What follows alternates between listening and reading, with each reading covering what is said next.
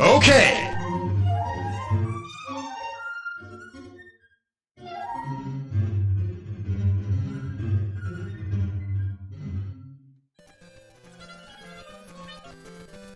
Hello and welcome back to the Vera channel. I'm your host, Vera Proxima. Welcome. There's a thing in my face. Why is there a thing in my face? I don't know why there's a thing in my face. There's a thing in my face. I see it right there. Where are you? What's going on? Oh, it's not. I'm see-through. That's the computer behind me. I'm see-through. That's what it is. Hello. I'm see-through. That is my face. That is my face. Welcome. Gaming. You made it in time for game... Button, hello. It's so good to see you. I know you guys come by and lurk, and it's usually pretty late for you, but it's always wonderful to see you in chat. And Big Tuhu, it's great to see you as well. I don't think I've seen you as much recently, but I've seen you a few times, and it's always good to have you as well. And also, Booba, of course, always good to have you. And I'm already in Mystic Vial, so joke's on you. I'm in the classic Mystic Vial, though. It still counts. You didn't specify. I'm in classic Mystic Vial, so it still works. I got antlers today. Hello, everyone. It is a new week. It is Monday. Is it? No, it's not. It's Tuesday. It is Tuesday. A new week. I hope my music is at a reasonable volume. I changed my playlist today. Brand new retro Game Boy music. All of my playlists right now are Game Boy music. It's kind of fun. Hey, you were trying to be less afraid of just being noisy in chat, but like you're an empty-headed road. That's totally fine. You can always just drop emotes and spam redeems and stuff because, yeah, sometimes you don't know how to word good and you don't want to word good. So instead, you can just mash keys. You can even just mash keys. That's totally acceptable here. If you just want to do that, I probably shouldn't say that because my chat will just, everyone will do that and then that'll just be the rest of my day. But yeah, no, anything's fine. And just lurking is fine too. It's all welcome. Everything's welcome here. Hey, how about we look at what we're doing this week? I have a schedule somewhere. Check this out. Where did I put my schedule? Oh, that's right. I put it on here today.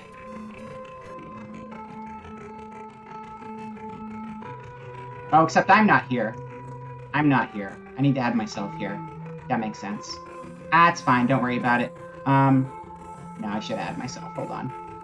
1 second. Window. Game capture. YouTube Studio. Hello. I'm here now. Wrong place. I'm here now. Hi. Here's what's coming up this week. You got 84k strange fluids. That's a lot of strange fluids. You can just throw them around. It's great. I got some new ones. New redeems in there, too.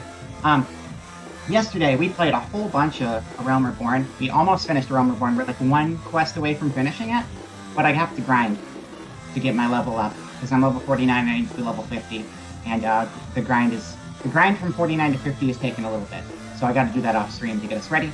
Today we are playing Please Be Happy. It's a cute visual novel that I'm pretty sure is going to be gay as hell, which I'm A-okay with. I like that. It's something on my radar for a while. Tomorrow we're going to hopefully finish A Plague Tale.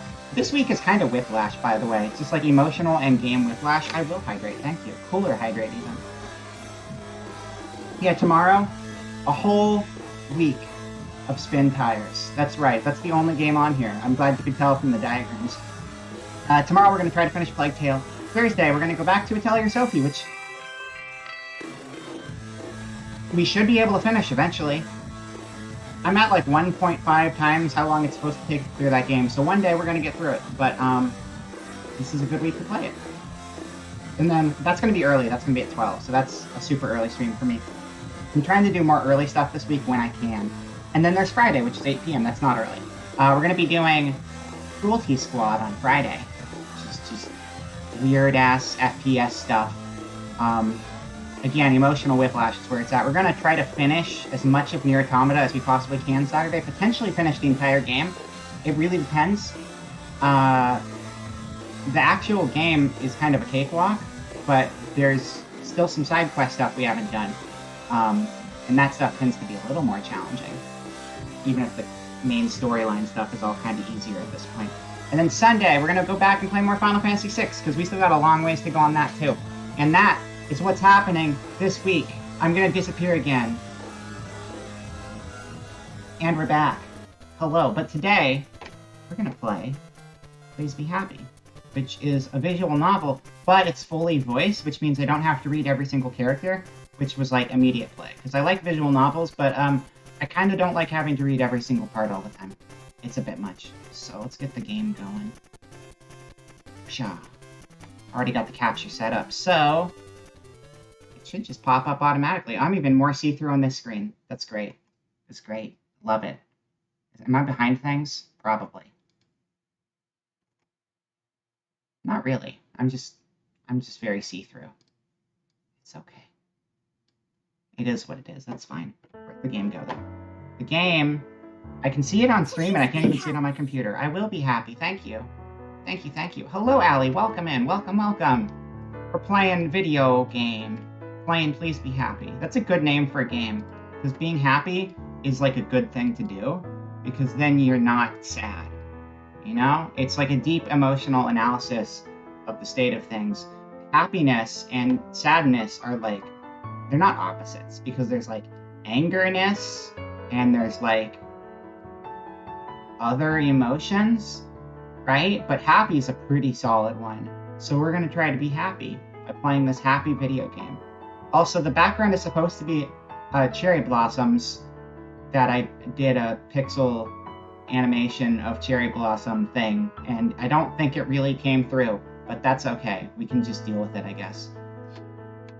Can I make my model a little more visible? I'm a little see-through. Let me see if I can do anything about that. I don't think there's a whole lot I can do about that, honestly, but maybe. Turning my gamut down a little bit might help. Opacity is 100%. I can't do much there. I think this is okay. This is fine. Yeah. Let's get into it. Yeah, I tried to do a good mix of old and new this week, but it's like a busy week. I'm going to stream every day this week, which I've barely been able to stream recently, so this is kind of a change of pace. And then this last weekend was kind of very on the light side because of technical issues, but I think that shouldn't be an issue going forward because we got most of them sorted out at this point. You have chicken, you are happy, perfect. You're already winning the game. Congratulations. Very anime, but also very cute anime. I guess we'll check the options real quick first. What are you up to? I'm checking the options. What are you up to? Also, let me know if the game is loud enough, because there is voice acting, like I said. Should probably make voices louder than the other things, right? Probably. Interface, sound effects, and voices, that's fine. Voice. Oh, you can adjust the volumes on a character-by-character basis. That's interesting. I've never noticed that in a game before, where you can just change every single voice one by one. Hello, Jeanette. Welcome in. Hello, hello. 59 hertz, literally. How dare that? Yeah, that's interesting. I've never seen this. Wait, what? My pleasures are simple. A lovely night and fresh tea are more than enough. This is the fanciest, like, sound adjustment ever. Because it's like, change every single character's volume, and you can sample a bunch of them. Of course. My personal favorites are Austin and Elliot. Volume sounds good. The book Awesome. I'm reading is so wonderful. Oh yeah, so this is Studio Elan. Oh, I'm their whole sorry. thing is they just make girl love. Just a whole bunch of gay. Oh, I forgot the dog. Those are the 5. No, all of these are voices. I don't know why the bottom ones don't have voice clips for this, though. I don't know. Maybe they don't say enough. Maybe these ones do grunts and stuff. I don't know. It's a good question. But I was gonna grab my dog. I just downloaded that dog. I want to have the dog on the stream with us.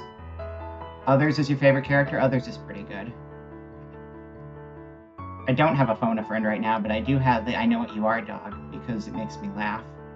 But they're like, you see this cute dog? This is the homophobic dog. I love memes that are homophobic. Is that weird? Probably. But it's funny because it's a cute dog. Okay. That dog's gonna have to suffer through a very gay game.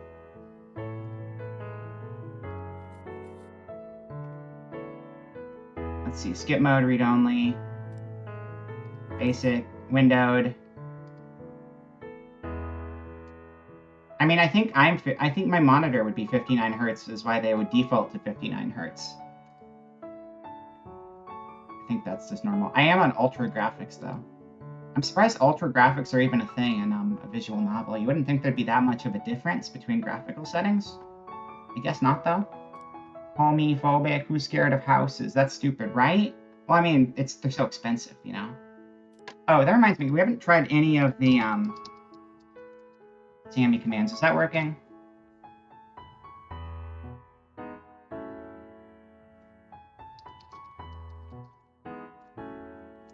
Yeah, that makes sense. Okay, yeah, that's working. That's working. Good. Well, Seems That Way is not Sammy. Seems That Way is Stream Elements. They're different programs. Maybe it's the haunted houses that got them scared. That's true. That's a good point. Those are pretty spooky. Gallery. We don't need to go into gallery yet. Let's exit. Return. Bye. See you next time. I probably should have clicked return instead of exit. Is exiting the program? Yeah, let me just launch that again. That makes sense. If you're going to put a return and an exit, probably click on return and not exit. Don't mind me. Oh, that's if like you're changing the video settings and you want to reboot the game.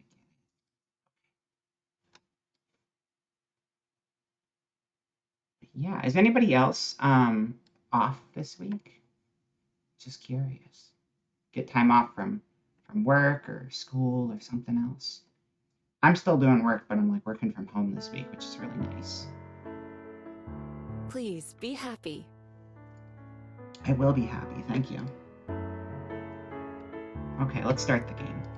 Let's read a story together. Oh, no. I like stories. Oh, I forgot about that. I forgot. So when I'm doing Live 2D, you can drop emotes on my head. That's actually just a Live 2D feature that they implemented. So I don't actually need to have like tits installed because they built it in. Built-in tits. Makes everything better. What's this? Is that a bookmark? That looks like a bookmark so you can save your spot, but it looks like an actual bookmark. Oh, but it's the menu. I see. Nothing. I see. Vera cute, Vera sappy. Come watch along and please be happy. Oh, that one's cute. I like that. Hello, what's that? Fog settled over the forest, far from the villages and towns, and with it came silence. I should check now that we have music going. Seems pretty good. Birch trees shivered, pondering the weather, and dropped their leaves in fright. Streams bubbled, unseen by man, and babbled like the birds in the trees.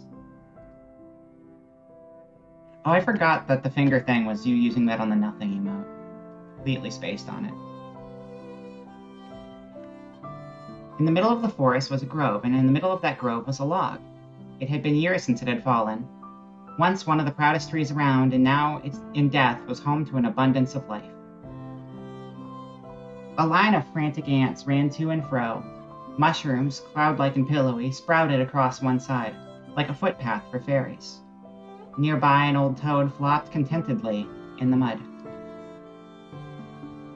There's a bump on a log and a hole at the bottom of the sea. That's based off of this game that just came out today, actually. Which is crazy. You'd think it'd be the other way around, but no. It's true. Wait, I can't even read what that says. Oh, it's the glasses. Okay. It like blends in because the chat's dark gray on OBS. And inside the deep, damp hollow of the tree, something slept. The travelers strolled into the grove. Their steps were slow and tired, and they spotted the log with relief, like greeting an old friend. Weary from the day's journey, the travelers sat to take a rest. Whoosh!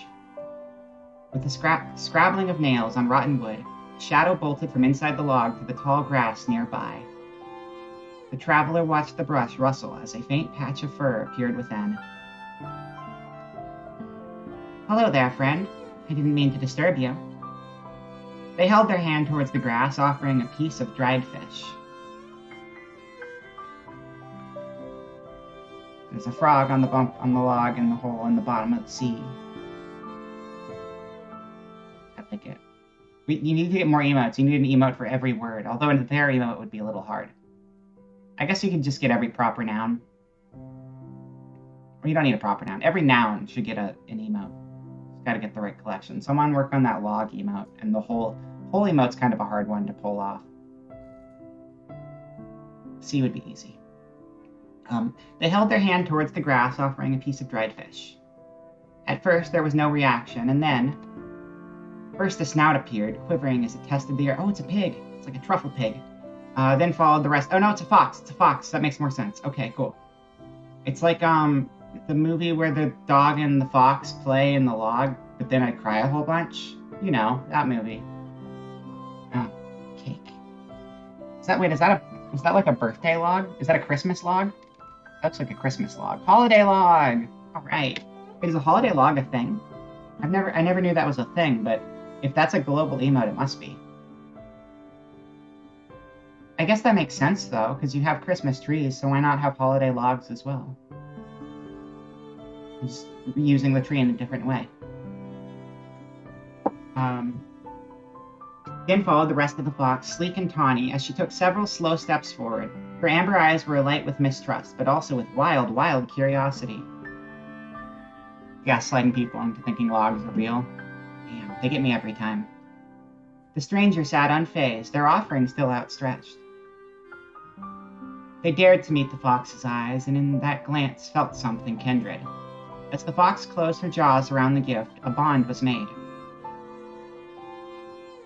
Maybe we aren't so different, you and I. The traveler returned the next day, and the day after that. Each day they brought some treat for their new friend. Each day the fox's steps grew a little more trusting. Nothing is kind of like a hole. I guess I have that part covered. Anyone remember aluminium Christmas trees? Is that a thing? Fishbone, did you have one of those?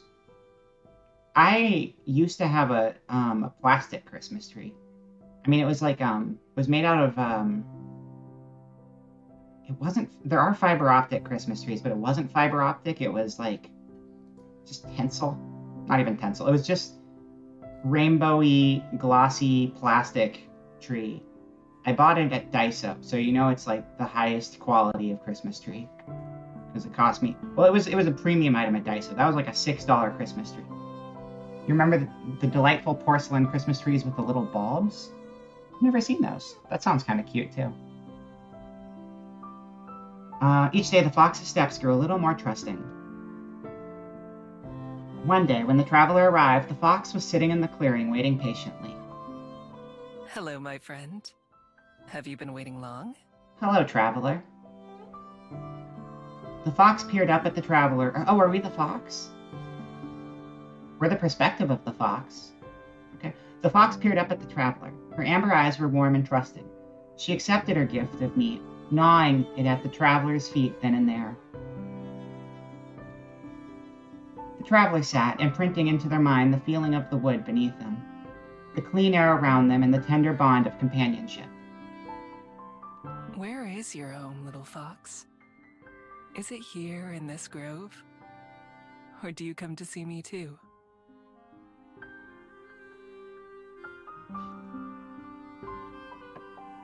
You know what I think I'm gonna do? I mean, correct me if I need to change this more, but I think I want to turn voice up and music down a little bit. Yeah. Vera looks cool with those antlers. Thank you. Thank you. Sometimes I have antlers. Not always, but sometimes. I like having antlers. If I knew how to render them or make them for Vroid, I'd probably use them for my Vroid models too. I'm going to try to figure that out over December at some point in time, I think. You assume it's a thing from the 70s since it was a thing in your early childhood in the 90s. Let me see here. Oh, it kind of looks like something that would go with, like the train sets with the villages. Like the little, yeah, there's like those little Christmas villages. This looks like the tree they would have in that set. Here you guys go. Porcelain Christmas tree. It's cute. I like it. I just deleted the wrong thing. OBS, please delete the thing that's taking up the full screen when I click on it and not everything that's behind it. Yeah, I like the villages. Those are fun.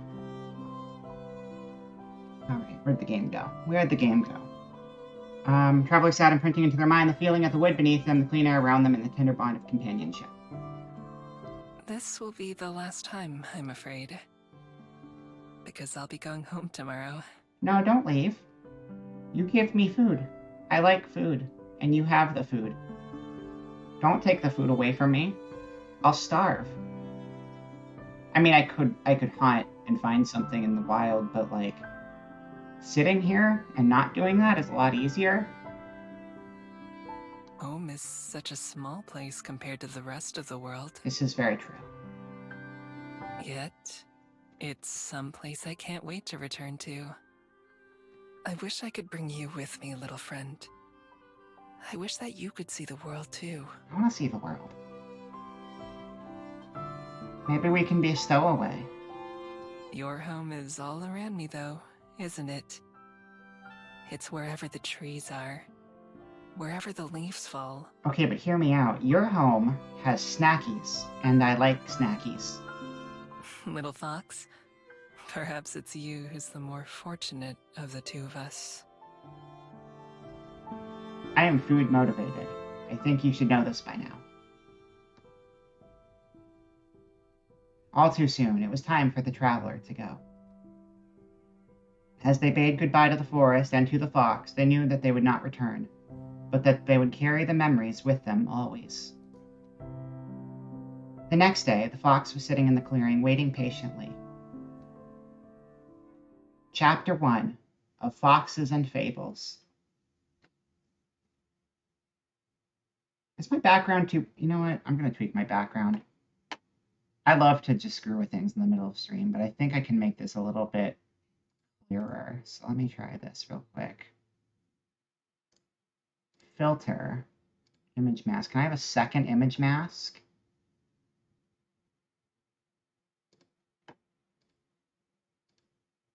And set the second image mask to be the original image again.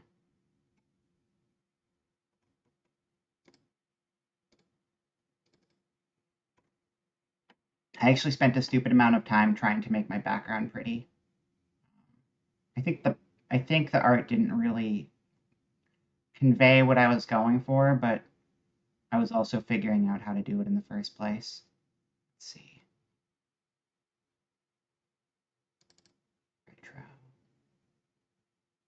Retro UI. Open.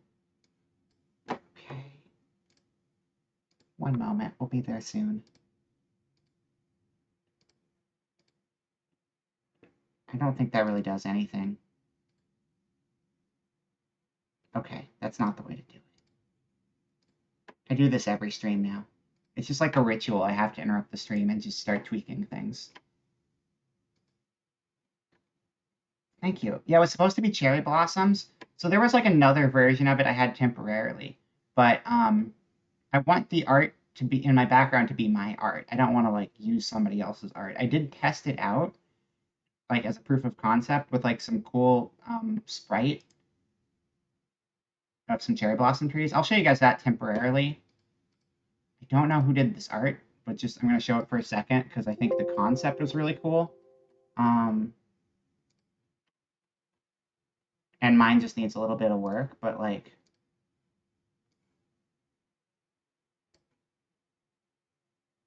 it's kind of something like that. That's a little fast too, but like, yeah. I think mine's a little too zoomed in. I think I need a little more background for it to convey the idea correctly.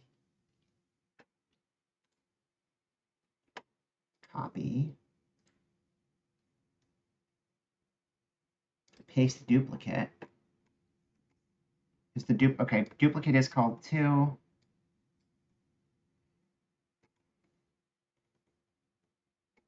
Retro UI. 2 is not going to have the filters on it.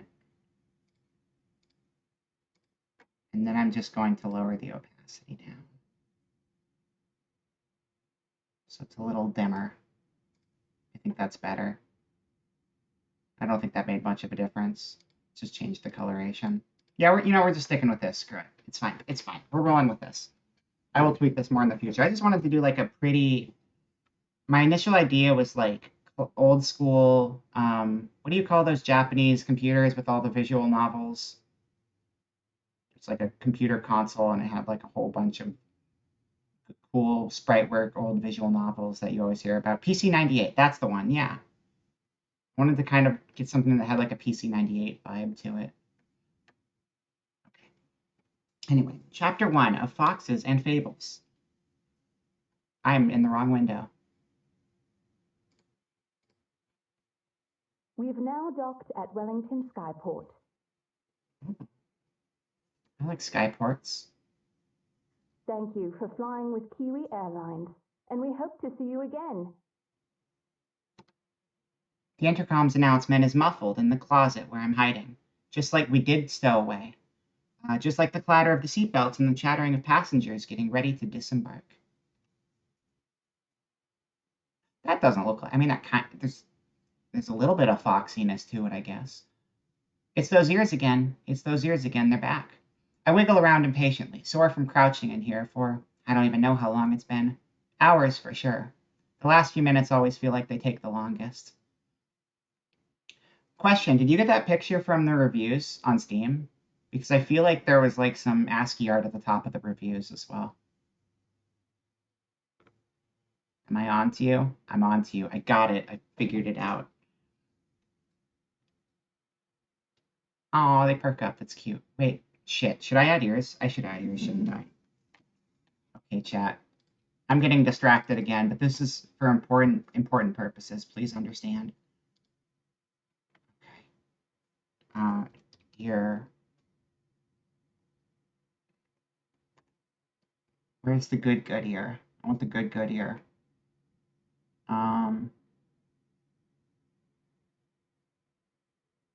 Yeah. Yeah. It shouldn't be in the front, though. It should be behind everything. That's right. So many distractions. I don't want to unlock that. But I see the ears, and I have to do my best to copy it. You understand, don't you? Yeah, pink is fine. It's probably going to look the same either way. Hello, emote. Little Cokie Wiggly. I'm really glad they incorporated that in. It makes things a lot nicer. Okay.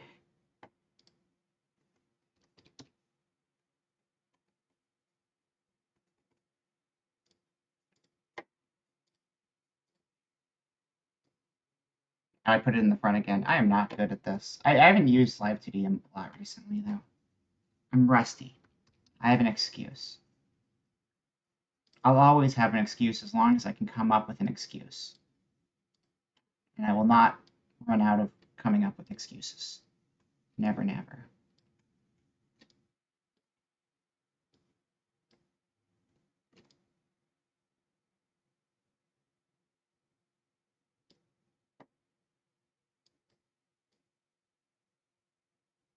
I think these need to be bigger.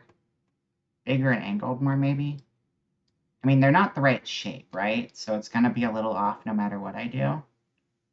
But I can try my damnedest. That's probably all right.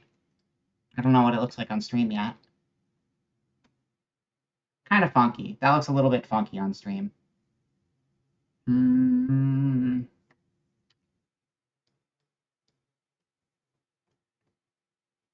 don't shrink me. Don't shrink. Don't. No. I gotta quit doing this every time. Sorry. I really want to make things cute for the long run. It's important.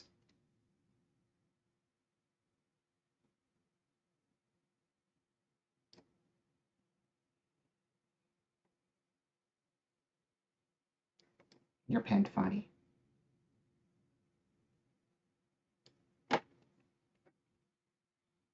What the hell? What the hell is that ear doing? This is going crazy. Why are you going crazy?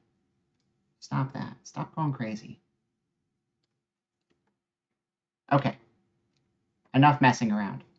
Your ad here, 7. Thank you for the ad redeem. That's a very nice ad. A lot of care went into that, I'm sure. They do look fluffy and soft. I think the problem is so my ears are color matched for my green hair. And okay, I just have one ear that's going to twitch the entire stream, but that's okay. That's endearing. They're color matched for my hair and all of my stuff. And so I'm not using my default hair right now, but also I have a bunch of filters on, if you haven't noticed. So it's not going to color match very well no matter what, because this is a blonde-haired model or a brunette model. It's like a blonde brown. It's like a dark blonde hair on this model, and so the ears don't match it. That ear is just going to go crazy. That's fine. A parade of footsteps begins to pass by outside my door. It's time. I listen carefully, waiting for a gap in the crowd. When it comes, I stand up and push the door open in a single movement. Oh, this is a good song. You know, I'm remembering there was a lot of production value in the last game I played from these guys, too. Heart of the Winter, I think it was called. Very well put together games. I give a wink to the shocked-looking lady that I stepped out in front of. She doesn't even have time to gasp before I'm out of her sight. Humans. They're always kinda slow. I nod at the smiling flight attendant as I pass her by, and then throw up my hood to cover my face. It's been a while since I last flew, but it doesn't seem like things have changed much. It's always been harder to sneak on than it is to sneak off. I follow the crowd to the end of the walkway and step out onto the ground. After a long stretch, I take a deep breath and savor the fresh air after being stowed away for so long. Wellington Skyport, New Zealand. Puce. Puce? I made it. Oh, there is a main character voice. Okay. My breathless voice joins the pleasant hum of the Skyport. A few clouds drift lazily overhead, almost within arm's reach. The sound of the waves rolling onto the shore is like a lullaby. It makes me want to burrow into the sand and take a nap. But I can't. First, I need to get out of here. And there's one more challenge ahead. Up ahead, the snaking line of passengers splits as people are funneled into a few security stations. Puce and teal. Okay, teal's a color, so that means puce is a color. I don't know that word. It must be a color, though.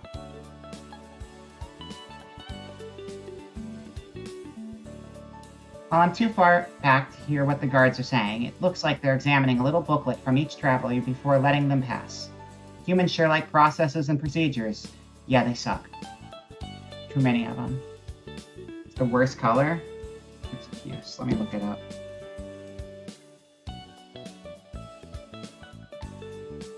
Puce, puce, puce, puce, puce, puce.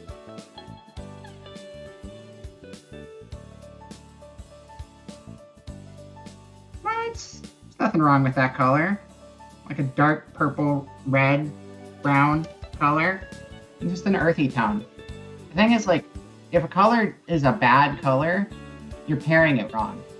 I think any color can look nice, you just have to have the right combination of colors. And if the palette doesn't work together, you just need to choose a better combination. Okay, we already read that one. I definitely don't have a booklet like that. Glancing around, I hope to find another way out. An open window would work, or even an unguarded exit. Pretty sneaky when I need to be. These ears used to go up when I pushed my head up, but now they don't? Seems wrong. And there's ticks in the image search results. I mean, that stuff happens, though. You know, I was looking at pictures of carbuncles because they're a cute Final Fantasy creature, and the results are full of, like, festering feet pics. And those are not the kind of foot pics anyone's looking for. But that's what happens when you're trying to search for this cute little animal. The animal's still cute, the name is just very unfortunate. Unfortunately, it looks like the only way to leave is to go through security. Without any other option, I join one of the lines and prepare myself. I'll have to do this the old-fashioned way. Pairing puce with a dry red. Very nice. The line moves briskly as passengers are cleared one after the other, and I'm almost at the front of the queue before I know it. As the passenger in front of me approaches the booth, I listen closely. Good afternoon. Passport, please. My passport is already on the plane, and you'll only be able to see it if you are also on the plane and we're already in the air. Right here. Oh, it's not me, though. It's good to It's be somebody here. else. Okay, it's fine. I'm sure. Welcome back. He stamps something in the man's booklet and then hands it back to him, and he continues on out of the airport. Skyport. Next. That's me. I don't know what they do to people without any papers, but I don't want to find out. I'm sure it involves lots of questions, being escorted around, and other unpleasant stuff. Casually approaching the gate, I put on my brightest, friendliest smile, while keeping a slight distance. With my breathing steady and tail calm, I'm sure I put on a convincing act. Passport, please. Of course. I believe the real passport was the friends we made along the way. I fumble around in my pockets, pretending to look for my passport. Instead, I grab the useless clunky phone that I've been carrying around and let it clatter to the ground at the guard's feet. As expected, he bends down to retrieve it for me. Oh, let me get that for you. And I make a run for it, bolting ahead and rushing past the security booths as quickly as I can. You can learn a lot from this game. Proper airline etiquette, cause a distraction, and jet. Hey, you wait! That's why they call them jets, because you're supposed to jet to them as soon as you distract the guard. It's a science. Stop! By the time they realize what's happened, I already have a few seconds head start. My inhuman speed combined with the natural chaos of the skyport should also buy me a bit of time. Still, I gotta get them off my tail.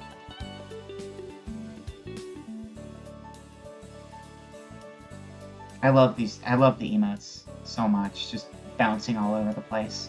Are we supposed to click on that? We're flying to question mark town. Dashing through the skyport doors and out into the road outside. I don't even have time to take in the city. Oh, we were getting off the plane though. Yeah, we're not flying. We already flew. Without stopping for breath, I run into the narrow streets while weaving between cars and shocked bystanders. Being seen by so many people like this is annoying, but it won't matter by tomorrow. Putting the thought out of my mind, I vault over a low wall into a nearby alley and land in a crouch. Out of sight, but for only a moment, I close my eyes and relax my muscles. All feeling disappears except a slight warmth against my neck. My secret weapon. The unremarkable-looking necklace is one of my only possessions, and by far the most important. A certain one of the beads, strung around my neck, begins to heat up in response to my will, a soothing warmth flowing through my body. My hands and feet begin to morph, first the fur chasing up my arms and legs as they distort and shorten. This sensation was so bizarre the first few times I tried it. It's amazing how it's become second nature by now. She's like a reverse Animorph. She's an Animorph, but like she was a fox and she can turn into a human, so it's like a reverse Animorph. That's pretty cool. Closing my eyes, I let my body and head shift and turn. The face is always a little uncomfortable. My once human face changing and lengthening into a snout with some difficulty. The process complete, after only a few seconds, I open my eyes, not as a human, but as a fox. Yeah, a humamorph. She's a humamorph. It's perfect. Oh my god, did you see that? Where'd she go? Where'd she go? Where'd she go? I dart away without waiting, far quicker on 4 legs than I ever could be on 2. Obstacles like the stack of garbage cans ahead would be a pain to get past as a human, but instead I'm able to flit between the gaps without slowing down. A humamorph. Perfect. No, that's a fox. You're insane. You need to be institutionalized if you think that's a human. You are dumb. You are so dumb.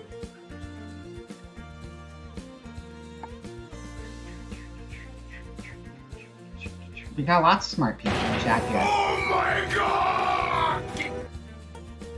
Thanks, Joseph. Thanks. Sounds like the security guard hasn't given up on me yet. I pick up the pace, running as fast as my paws will take me. His heavy breathing gets farther and farther away, and in just a minute or two, I know I'm safe. How many tails is that? 1, 2, 3, 4, 5, 6, 7, 8, 9. It's a 9-tail fox. Presumably, there might be a tail we don't see, but I see 9 of them. Naruto, exactly. Definitely. Naruto invented the 9-tail fox, you know. I don't know where I am, but it's not like I knew where I was when I started running. I almost feel bad for the guy who was chasing me. He never stood a chance. Even in the crowded city streets, there's no way anyone or anything that can outrun me. The wind just wishes it could keep up with me. Time to destroy a village. Yeah. Well, instead we're just gonna destroy this security guard from the Skyport's job. Smaller scale, but still pretty fun. Comfortable that the danger's past, I slip into another alley. Once I'm sure that I'm alone, I close my eyes and concentrate on the form I want to take once more. That familiar flowing warmth runs through me again, my body stretching and deforming at my command. A few seconds later, and I open my eyes to glance at my hands. Better luck next time. Brushing the dust off myself, I nonchalantly stroll out of the alleyway and back into the streets. The odd person walks by on his errand or another, not paying any attention to me, just the way I like it. Left, right, past turn, left. Mapping out my path in my head, I look for a way to the main roads. It'll be easier to get my bearings there. I pick turns at random without any real destination in mind. When I decided to make the journey to Wellington, it was pretty impulsive. I'd overheard another pair of travelers talking about it and how beautiful a city it is. With a moment now to take in the scenery, I can see they weren't wrong. The streets around here seem like a mix of homes and businesses. Everything is very colorful. Even the brick walls are covered in pictures and paints. How does the clothes situation work with this whole transforming from fox into... I mean, it's magic.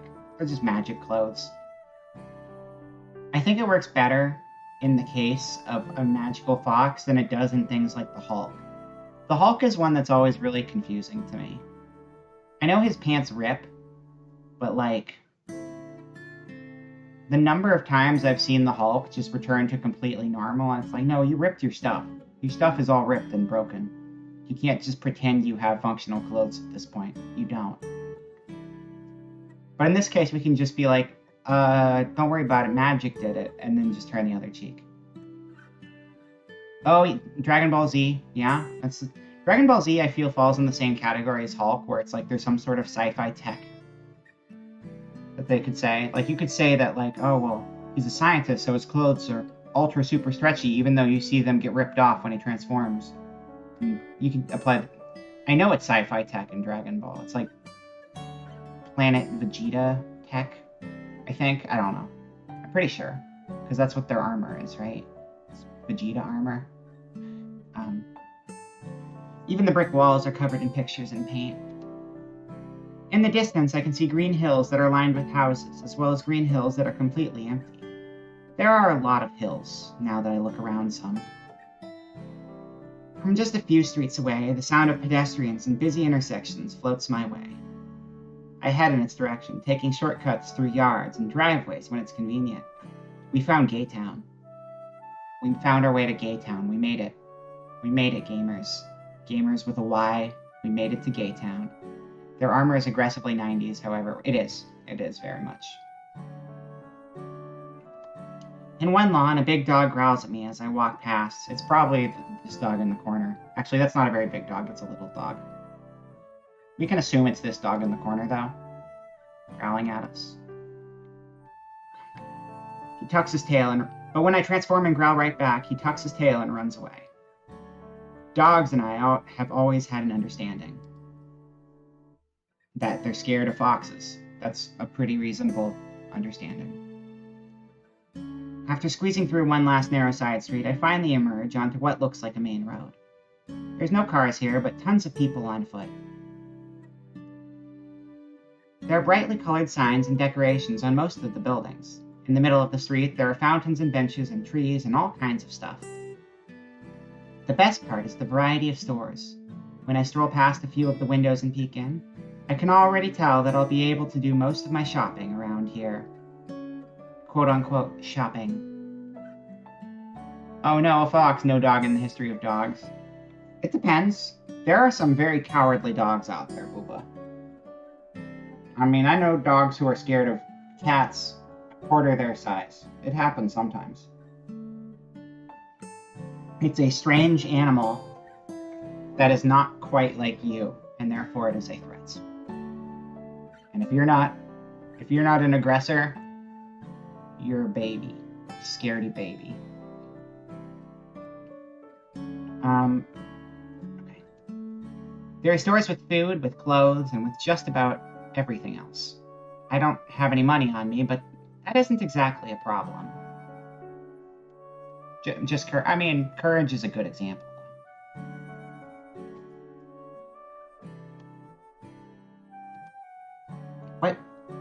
is a problem is that it's too crowded. Dodging a couple of security guards is one thing, but trying to escape down a busy street with lots of people could be too much even for me. I'll just have to remember where this place is and make another visit later. After all, the shops are closed. Then a man in a bright coat hurries past me, talking loudly on his phone in a language I don't recognize. He's so distracted that he doesn't even notice when his wallet falls out of his pocket and onto the sidewalk. He's so distracted that he doesn't know when my wallet falls out of his pocket and onto the sidewalk. He's so distracted, but that's okay because I still have my wallet. I notice, of course. Seeing an opportunity, I zip over and snatch it up. Prying open the black leather pockets, I find my money. Score. All of my money. I own this. A couple of bills and what I figure is the local currency. I slide the money out and into a pocket of my jacket. Thank you. Very good cover. By now, the man is so far ahead that he's almost out of sight. I have to hurry to catch up to find him to give him back his wallet, and he barely even says thank you. He really should after I give him my wallet. You know, he can't have my money, but he can have my wallet. It's a nice gift I'm giving him, really. He should be giving me a reward right now. I should have just kept the whole thing. Probably should have, yeah. It's only fair that I get a little something for myself, since it's not like he would have ever gotten it back without me. I head back to my bench and inspect my prize.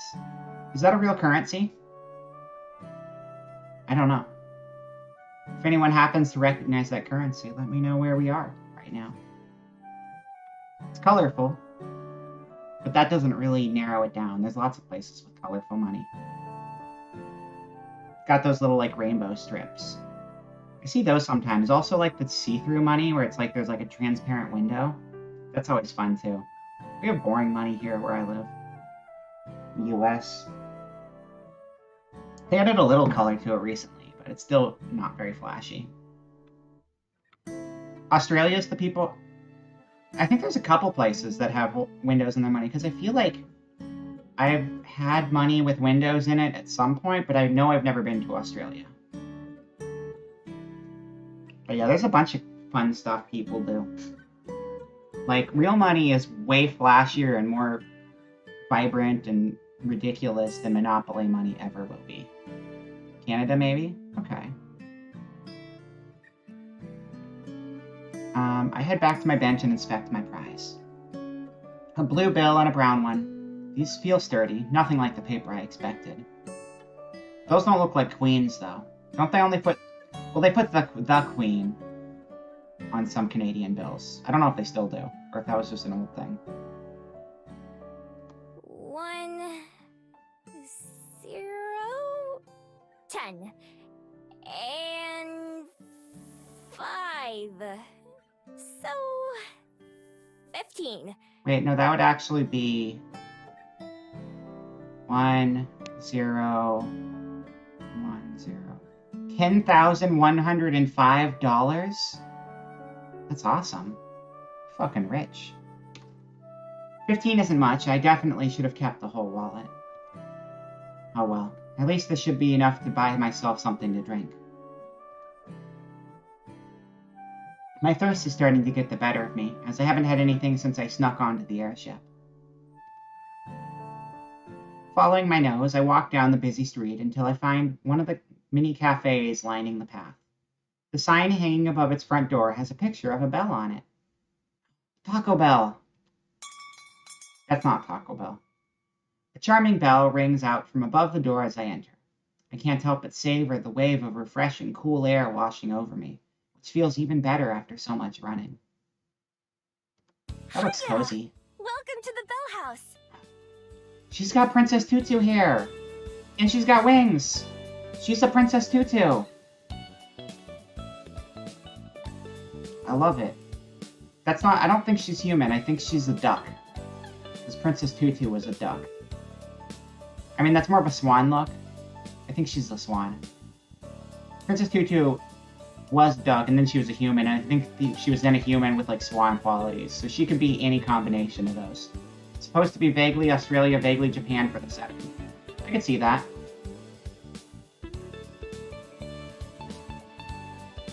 The barista behind the counter is the only other person in the store right now. As I nod in greeting, and she leans forward with a cup in one hand and a pen in her other. What can I get you? We're having a special on affogatos if you want to try one. Oh, that's espresso with vanilla ice cream. It's like dessert extreme drink mode.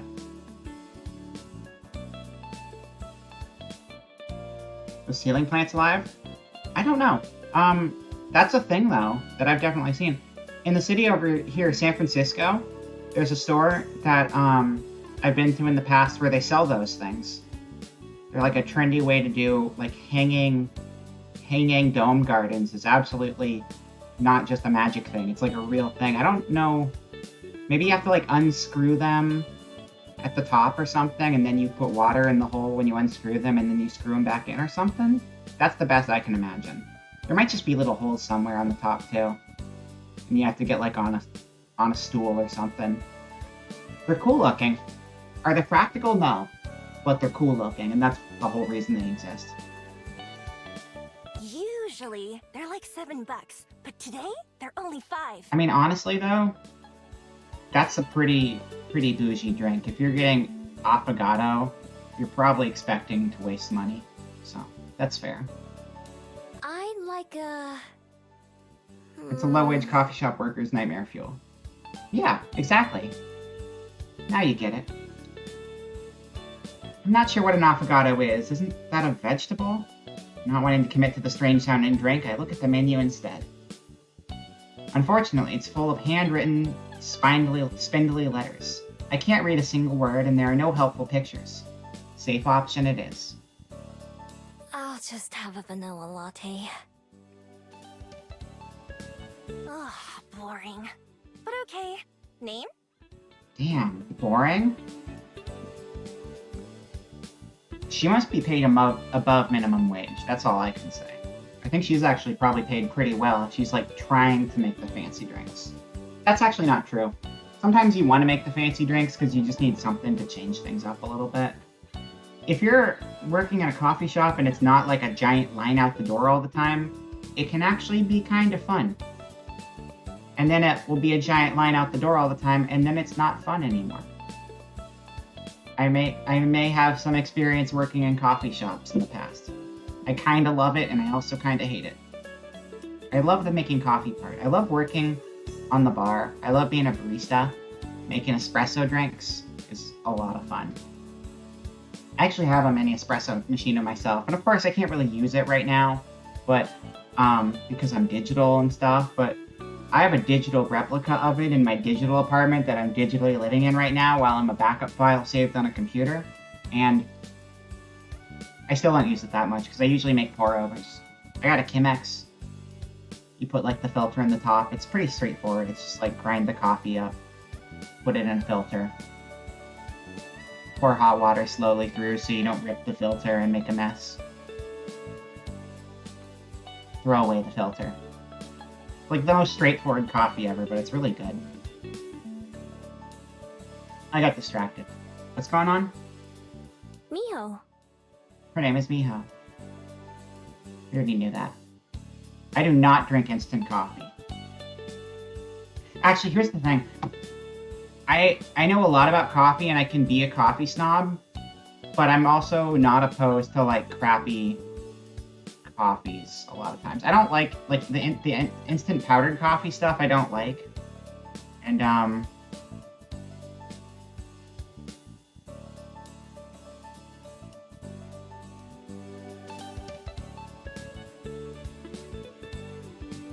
sorry, I just zoned out for a second there. I don't like instant like powdered coffee stuff, but like sometimes I'll drink like canned coffee and stuff like that. I used to be a bigger fan of like the bottled frappuccinos and stuff, but honestly the main way I drink coffee these days is black, and if I'm drinking it black, I want like the coffee itself to be good, and if I'm not adding like milk and sugar and flavoring and stuff to it, you can taste when the coffee's bad. If you're getting cheap-ass coffee, it can kind of be a little bit not great because you're just filling it with other stuff to flavor it anyway. But If you're gonna drink it black all the time, you need it to be good coffee. Anyway, it's my first time testing out how that name sounds, and I decided that I like it. I decided on the airship that that was the name I would use here in Wellington. You know what? Wellington sounds... Oh, you know, we're in New Zealand. We're in New Zealand. I think they said that earlier in the game. That's what it was. Fictional New Zealand. I've used so many names throughout my life that I can't remember most of them. For each new city that I visit, I come up with something new. Foxes don't have any use for names, so nobody ever gave me one. She scribbles something on the cup with a black marker. If that's how this name looks, then I'm even more pleased with it. $4.50, please. What size latte was that? That's not bad. It's not bad. I hand her the brown bill, and she gave me back a big coin with a picture of a boat on it. Okay, see, now I'm curious. I want to actually pull up New Zealand money real quick. Let's see. New Zealand money. Oh, straight up. Yeah, it's not Australia at all. It's 100% New Zealand money. Because the bill in the front... The Queen of England is, in fact, here. She is here. She always finds a way in, unfortunately. Hello, Rocket. Welcome in. Let's see, that bill in the top left is the one that was on the top of the stack. There you go. We cracked the code. We are playing a visual novel today called Please Be Happy. Back to the game. I hand her the brown bill, and she gives me back a big coin with a picture of a boat on it.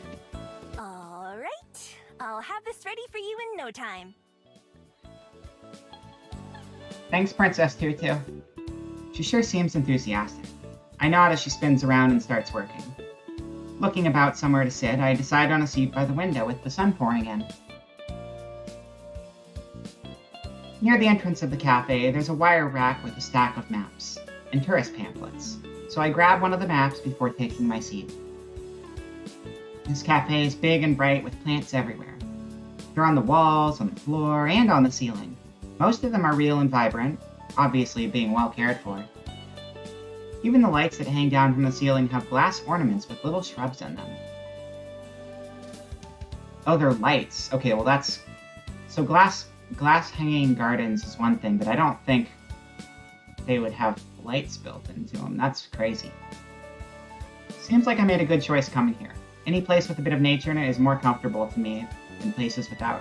I miss coffee shops like this. Going to coffee shops is not... I mean, there are some nice coffee shops, but like... I miss just hanging out all the time in coffee shops to work on stuff. If you get like a good one, a good local shop with like a good vibe, it can be a fun place to just work all day. If you have like online work and you can just take it wherever you want.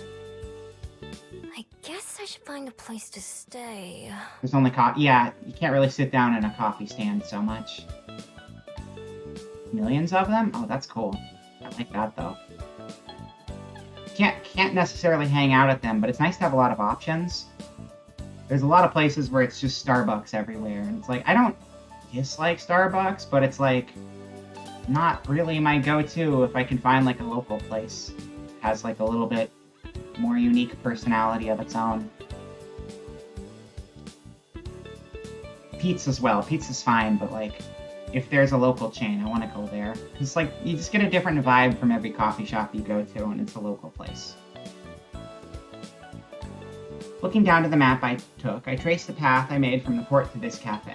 It's useful, but it doesn't really tell me anything helpful about the houses in particular. I'll need to find a higher vantage point. I move my finger along the hills I noticed from outside, following the little brown path to a patch of green with a little mountain icon. That should work for now. Miho! My ears perk up right as the barista arrived and placed my drink in front of me, which normally my ears would peek up if I did that, but oh, it's because I rotated them a bunch. I'm gonna adjust them again. I don't learn. I will never learn. Stop rotating me. No? No?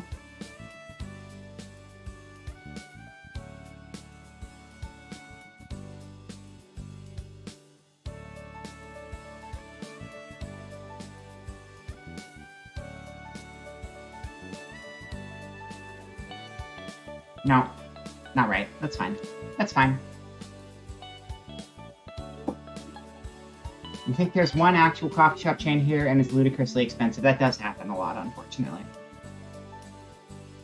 I tried going to a coffee shop I worked in for a little while, just as a customer at one point later, because I was like, oh, this place was kind of neat, until they changed management and it wasn't fun anymore.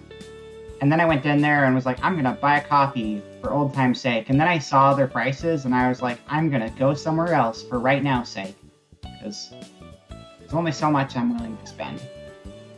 But it was like, small drinks were like $5, and if you wanted to add a shot of espresso, it was like $2 for a shot of espresso, and it's like, you're catering to rich people and only rich people with rates like that. Like, what the hell kind of business is this anymore? It's wild. It's kind of sad, though, because it's like, I really wanted to go there, because I used to love that place, but it's like, just not something I can afford to do at this point, because everything's getting more expensive, but I'm not making any more money. What the heck? Anyway. My ears perk up right as the barista arrives and places my drink in front of me. Hello, Raz. Welcome in. We are playing Please Be Happy, a visual novel. And I pushed the spacebar in the wrong place. Here we go. Thanks. I reach over and take the warm cup in my hand, but the barista doesn't let go. Ready for the raid tomorrow? It'd be nice if I could hear what she said instead of just coconut gun. But fine. I am ready for that rain tomorrow. Huh? It's gonna rain tomorrow. Apparently raining coconut guns, according to chat. I glance behind me outside the window. It's as sunny and blue as day as I've ever seen. How do you know that? There aren't any clouds out there. I'm just good with the weather. 'Cause she's Anyway, a bird. If you forget, then Birds are don't good be with the sorry. weather. I think this is just like a magical animal cafe. That's the vibe I'm getting from it. Since we spent this whole time being like, let's hide the fact that we're a fox so nobody knows. And now we're here and it's just like that. She's got wings. She's got wings right there. Out in the middle of everything. She finally lets go of my drink and heads back behind the counter. People are weird. Does the barista pull that on everyone? She looks like she's got the Princess Tutu hair. For people who don't know what Princess Tutu like hair looks like, it's literally the exact same hair. Like that's as much of a direct reference as you can get. Princess Tutu does not have the wings. She only has wings when she's a duck, because normally the character is a duck. But like, look, same exact hair thing going on. When you worked in the oil field, the oil field, they used to spend an absolute fortune buying coffee to be made with nasty industrial coffee makers with nasty bleach water. It was, oh, that sounds awful. That sounds horrifically gross. Yes. Okay. And now we're back outside. Standing on the doorstep, I have my first sip. Oh, this is really good. It's pretty plain, but well made. The coffee isn't too bitter, which is perfect for me. With a moment to myself, my thoughts turn inward as I sip the warm drink. My first travels were in search of someone, but despite my whole life being spent trying, I haven't made any progress in finding them. So I've taken to simply wandering, going wherever I wish at the time. I'd been itching for a change of scenery anyway, so I boarded, well, snuck onto, the first airship that I could. The best part about owning nothing but the clothes on my back is that I can pick up and leave whenever I feel like it. I take a moment to get my bearings and look around. I see a tired-looking person shuffling along the far footpath with a briefcase in their hand. They stop outside one of the buildings, take a deep breath, and pat their face a couple times, and then go inside. They must not be looking forward to whatever's going to happen in there. Maybe they have to fight someone. The large glass windows of another store. Through the large glass windows of another store, Fawn is trying on a pair of shoes, but they don't seem to fit her hooves. Okay, we got a lot of animal people here then apparently. The people waiting with her look annoyed. I wonder if she fusses around with her footwear a lot. For a while, I simply let the day roll by and watch the various figures who stroll by. People watching is fun, especially in such a busy city. Eventually, I go to sip my coffee, only to find nothing coming out. With no more reason to stick around, it's time to go. On the sunlit street, I look about to match what I can see with the map's directions. There's a tall green mountain in the distance ahead of me, which must be the one on the map. It'll be the perfect vantage point for the city. Ideally, I'll find an empty building I can crash in, but it's not necessary. A roof over my head would be nice, but I'm plenty used to sleeping outside under the stars. Sometimes it's better than sleeping in a bed. Encouraged by the plan forming in my head, I set off on the long walk to the summit.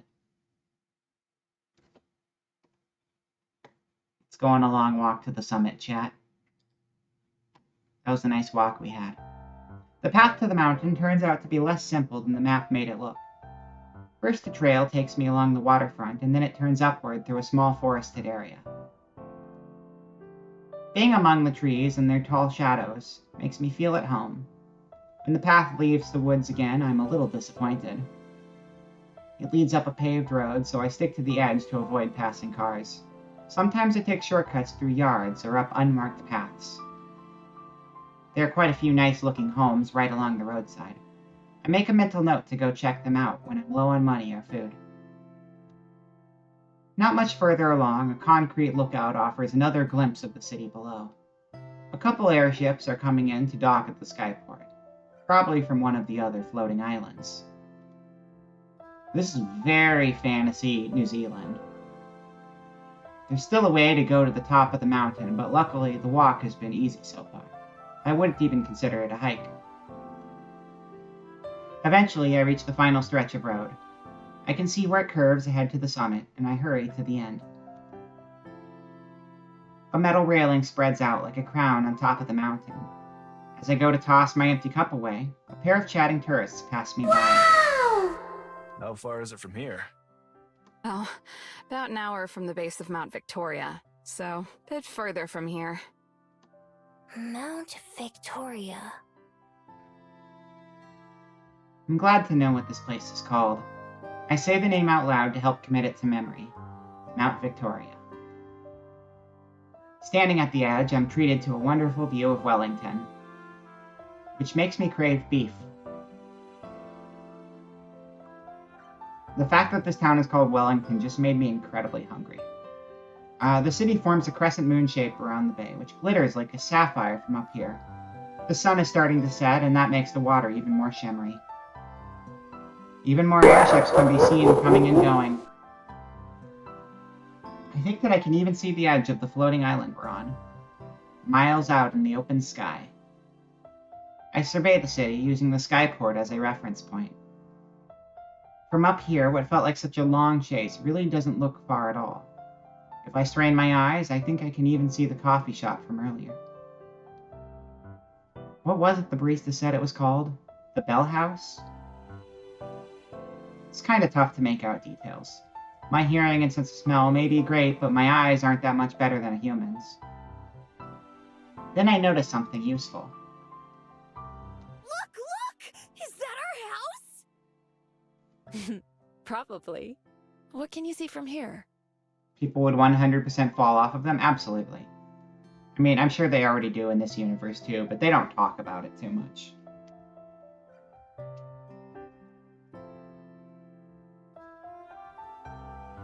Because this is a happy game. We're not talking about the thousands of people falling off the sides of the floating islands every day, because that's not please be happy. That's please be... We should probably put up a giant net because this island situation is kind of dangerous.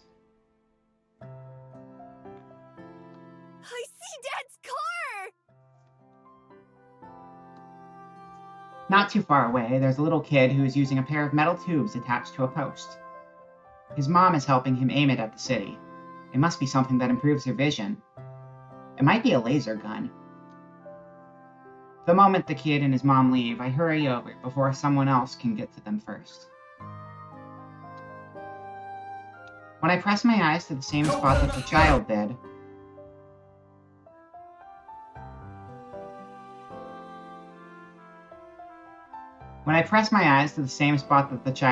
though, all I can see is black. I try moving it around, but it doesn't change. Is this thing busted?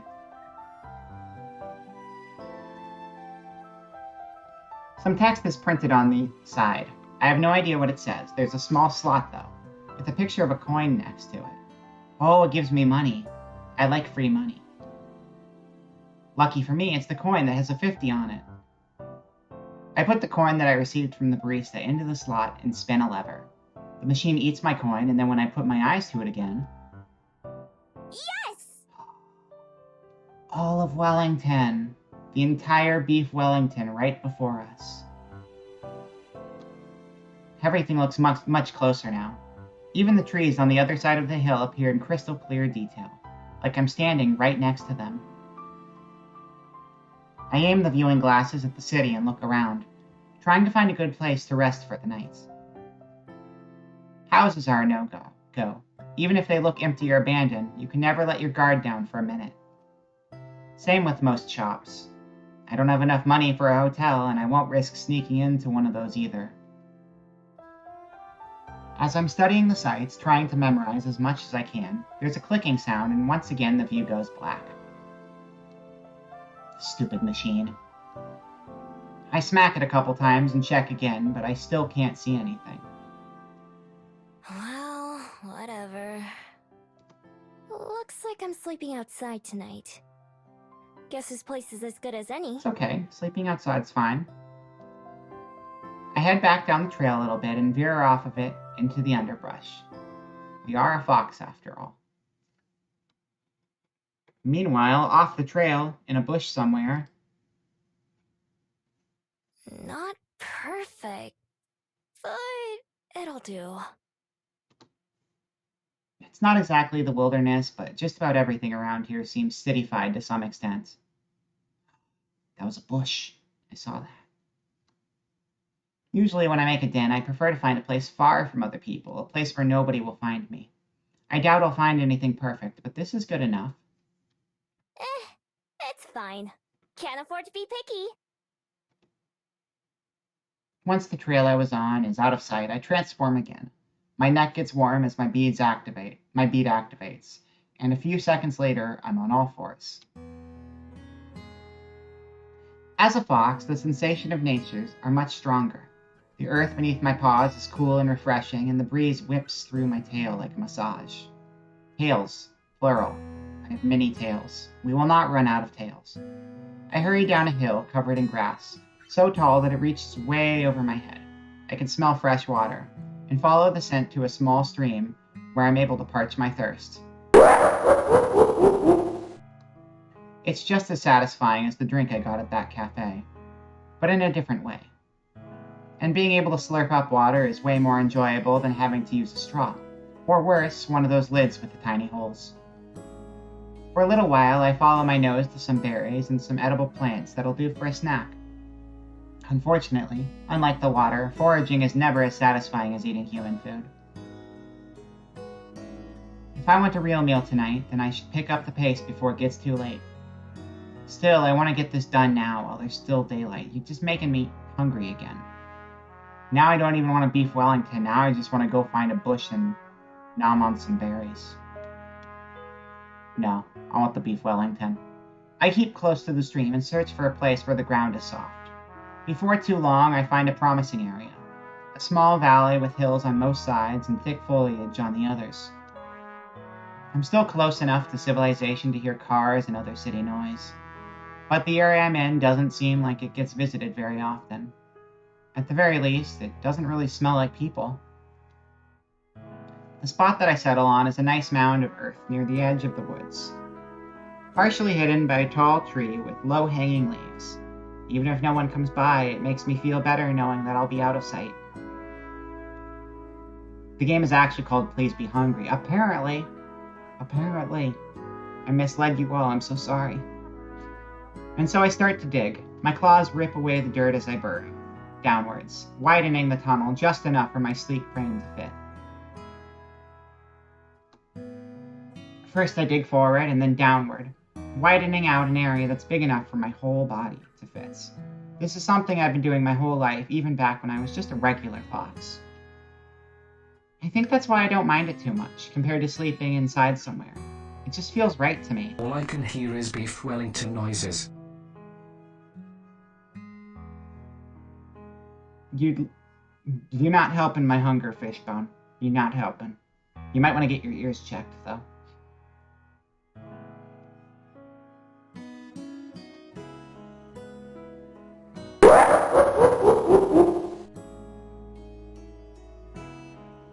It takes a little while, and by the time I'm finally finished, the first few stars have started to peek out from the sky. I shake myself clean of the dirt that sticks to my coat, and then transform back into my human form. Spread this here, a couple of branches here, some leaves there. I walk around the valley a bit, checking from different angles. Not bad for just an afternoon's work. Please don't do... I just said I'm hungry. Why are you taunting me, Raz? Come on, that's not nice. Cheeseburger sounds amazing. If you weren't looking for it, I don't think you'd ever notice anything out of place.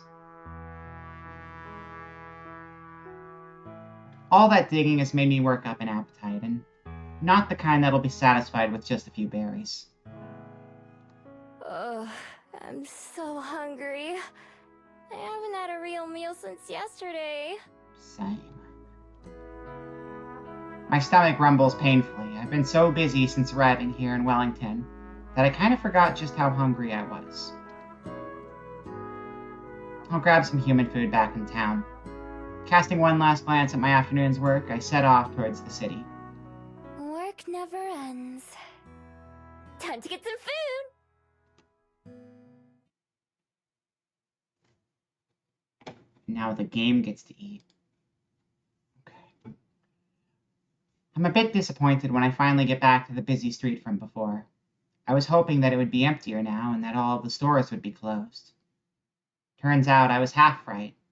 A lot of shops have gone dark for the evening, but there are just as many people walking around now as there were earlier. In fact, there might even be more. She needs venison? Okay. I'll see you in 10 minutes. Venison's off limits, you know that. You know that. Nobody needs venison. Nobody eats the venison here. You don't eat venison and you don't eat cuttlefish. Those are a no-go here. How dare. In fact, there might even be more. The patio of a restaurant had a bunch of tables full. A mermaid is sitting in the fountain I sat by earlier, chatting with a cyclops. As they do. Even the cafe that I visited is crowded now, with a line almost out the door. After pacing up and down the road for a while, I sit down and try to figure out what to do next. I'm not too worried about what would happen if I got caught stealing. I'd just escape, obviously. And even if they somehow managed to catch me, it wouldn't be an issue for very long. See, there's something different about me that makes me extra good at being a thief. It's not just the skills I've practiced over the years, like picking locks and sneaking around. No, it's a bit more special than that. Without fail, every single person I meet forgets about me by the next day. I don't know why, but I don't really care either. It's magic, that's all I know about it.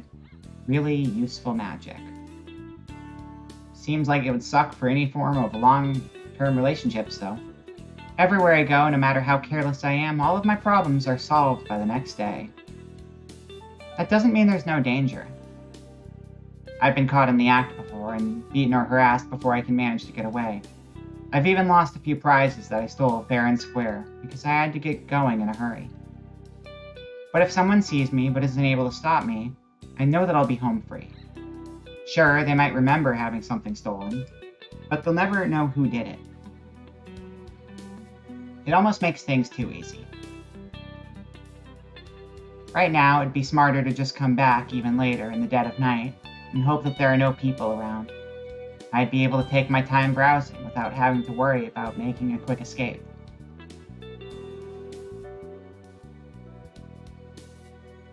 Where's the fun in that, though? I walk casually up and down the street, glancing into windows without being too obvious about it. Some stores still have customers inside.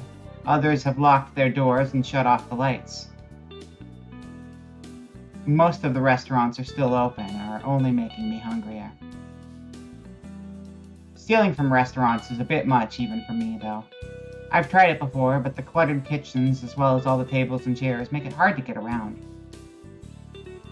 Plus, I've learned the hard way that there are plenty of hot or sharp things for angry cooks to throw at you as you try to make your way out.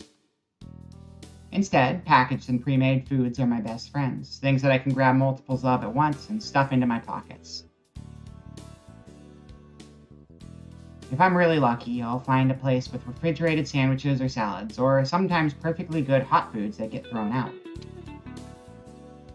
You wouldn't believe the kind of stuff that's available if you don't mind sifting through the trash a little bit. It's not ideal, of course, but a hot meal is a hot meal. I know plenty of foxes who've eaten much worse. Target spotted. Is that food? It's perfect. The small convenience store. Snacks lined up behind the front window. Even better, the shops on either side of it are closed too, so there's not many other people in the area. What are we selling here?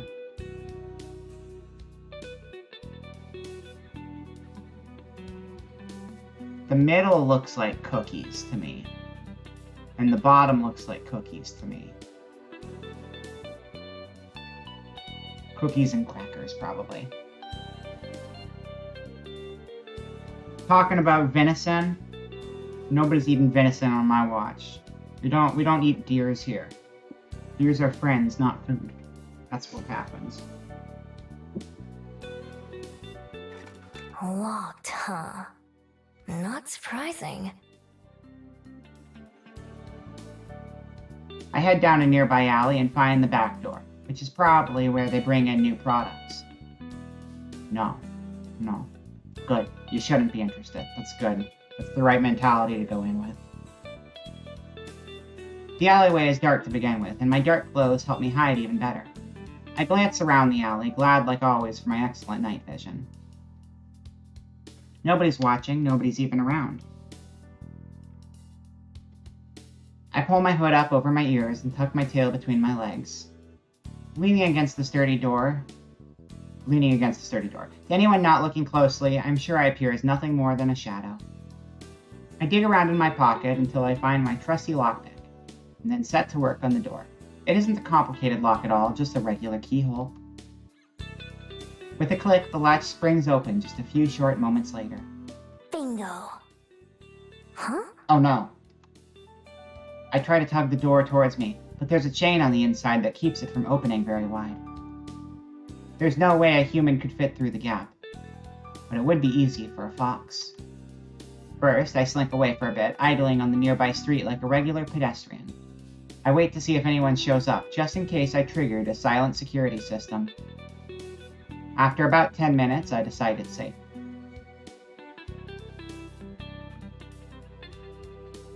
I transform under cover of darkness in the alley and slip into the building before transforming back.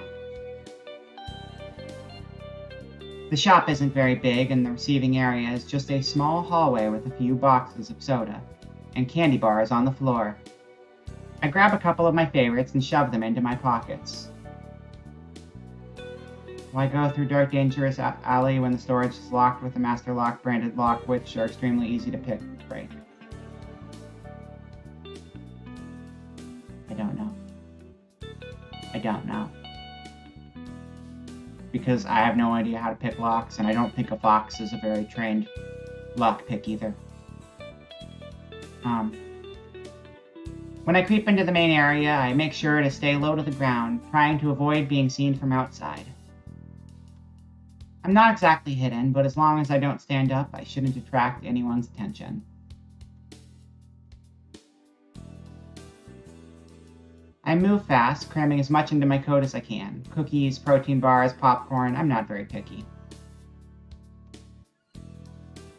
When my coat starts to feel pretty heavy, I grab a plastic bag from behind the counter and transfer some of my loot into there. I also take a few bottles of water and sports drinks from the coolers.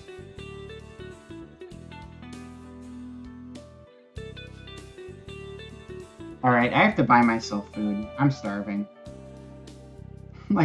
I'm trying to figure out something to order on my phone while I'm playing this, because the game's just made me so hungry. So if I'm looking away, that's what's going on. Just as I'm about to leave, I spot a few of those coveted plastic wrap sandwiches that I was thinking about earlier. Jackpot! I fill my bag with sandwiches until it's almost overflowing, and then I head back out the way I came in. In total, I was in and out in under 5 minutes, and I've got enough supplies to last me several days. Not bad. Not bad.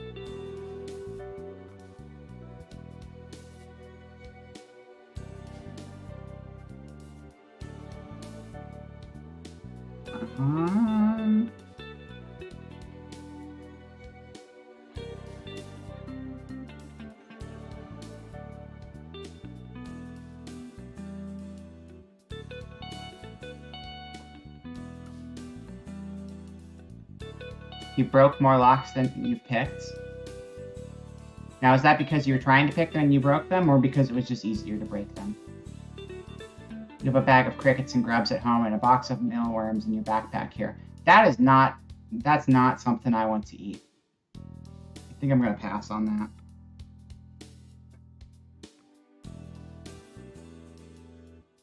Oh man, that's way too much. Okay, hold on.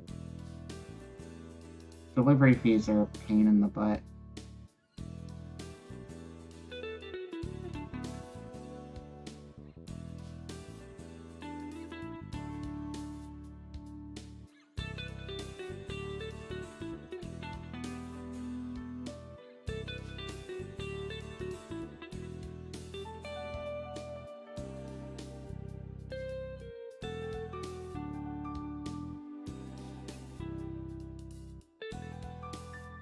Like that. Yeah, we're doing that. Okay, back to the game. Sorry, I needed to get food. This game broke me. It broke me to the point where I had to buy dinner.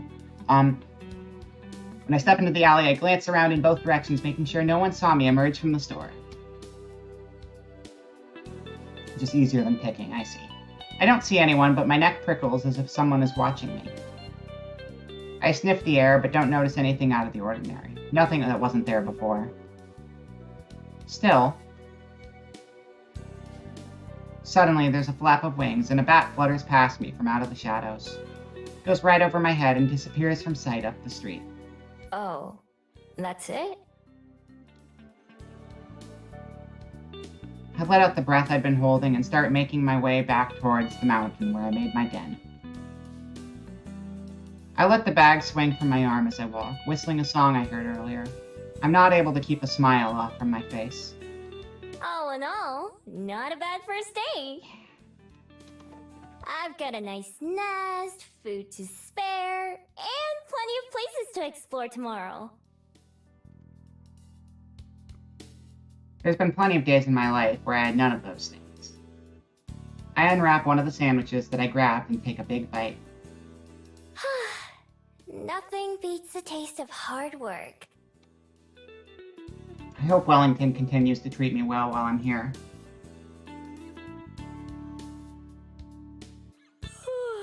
So tired. I'm gonna sleep so well tonight. I unpack everything that I got from the store, as well as the treasures that I always carry with me.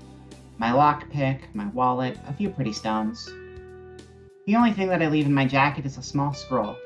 Can't get that damaged or dirty. I change back into a fox and then dig another hole near the entrance to my den. I hope it treats her Wellington. That's a good one.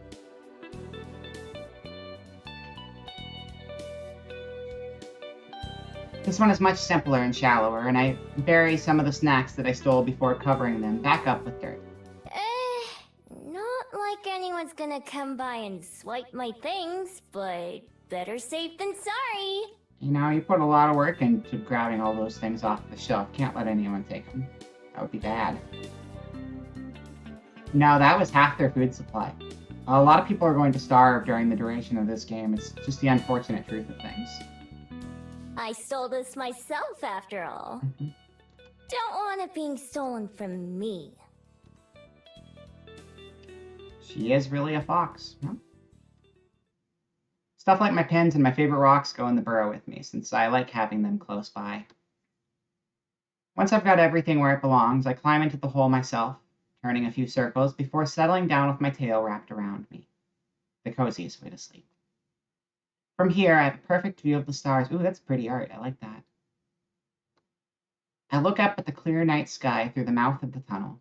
I feel bad for all the people way down on the underworld. Can they even see the stars from there? Oh, so there's still people living on the surface. Sucks to be them. I've never been to the underworld, so I have no idea. I can't imagine falling asleep without them. Comfortable and safe, I close my eyes and quickly slip off to dreamland. I do like that it's called the underworld, which is like, ooh, hellish, demons and stuff. It's like, no, that's just regular Earth that doesn't fly. Yeah. Star Fox. Oh, I get it. Like Star Fox.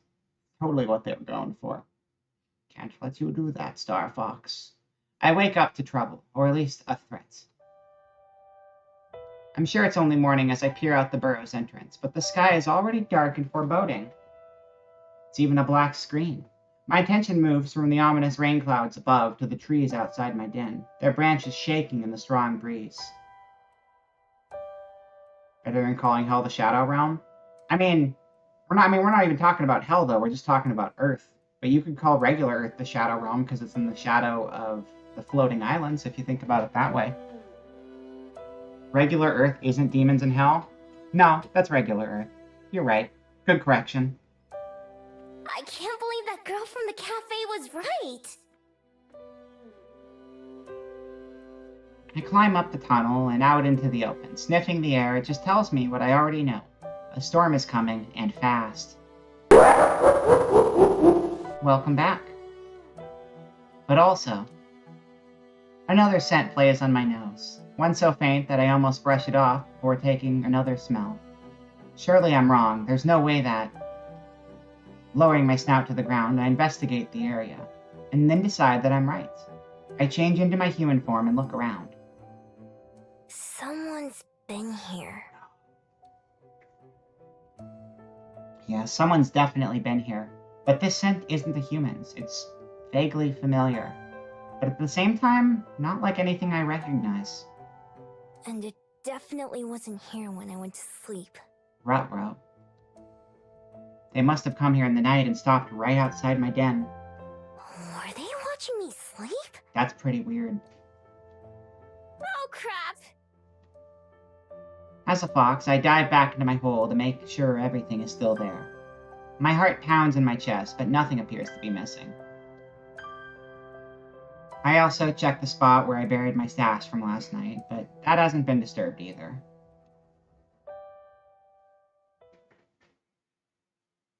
I breathe a sigh of relief.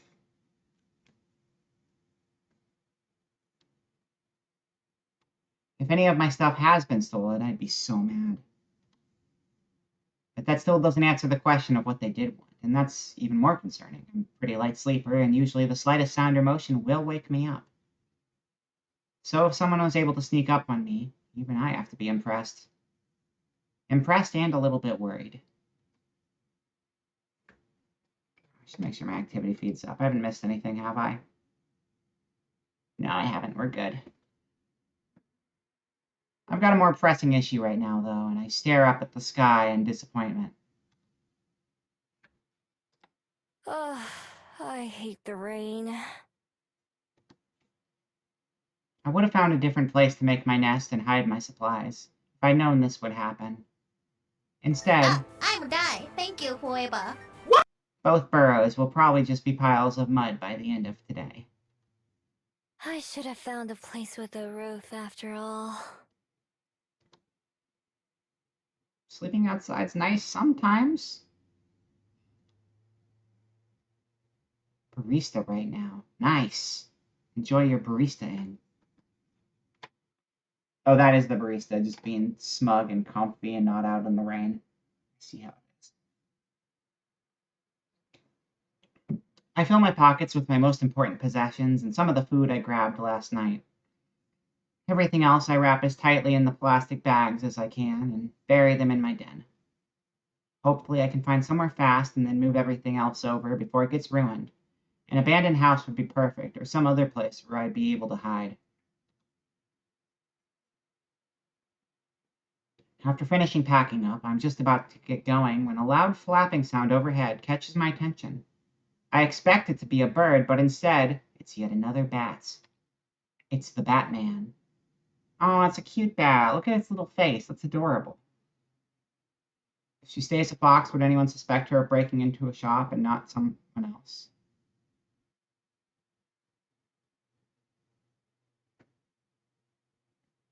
I mean, people would suspect a fox of breaking in, but they would not suspect a fox of picking a lock and breaking in.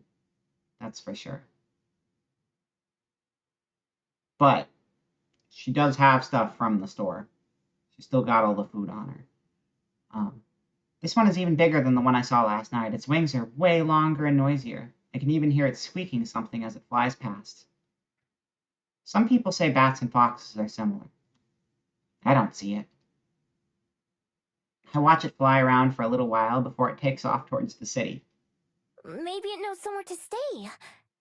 Guess I'll follow it for now. Let's go live in a bat cave. A couple times it disappears between the trees or just too far ahead, but I always manage to catch back up. Eventually, we're out of the woods and back into civilization, where a car whizzes right past me. There's a sidewalk here and other people walking around. Most of them look up to the sky nervously, though, and everyone seems to be in a hurry. Guess I'm not the only one looking to get away from the rain. After finishing packing up, I am just about to get going when a loud flapping sound overhead catches my attention. I expect it to be a bird, but instead it's just another bat. Wait, what? Didn't we already see that part? More people seem to be going in the direction I was heading than anywhere else, so I stick to that. By now, my winged guide is almost out of sight again, just a little black speck in the sky, flying into the distance. Farther up this road, there's a slope that leads to a big, fancy-looking building. It doesn't look like a shop or a restaurant, at least not one that I've ever seen, but there's so many people going in and out that it has to be open to the public. Bird. It's good enough for me. It'll give me somewhere dry to spend some time, and maybe I can learn something useful.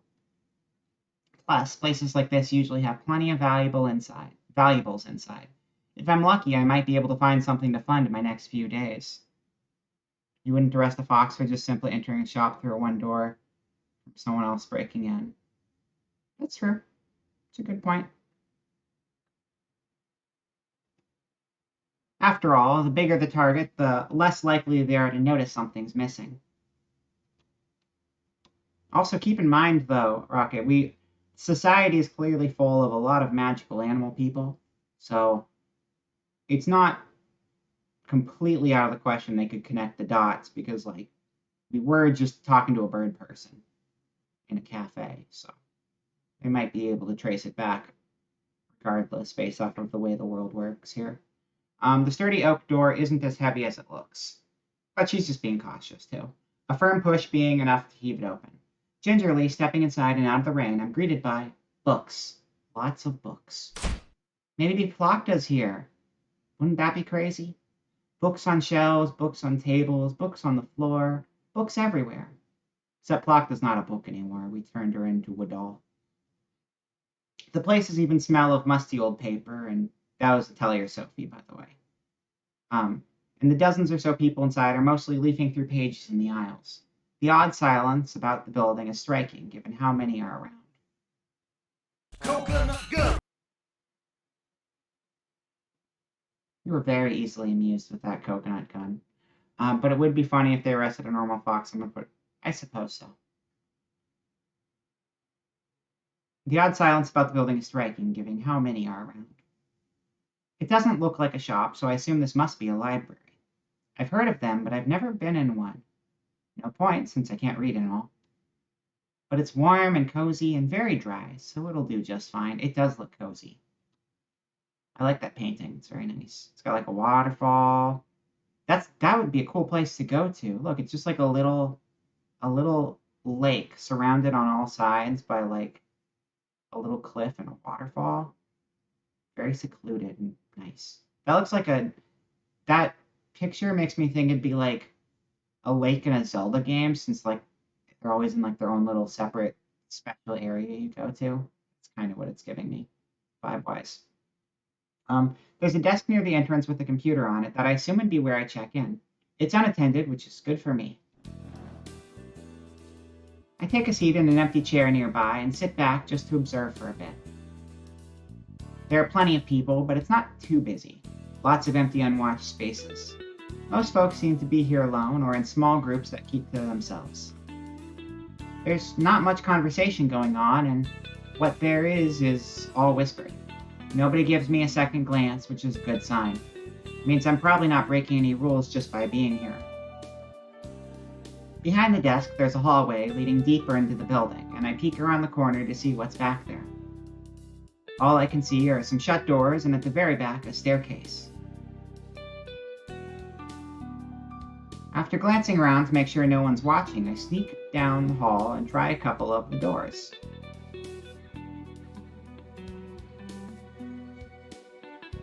All of them are locked. I could probably pick them if I wanted to. No sense trying to do that now, though. Is there anything more valuable around? An antique clock or vase would be perfect. Sadly, it's almost all books. Books and small trinkets that look pretty worthless. Not even worth the trouble of stealing. At least it's got a roof. I do spot a couple promising items, like a set of old coins, and memorize their locations. I wander back to the main area where I came in. Outside, it hasn't started raining yet, but it's only a matter of time. The wind is loud and gusty, and even opening the door is enough to make me shiver. If nothing else, I can probably wait out the rain here. Ugh. My poor abandoned snacks back at the den. What a waste. Can't do anything about it now, though. I should keep looking around. I move slowly through the area, never going beyond what seems to be the public area. I pretend to inspect a few books, taking them off the shelves and flipping through the pages. But I'm actually mapping out the places in my head. Doors, windows, and potential places to hide, things like that. Most of the time, this kind of info is unnecessary. It's been at least a few decades since I've had to make a dramatic escape from anywhere. At this point, plotting an escape route is just a habit. Overall, I like what I'm seeing. Even with the locked doors and off-limits hallways, there are a lot of nooks and crannies that would make good hiding spots, especially as a fox.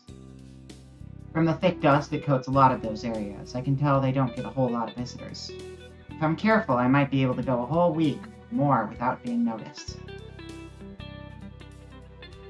As long as I can get in and out of a building easily, that is, and with the huge windows that line the back wall, that seems easy enough too. Oh yeah, I'll get to that in a second.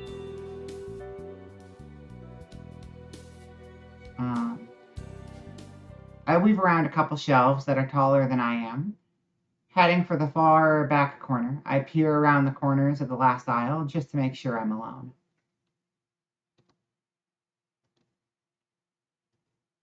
But I'm not.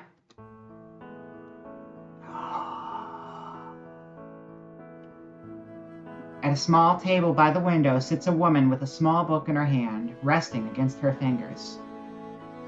She's perfectly still, but mouths the words on the page as she reads, like she's tasting them instead of just seeing them.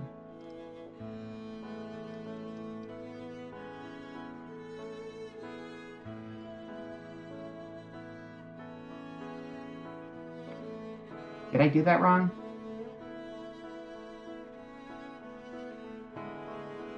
Why did that not work?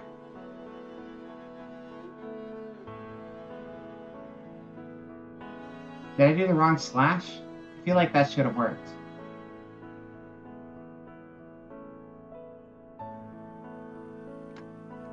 I might have to fix that later. It's fine. Saber? Wow! Yeah, that's like the same hair color and style, huh? It's pretty close. She's perfectly still, but mouths the words on the pages she reads like she's tasting them instead of just seeing them. Again, it's all about being hungry. We're going with taste instead of sight. Her expression has the distant look of someone way off in their own world, far away from this one. She looks so at peace that I think she must belong in that other world. She's beautiful and elegant in the same way as a painting, with the light from the window shining on her like a display. I duck back behind the bookshelf, pressing one hand to my racing heart. My other bumps against one of the books on the shelf, and it falls with a dusty thump. Oh shit, she saw me. Cursing my clumsiness, I silently back away, in case she decides to investigate. But she doesn't leave her chair. I suppose it's nothing. It's nothing. Hello, I'm nothing. She turns and gazes out the open window. At what? I don't know. A moment later, she returns to her book and leaves this world again. I stay hidden, my face still burning a little bit. Yes, I think this will be the perfect place to spend some time.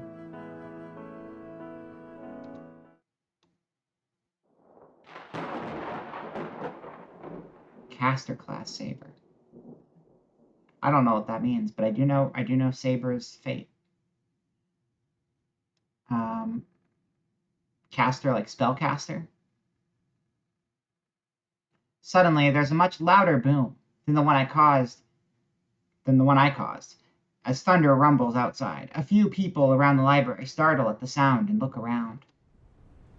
Sighing, the girl in the chair pulls the window beside her closed. The first drops of rain falling not a minute later. Ooh, look at those. Look at those. Listen to those rain sounds. That's really soothing.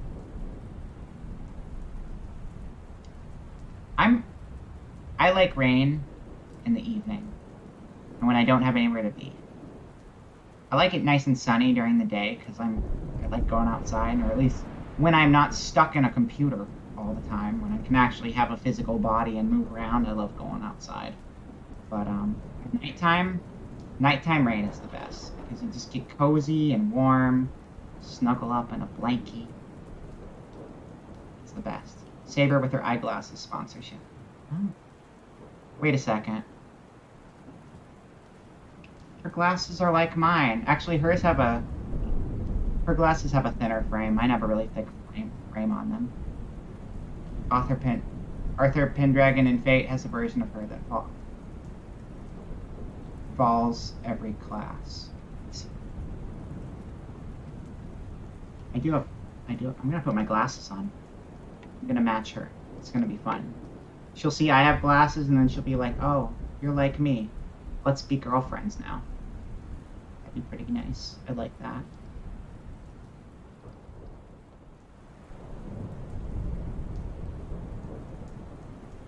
Fun fact, this is actually what my glasses look like offline, too. I always wear these glasses. It's a very important look. Wow!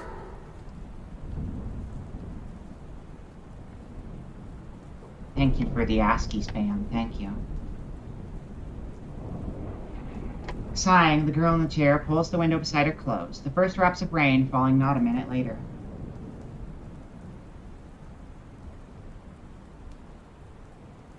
Can you guys hear the rain good? It's really nice.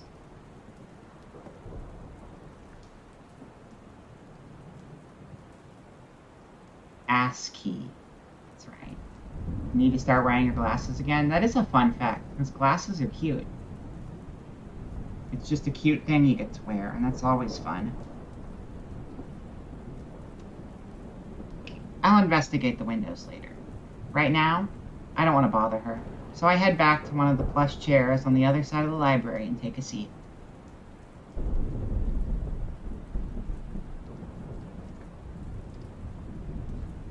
I could be here a while, depending on how long the rain lasts, so I may as well get comfy.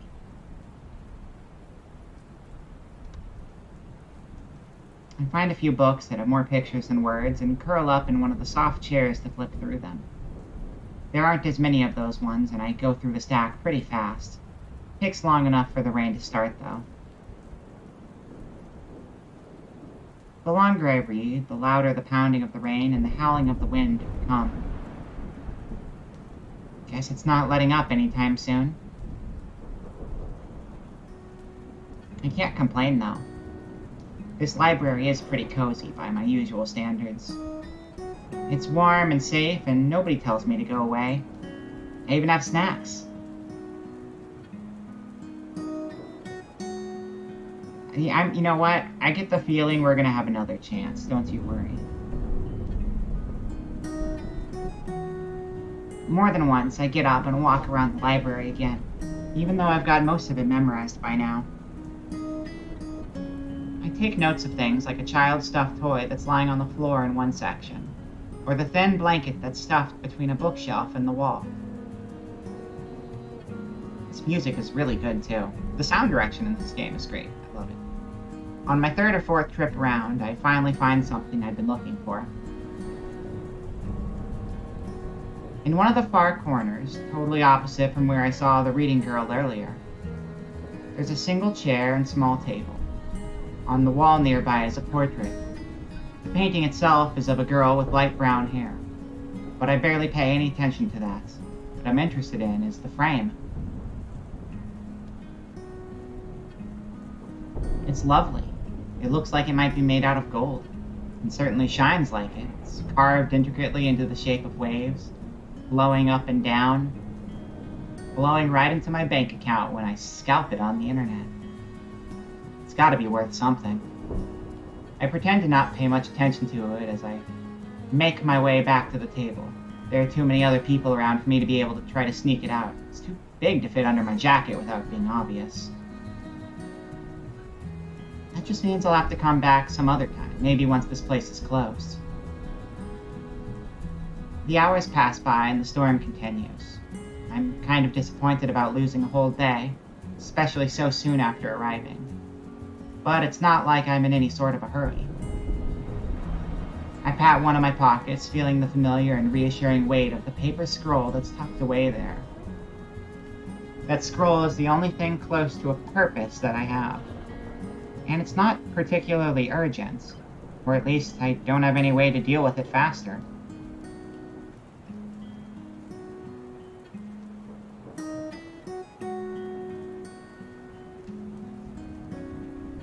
I spent a long time reading. It's almost afternoon when I go and check the windows again, but the rough weather outside continues. At this rate, I'll be sleeping in a puddle of mud tonight. Unless... A quick check shows that a lot of the other library patrons have left. It's not empty, but it's not nearly as full as earlier. Guess some of them decided it was worth braving the rain. Looking as nonchalant as I can, I get up from my seat and pretend to browse again, slowly moving through the shelves. The reading girl is gone now, that sucks. Although she's not what I was looking for. Instead, I pick up the drop toy and blanket that I spotted earlier, and then head to one of the out-of-the-way hiding spots I picked out before. We don't really know. I don't think we know the contents of the scroll yet, unless I missed it. I think she's keeping it vague and gonna reveal it later in the game, though. I imagine it has to do with the traveler at the start of the game. She met and convinced her to start traveling around the world instead of staying in the forest. It's on the floor between a shelf and the wall, but with a bit of carpet to help make it softer. Even better, it's between two corner shelves, meaning that it's practically out of sight if you're not looking for it. I wriggle my way between the furniture and lie down. Using the toy as a pillow and draping the blanket over me, I toss and turn a few times before finally setting down. Yep, not bad at all. Even though I haven't done much today, I'm always down to take a nap. I can pass a few hours by sleeping, wake up once it's dark, and then grab that picture frame and be on my way. Yes, the D&D god, the Traveler. That's right. One and the same. See, I hear Traveler and my mind jumps to Genshin because I play so much of that. I was almost going to do a Genshin sponsorship this week because I like playing Genshin, but there's just so many things I wanted to play this week that I held off on it, so maybe that'll come back around. One day I'll do a sponsored stream, but not now. I'll have to rebuild my den once I get back, but that's a problem for future me. Get wrecked, future me. Current me's way better. I yawn, staring up at the ceiling until my eyes get heavy. Maybe today won't be a total waste after all.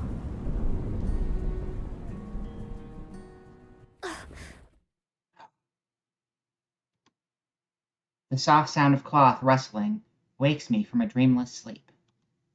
How did someone sneak up on me twice now? I don't know how long it's been. The sky outside has darkened significantly, and now stars twinkle outside the window. What was that? I don't mind. I mean, I don't usually go for 5. The thing with that, not just Genshin, but gacha games in general, first of all, if you're someone who likes to gamble and you're someone who's addiction prone, stay away. This is not good for you. And there's a predatory aspect, which I'm not a big fan of, obviously. That being said, I think Genshin's actually one of the more generous and good gacha games I've played, because most of the time I can just forget it's a gacha, since they just give me a lot of free stuff all the time anyway. And they don't force you to look at those windows when you turn it on. But just don't get excited for like 5 stars and stuff, because it's like you don't need 5 stars to play the game. Just be happy with whatever characters you get, and you're gonna have a lot more fun in the long run. That's kind of my philosophy with gacha games in general. It's like I refuse to wail on anything, because that's just, it's not a good use of your money. So just like learn to like what you get and just play with that. And since it's not a PvP game, that works out just fine. There's no time to react as the sound comes closer. I hear no footsteps, but suddenly a woman steps into view. She's very fancy. Her clothes are pure white, making her stand out like a ghost in the dark library. Her cape rustles again as she reaches towards one of the shelves. One of the shelves I'm hiding behind, to be precise. Game, the new characters aren't as important as new weapons. Yeah. Well, new characters aren't important in Genshin either. You really don't need to get new characters in that game. It's just an addiction thing people have to gacha. One of the shelves I'm hiding behind, to be precise. Gingerly, she moves 2 books to the side and then slides another book into the space she created. She handles them like precious treasures that might break if she's too rough. I stay perfectly still, afraid to even breathe in case she notices me. Oh, my heart beats wildly. See, I think heartbeating wildly is slang for this is one of our romance options, because we've had that happen for 2 characters now. My heart beats wildly as she slowly and deliberately looks over the shelf, examining their titles before taking a book from the second lowest row. Through the gap she creates in the shelves, our eyes meet in the darkness. Oh no. I tense up as she steps around the shelving between us to get a better look at me, preparing myself to leap away if the need arises. The carefully memorized layout of the library flashes through my mind as I frantically plot the best way to flee. Even as I prepare my escape, I can see her taking in everything about me. The stolen blanket, the makeshift pillow, my generally disheveled appearance. She opens her mouth, and I brace myself for the verbal attack that's sure to come. Hello there. Oh, that's okay. May I ask why you're sleeping on the floor?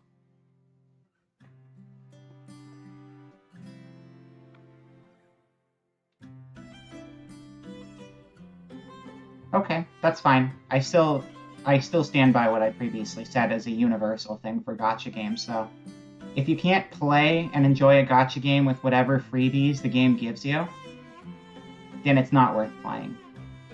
If you need to get a top-tier unit in a game to really get enjoyment out of it, if you need to get the big promoted unit to really enjoy a game, you should just be playing something else. This is not a game that's good for you. That's just my philosophy with gacha as a whole. Because gacha has the possibility of being a very predatory model, and I'm not personally a fan of gacha as a concept, but I think if you can make a game fun without the need to be a whale, then you got a good game on your hands. And I don't know anything about Tower Fantasy. Seems like it'd probably be a fun game, but I'm just saying that's kind of universally my stance, regardless of what the gacha components actually are. Top tier unit lols. No, they don't. You're a 1-star unit, Fishbone. Sorry. She opens her mouth, and I brace myself for the verbal attack that did not come.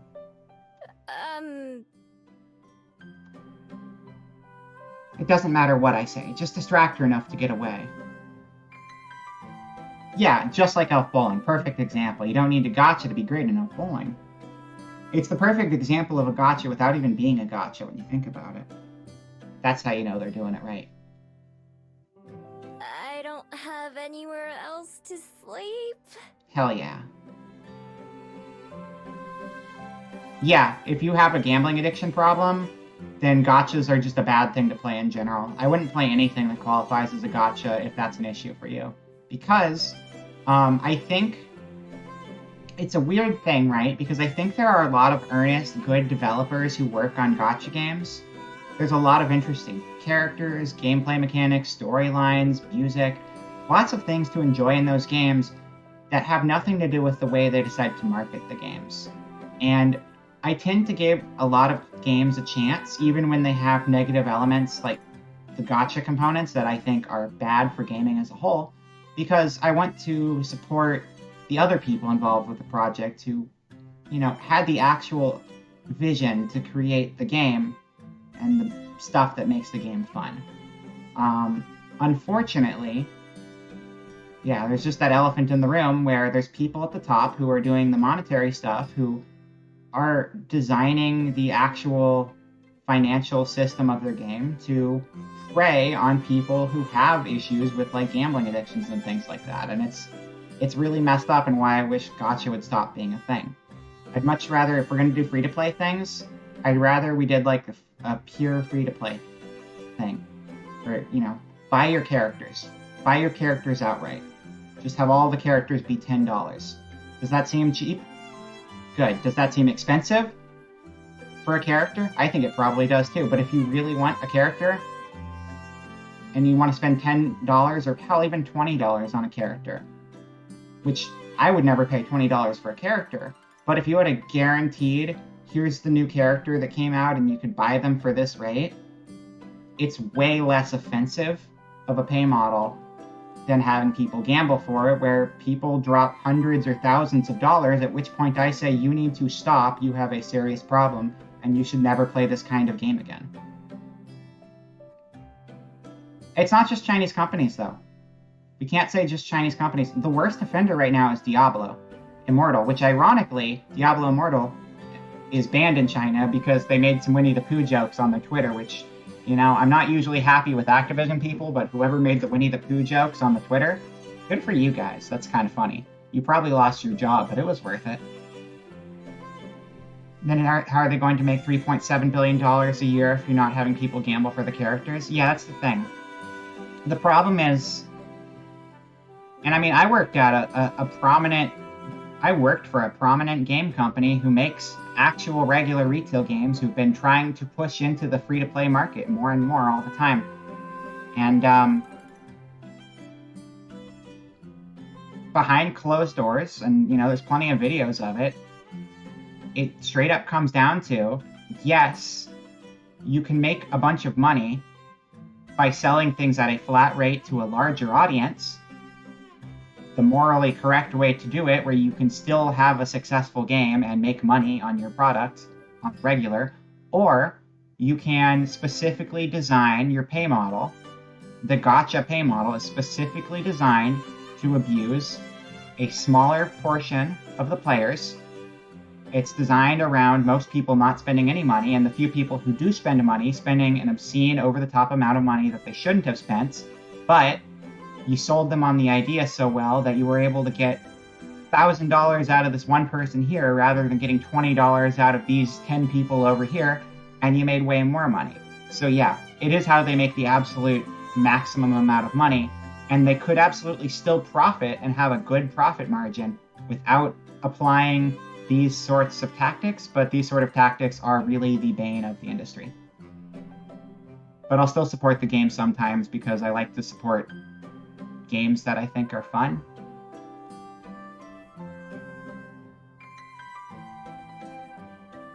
Which, you know, you could see as a hypocritical thing, but it's like I acknowledge the problems and I will address the elephant in the room. But, you know, I'm not gonna wail. That's where I draw the line. Yeah, no, it's universal. China has a lot of them, but Japan has a lot of them, and the US has a lot of them too, including some of the worst I've seen in the market. It's not specific to any country.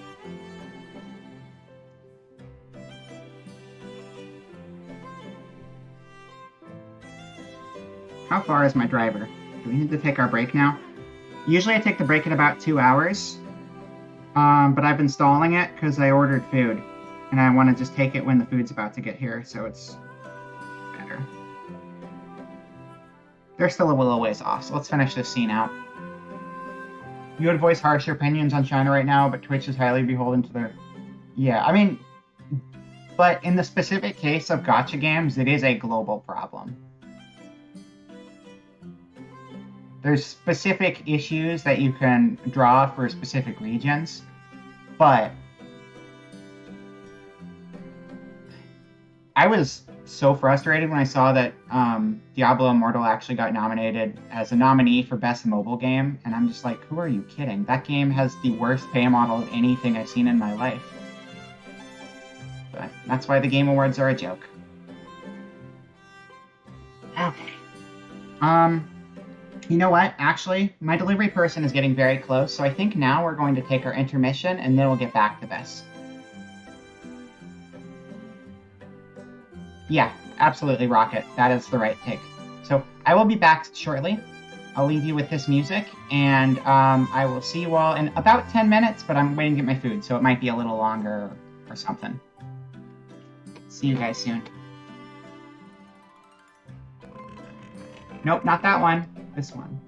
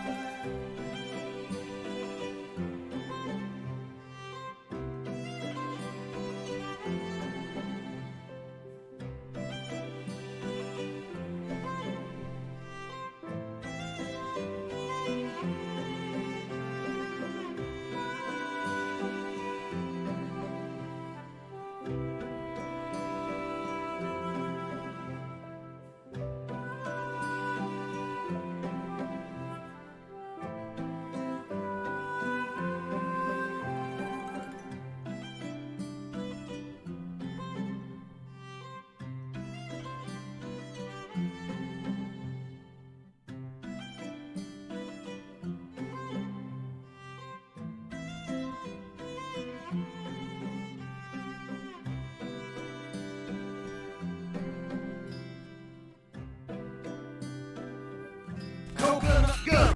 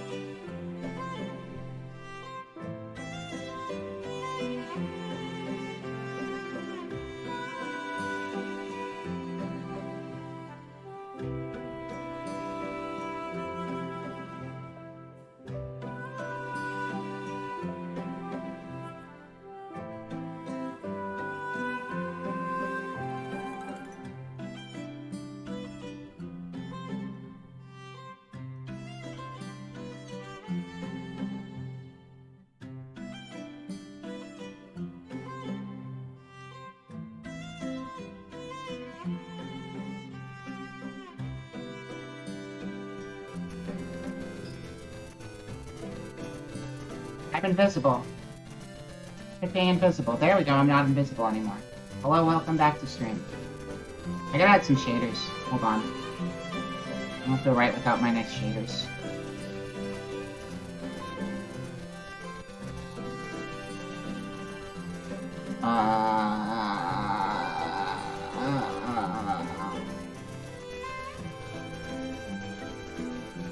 Yeah, that's okay. It's fine. That's just a little bit more to work with. It's something.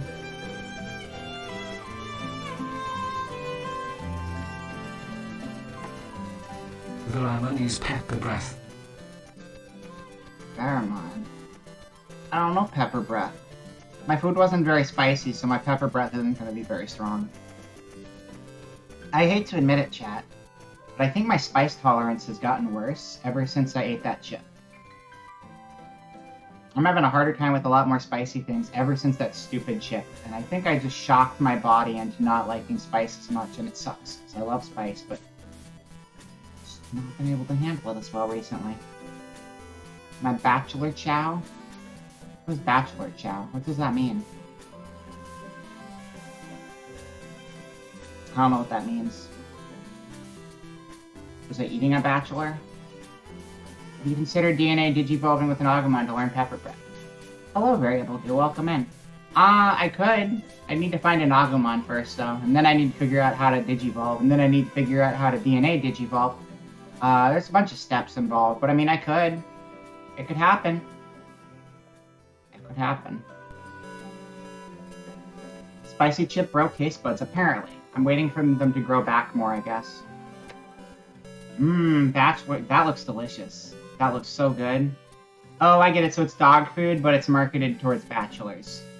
Okay. That sounds very Futurama. I can get behind that. Alright, let's get back to the game, everyone. Let's play more cute game. I think there's only 2 potential love interests, and I think we've met both of them now. Or we're in the process of meeting the second one. You're not allowed to eat that anymore? It's probably best to avoid it then. Probably best. I think that's a good thing. I think that's a good thing. First of all, prior to being married, you probably should not have been eating a bowl of dog food, I wouldn't think. But now, you probably have even less reason to. So that's good. Weird thing you've heard about the chip, it seems to reset people's spice tolerance. That might, yeah, maybe. I'm sure it'll go back to normal over time. But if you mix it with beer, you can just drink it to avoid having to chew. Delicious. Weird. Have you ever eaten dry dog food? Dry dog food has like this weird nasty powder on the outside of it. And just, you know what tasted like the powder on dog food? That fucking chip that we're talking about. That chip tastes like the dog food powder. It's all coming together. No dog food, only cat food. Of course, that's the married food of choice. Why would you eat dog food? Because listen, sometimes there's a dog and they're being all like, I don't want to eat this food. I'm too good for this food. And then you're like, no dog, you're not too good for this food. This food's so delicious. Nom nom nom. Look, I'm gonna eat this food. I'm gonna eat your food so you can't eat your food. And then you feel really sick and disgusted, but you were trying to prove a point to your dog so they would eat their dinner. That's why you would eat dog food. Because sometimes life can get rough. That's the real answer. That's the real answer. I understood. I didn't even notice the typo. You're gonna try the chip to see if it gives you a spice tolerance because you don't have it. Please don't. Please don't. No, just don't do it. If you don't have a spice tolerance, that's even less of a reason to go into it. That's where chow with chicken top ramen flavor would actually sell really well. I hate that. I hate that so much. You ate dog food because you lost a bet. That's another reason to do it. Yeah. How about we find this fox some waifus, shall we? I think that would be a good plan. Alright, what's going on? It doesn't matter what I say, just distract her enough to get away. I thought so. Oh yeah, she thinks I'm homeless and I live in a library. She leans down and offers me a hand. I look at it warily. I don't take it, but I slowly stand, letting the blanket fall to my feet and trying to subtly get in position to run. Well, I have an extra room on the second floor that you're welcome to borrow, if you'd prefer that. That's free hand and free room? What a deal.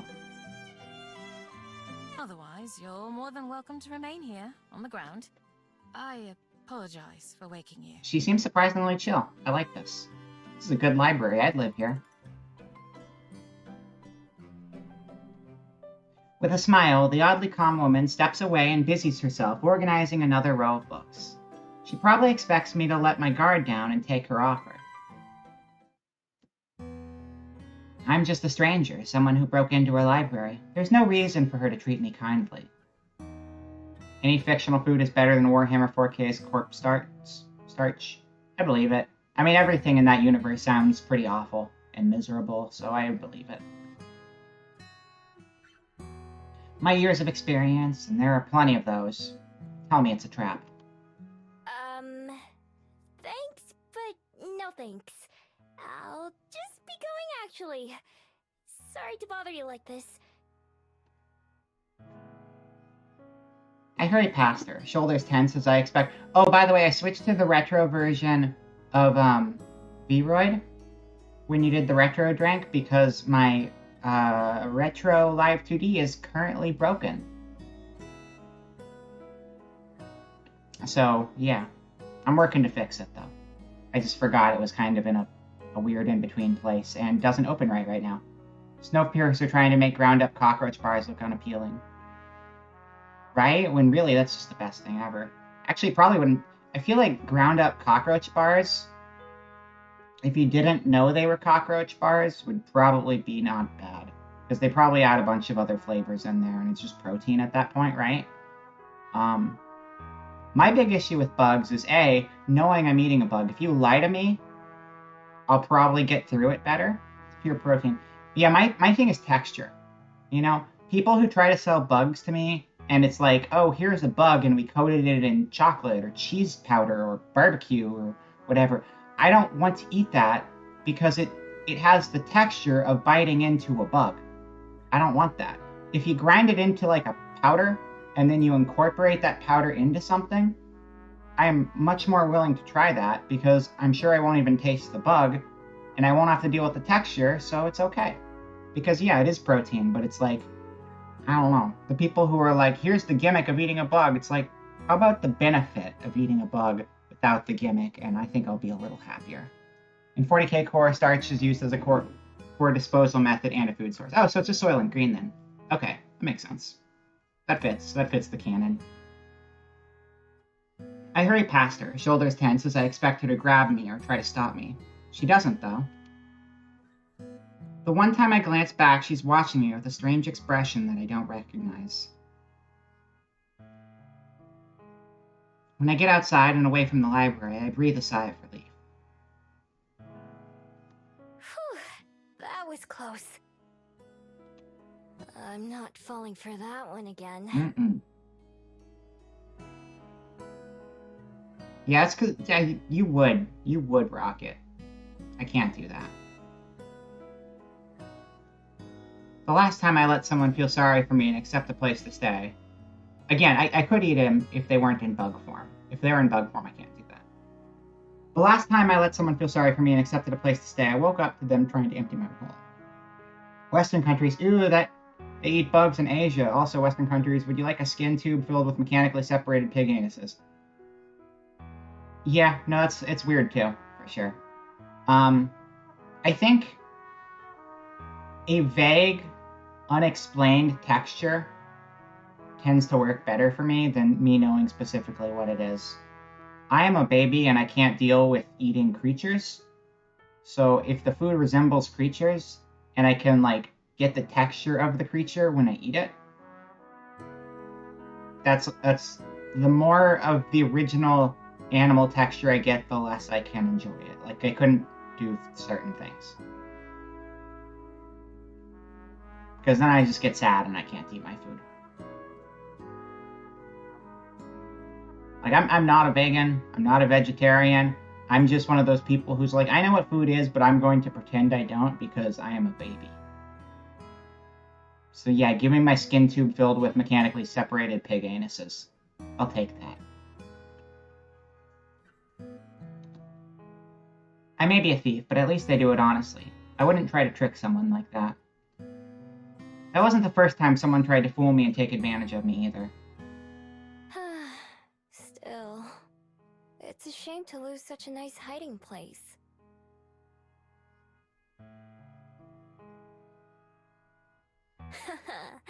Maybe I'll give it a couple days for that woman to forget about me, and then try again. I feel like that's not gonna happen. If she wasn't lying about there being an empty room on the second floor. Ordinary then sausage is maybe steeled you I'd against the horrors of sneak me too. into I mean, it. ordinary sausage is better than hot dogs. Hot dog is like the bottom tier worst kind of sausage in the world. And I say that and there's probably worse, but hot dogs are just awful, awful sausages, so. And sometimes you crave them. I crave them sometimes. And then I immediately regret it afterwards, but like then the craving's gone. And you realize it's really smart to eat bugs knowing there's like 1.4 billion of them for every human. No, there absolutely is a benefit to eating bugs, and I'm all for it. I just can't eat them as bugs. Give me crackers with bug protein. Do that. That wasn't the first time someone tried to fool me and take advantage of me either. Tonight, though, I'm on my own. Shivering, I wrap my coat and tail tightly around myself as I think about what to do next. The rain has stopped, although it's still cold and cloudy. My stomach grumbles, mine doesn't, since I haven't eaten anything other than snacks all day. Ugh. Born too early for the insect eating revolution? That's totally fair. When you also realize everything you eat that's dyed red already has... Yeah, no, absolutely. Yeah, because they use, like, beetle... Isn't it like a beetle they use for, like, the red dye? Like, that stuff's everywhere. A lot of the stuff that you wouldn't think comes from different creatures does, ultimately. Because it is processed to hell and back. But, you know... It's dyed red, but it's not like I'm trying to drink a beetle. Because trying to drink a beetle sounds like the most horrific experience of my life. Just get a cup full of beetles and just pour them straight down your throat. Nom, nom.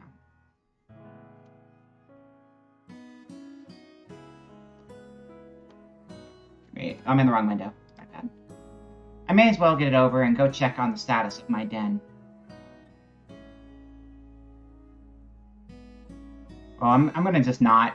You can just not tell me where raspberry comes from, and I'll be happy with that. Bugs have more protein than meat and are more sustainable than most livestock, but also have the nutrients you won't get from being... Yeah, no, I know. I know. That's why I agree that it's a good form of protein if we process them. May as well get it over with and go check on the status of my den.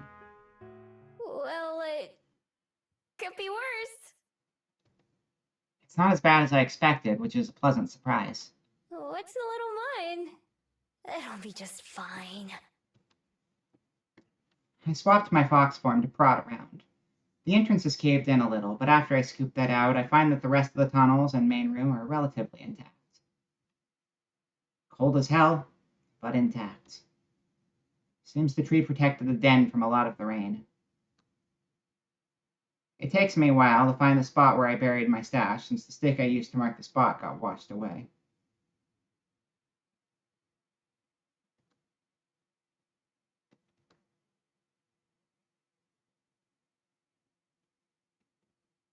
Eventually, I locate it, though, and start digging.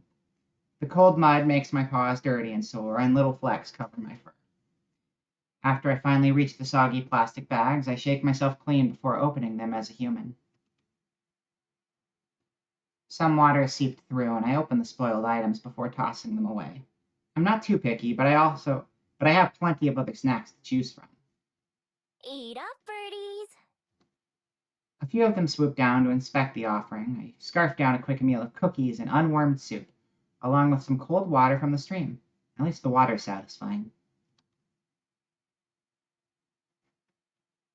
Then, even though I just woke up from a nap not too long ago, I shift back into my fox form to crawl into my den and curl up. I'm sure it'll be a while before I fall asleep, but I don't feel like going back into town. I've had enough excitement for one day. This isn't all that bad. Regular foxes without magic power have it way worse than I do.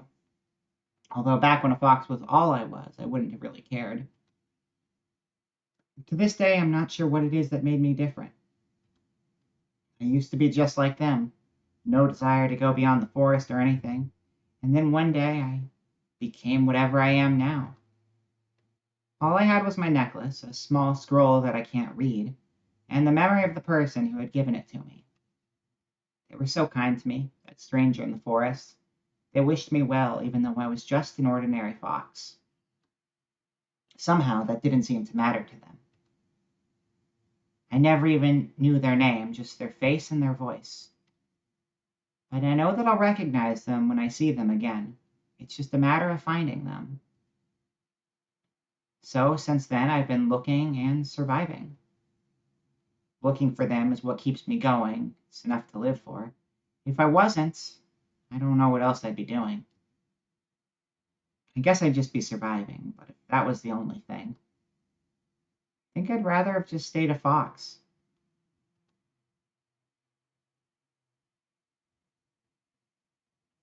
Standing outside my den in human form, I take stock of how things stand. The sun's thankfully out this morning, but everything remains damp, from the ground to the muggy air itself. The chill on the breeze is the worst, making me shiver every time it hits me. The Bell House was pleasant when I visited a couple of days ago, so I decided to head down towards the main street and get a coffee there while working out my next moves. Coming to the door of the cafe, I pause and wipe my feet on the mat outside. The human fascination with surrounding themselves in concrete makes a little more sense as I work the mud off my feet. With that, I finally head inside, only to stop in my tracks as the door shuts behind me. She works here? What? Standing behind the counter is the same girl who I saw reading in the library yesterday, talking with a customer as she takes their order. That gentle aura about her is unmistakable. The person in front of me finishes their order and I step up to the counter. Good morning. Welcome to the Bell House.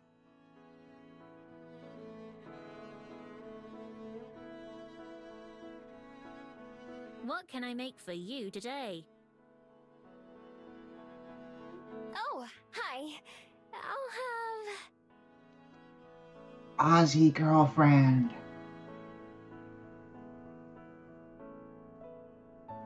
A vanilla latte? No, that's boring. What do you recommend? I want to try something new. I'm glad you asked. I was just thinking that you look like the sort of person who would enjoy one of our fairy kiss chillers. That sounds magical. Like literally magical. Are you putting fairies in these drinks? I'm a little concerned. It's one of our signature drinks, with a vanilla gelato base and a mint chocolate chip swirl. Oh, between that and affogato, they really like their dessert drinks here. Yeah, nobody has to know she stole anything ever from anybody. It's a secret. Only me and chat and everyone else who plays this game has to know the secret. We just gotta be really quiet about it. I was planning to get something warm, but that does sound pretty good. Okay. Give me one of those then. Perfect. And could I get your name, please? You can get my phone number, too. I don't have a working phone. I just wanted to throw a pickup line at you. I have a broken phone. You want to see it? I used it to run from security guards. It's Miho. She scribbles something onto a cup and finishes it with a big flourish. I'll have that right out. Thanks. I pay and then go take the same seat as before, next to one of the windows. It's pretty empty in here again, so I can sit wherever I want. Before the barista starts making my drink, I spot her writing something else down in a little notebook. She glances my way once or twice while she does, but I pretend not to note.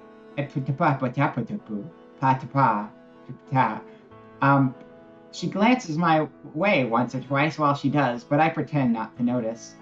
And I also pretend to forget English. Holtz, you violated the law. You stolen goods are now forfeit. No Skyrim. No Skyrim guards. Or Elder Scrolls, whatever, whichever one. I'm assuming that's Skyrim. No Elder Scrolls guards in the chat. That's illegal. No narcs allowed. It's in my rules. It should be in my rules.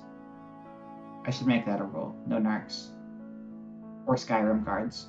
I wonder what it is. The barista yesterday didn't write anything down. Anyway, I've got more important things on my mind.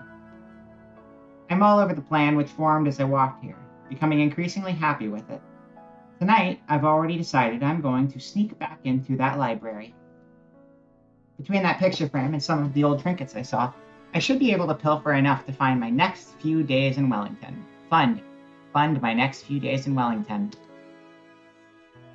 Finding somewhere to sell it should be the easy part. I've got a dozen excuses that I can recite about where the items came from. Dead grandma, spring cleaning, new renovations.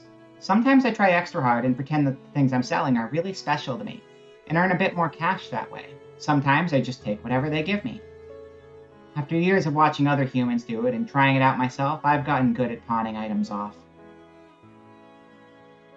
I find myself idly watching the barista make my drink. While I do, I practice a disarming smile.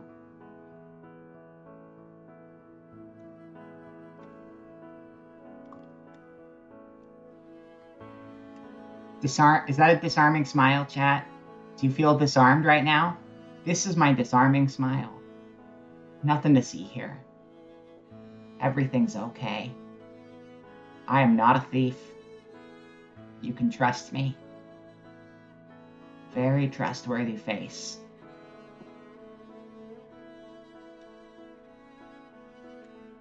All of her movements are quick in practice, but she has that same faraway look in her eyes that I noticed yesterday. Borderline SCP entity? Yeah, it's getting close. Kind of creepy. I'm not a Skyrim guard, but you've hunted enough of them for sport, you can mimic them fairly well. Okay, well then you're fine then. You're totally fine. All of her movements are quick in practice, but she has that same faraway look in her eyes that I noticed yesterday. Yeah, just like that outside. She looks up and our eyes meet. Oh my god. I feel like someone is trying to tear off my arms, if that counts.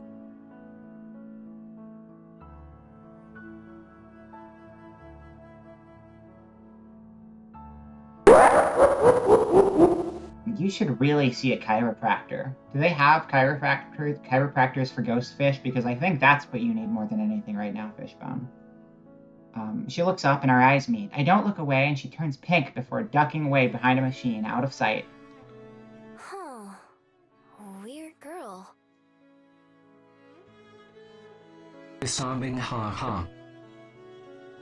Oh, I get it. I say a lot of things on stream. If you're reacting and making a joke off of the things I say, I have a 5-second memory and I'll probably forget. I turn my head around to look around the cafe, and a butterfly outside catches my attention, so I watch that instead. Yeah. It flutters back and forth, landing on a flower and resting its wings. That's cute. Miho! Oh, my coffee's ready. I quickly get up and skip over to the counter. Cup in hand, she starts to head over to give it to me. But then several things happen at once. Oh my god! One of the little tassels on the pocket of her apron catches on one of the drawers behind the counter and she jerks to a stop, eyes wide with surprise. Chat, what's going to happen next? A. Does the drink sprout wings and fly away because it is a fairy drink? B. Does the drink drop like a rock right where it is and splatter all over the counter? Or C. Does it open a portal in Miho's face and then launch out of a wall somewhere else because this is stealth-released Portal 3 in visual novel form? It's going to be one of those three. That's my guess. She did the PNG tuber thing where her mic is active. Exactly. It went straight down on the counter. That was the correct answer. It wasn't the Portal one. I know, that seemed like the best one. The Taco Bell Baja Blast. Yeah, but it's fairy Taco Bell. Baja Blast is made of fairies. That's why it's so... It's not bathroom cleaners. It's fairies. Makes so much sense. You eat bugs, you love playing with strings, love sitting in boxes, and you'll mimic... You praise young to lure them out. You're pretty sure you're a cat. You're probably a cat. Are you the cat that keeps breaking into my place? Stop that. That cat hasn't been around recently, though. Thankfully. I kind of miss them, but also they were making a nuisance. Hopefully we never see them again. And my drink tumbles out of her hand, landing on the counter with a wet gloop sound as the ice cream splats against it, sending mint green rivers of coffee everywhere. A few seconds pass where we just look at each other, neither of us quite sure what to do, and then she takes a deep breath. I am so sorry.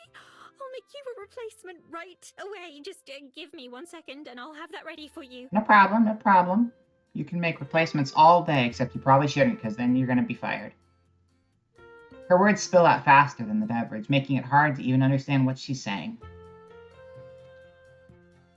She's clumsy, and that's an enduring personality trait that we latch onto and love.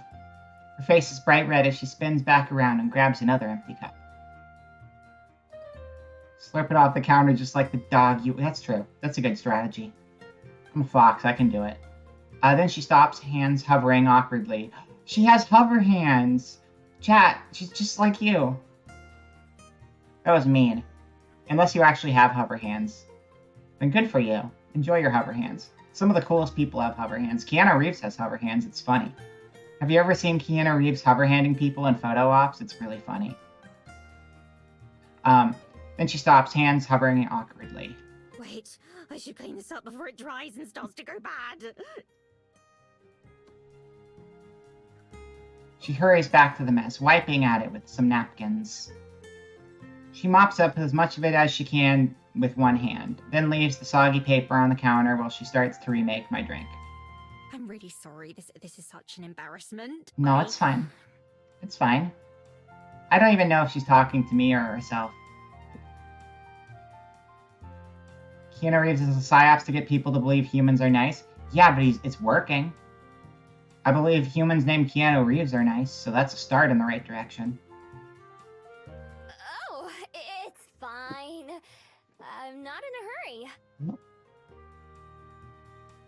Wait, I'm gonna do my own model swap real quick, because I just realized...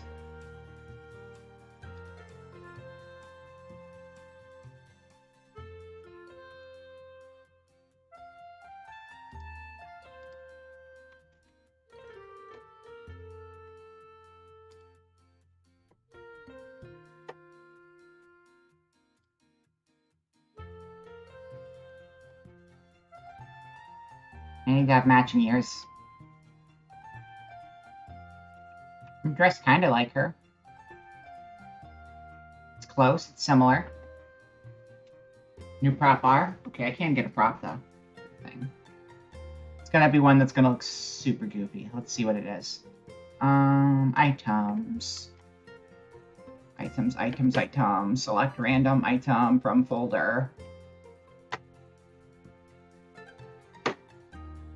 Alright, let's figure out how we're gonna make this half-eaten carrot look not awful.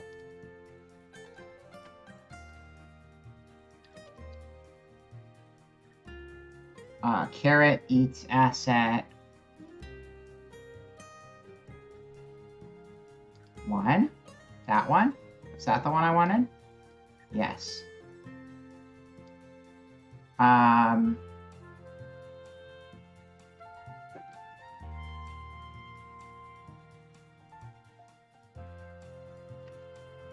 Okay.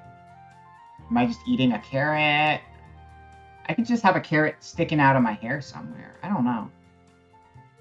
How do you work with a carrot as a prop? There's not much you can do with it.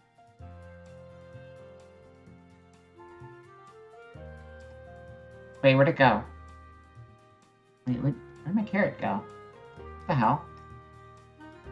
Carrot? Carrot? Wait, I don't even know where my carrot went. Oh, it's okay. It was hiding in the middle of my hair. It was a secret hair carrot. I ate it. I ate the carrot. Well, I did say I was hungry. That makes sense. Cha. Yeah, that's the look right there. I'm just gonna have a carrot sticking out of my hair.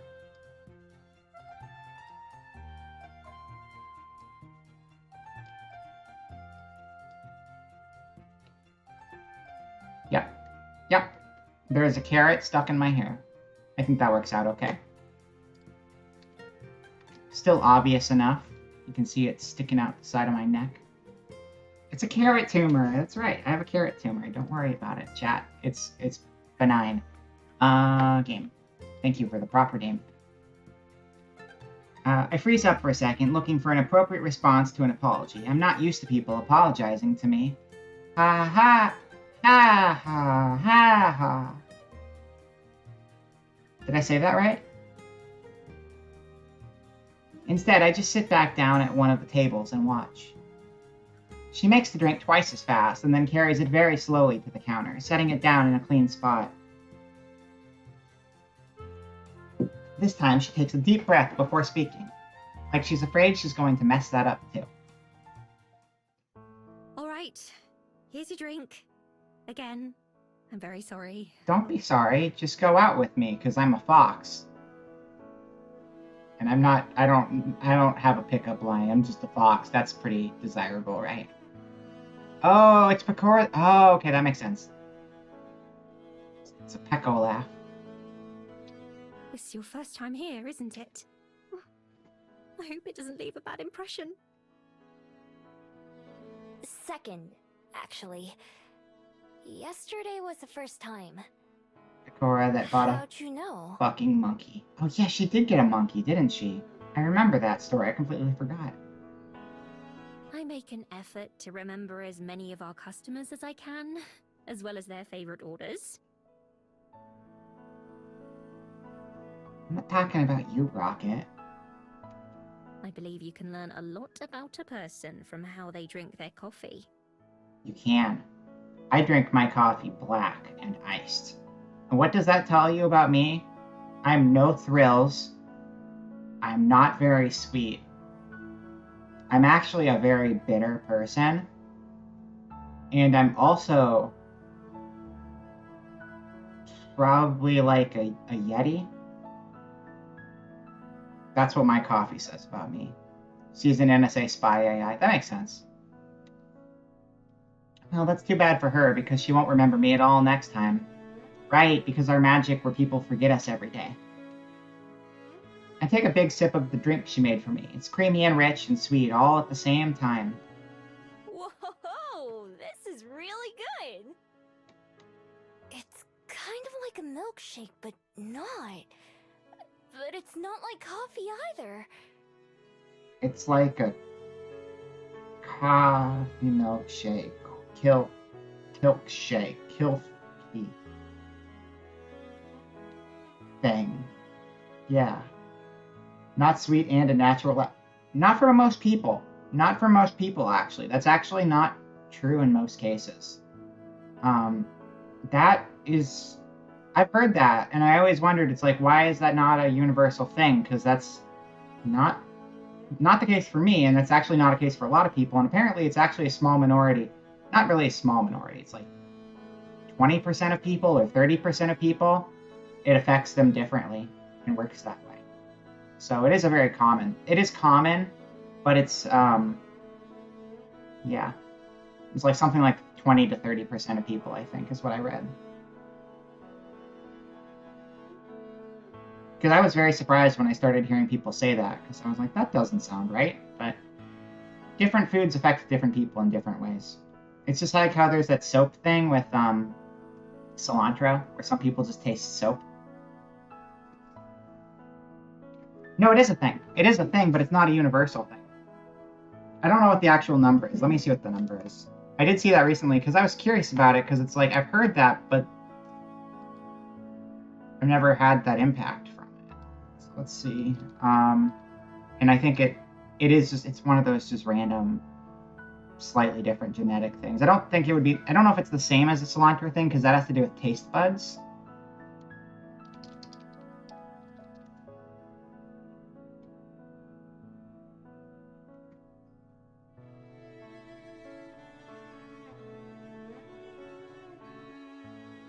Let me see here. 29%.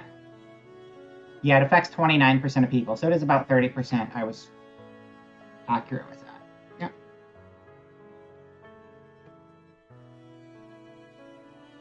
Yeah.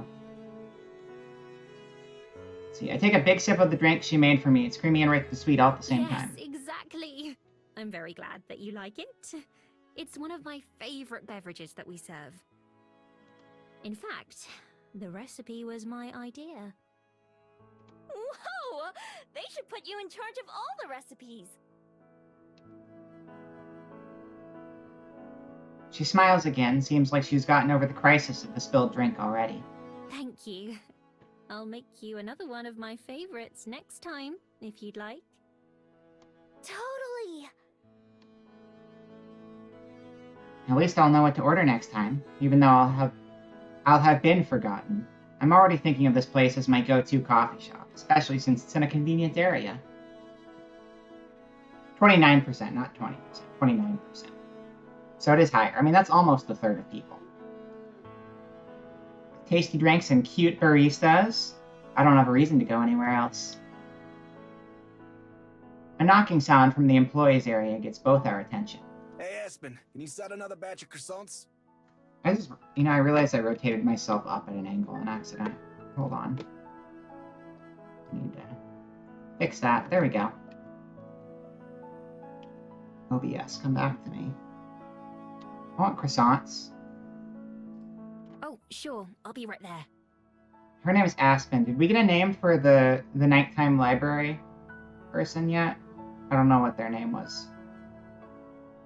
Is this going to be 101st? It might be. It might be. She calls back over her shoulder and then looks back at me briefly.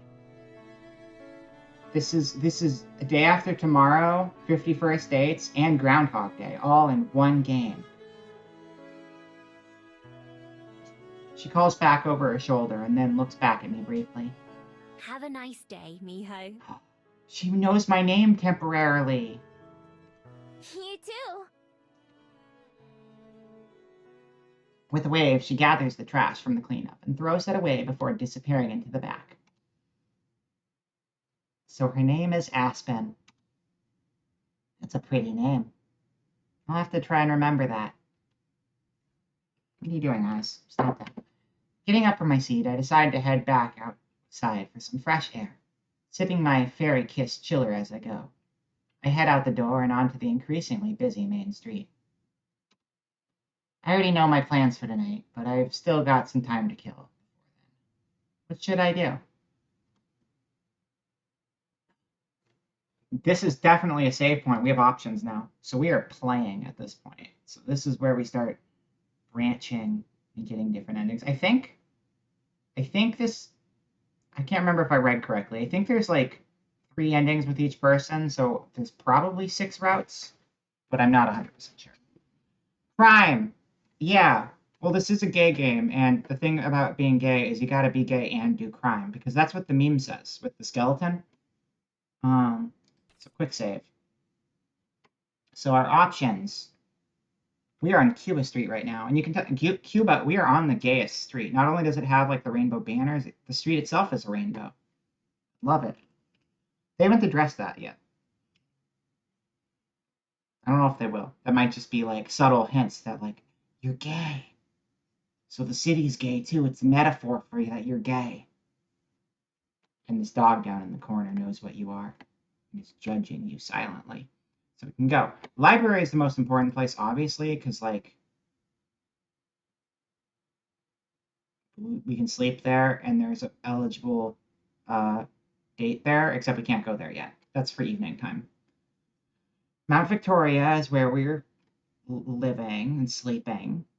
Cuba Street is where we just came from. That's where the coffee shop is. The Den is, I think that's still Mount Victoria, but that's deeper in. Oriental Bay. Oh, and there's faces on these. There's faces, but they're gray. I don't know if that means they're people we haven't met yet. Well, we've never gone to the bay, have we? I don't think we've gone to the bay. Let's go there.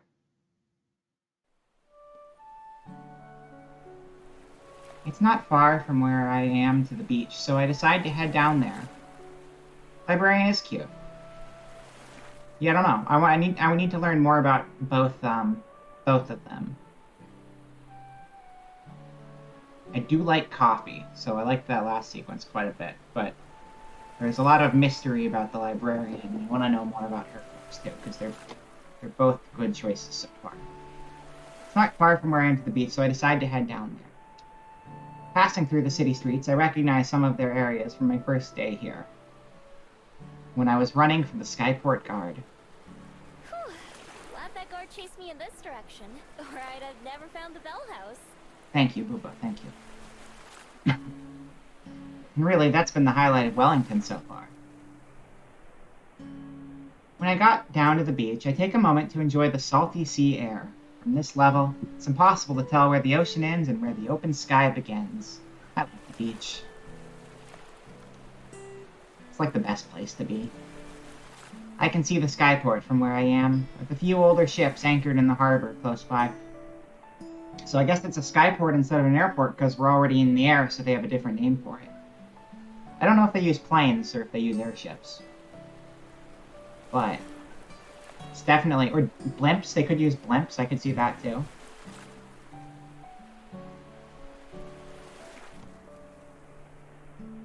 While I'm admiring the view, a worried-looking lady comes up and waves for my attention. Oh, so, there's like an ASCII art somebody posted in the reviews for this game. It's a big ASCII art of the main character. It's kind of hard to make out, but it makes sense that it'd be the main character, because it kind of has like the ears sticking out at the side. Or you can just suffer for using Twitch. You already have to suffer enough for using Twitch Mobile. Using Twitch Mobile is punishment in itself. We don't gotta make it worse. Hi, I'm looking for my son. He's about this tall and wearing a red sweater. His name's Tommy. Have you seen him? Oh no. Nope. I haven't seen anyone like that. Maybe Tommy was the other I mystery just got person. Okay, thanks.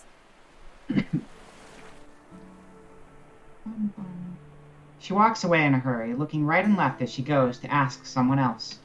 Humans sure do have it rough. Since they can't smell or even hear most things, it's a wonder they don't get lost more often. I amble along the waterfront, watching all the people as I go. Like Cuba Street, there's a lot going on. Under a nearby bridge, a group of 3 mermaids are racing each other. Close to the bridge are a bunch of people fishing, with a stressed-looking guy running back and forth between them. Next to a boarded-up market stall and some big crates, I notice something weird. It's Tommy.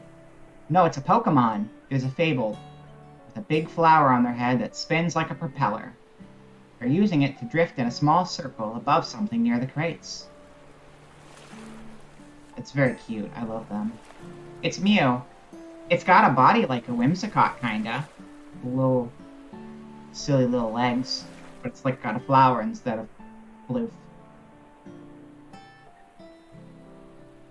It's probably an even closer Pokemon comparison out there. My mind is, I'm just always thinking about Whimsicott. I have to check it out, of course. Nobody else pays any attention. I wander over and take a look. The Fabled stops spinning as I approach and gives me a helpless look. It doesn't say anything. Is the mother a dateable option? I don't think so. I think it's just the 2 we've met initially. Librarian and Barista.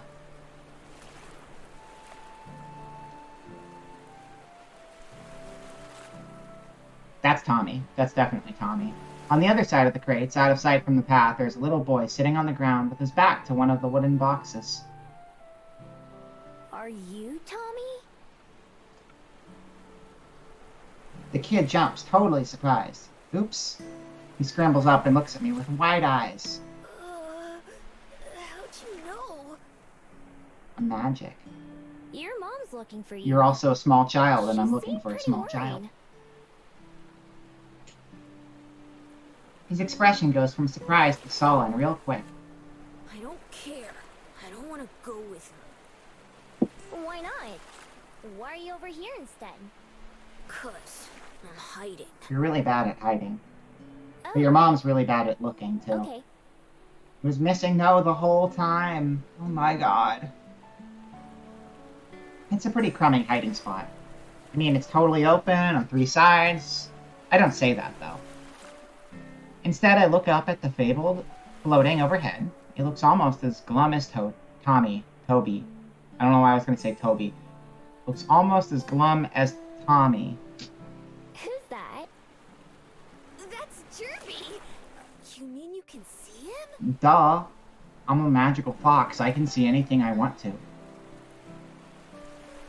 And not to eat. No, we're not eating the small child. I can. Is that weird? Mom and Dad can't see him. They think I'm just making him up. He doesn't talk, but he's real. I like the eye sparkles. They're cute. Jerby waves from up high. He kinda gave away your hiding spot. I saw him from the road. Mom can't see him, and that's all that matters. Yeah, just like the Kuragi emote. Why are you hiding from her? 'Cause... Good reason. Carry on, then. Tommy sits back down and scratches at the dirt with a rock. Guess he doesn't want to talk about it. I'm always glad to end a conversation. Well, good luck. The emote rain is it is. The emote rain doesn't work with BC Face. It only works with the Live 2D. But since my retro Live 2D was broken, I switched over to BC Face. And I changed it since the retro. Because I wanted to have the ears, but yeah. Yeah, that's only when we're using the Live 2D. That's the trade-off. But she could be divorced too or wasn't married. And it's true. It's possible.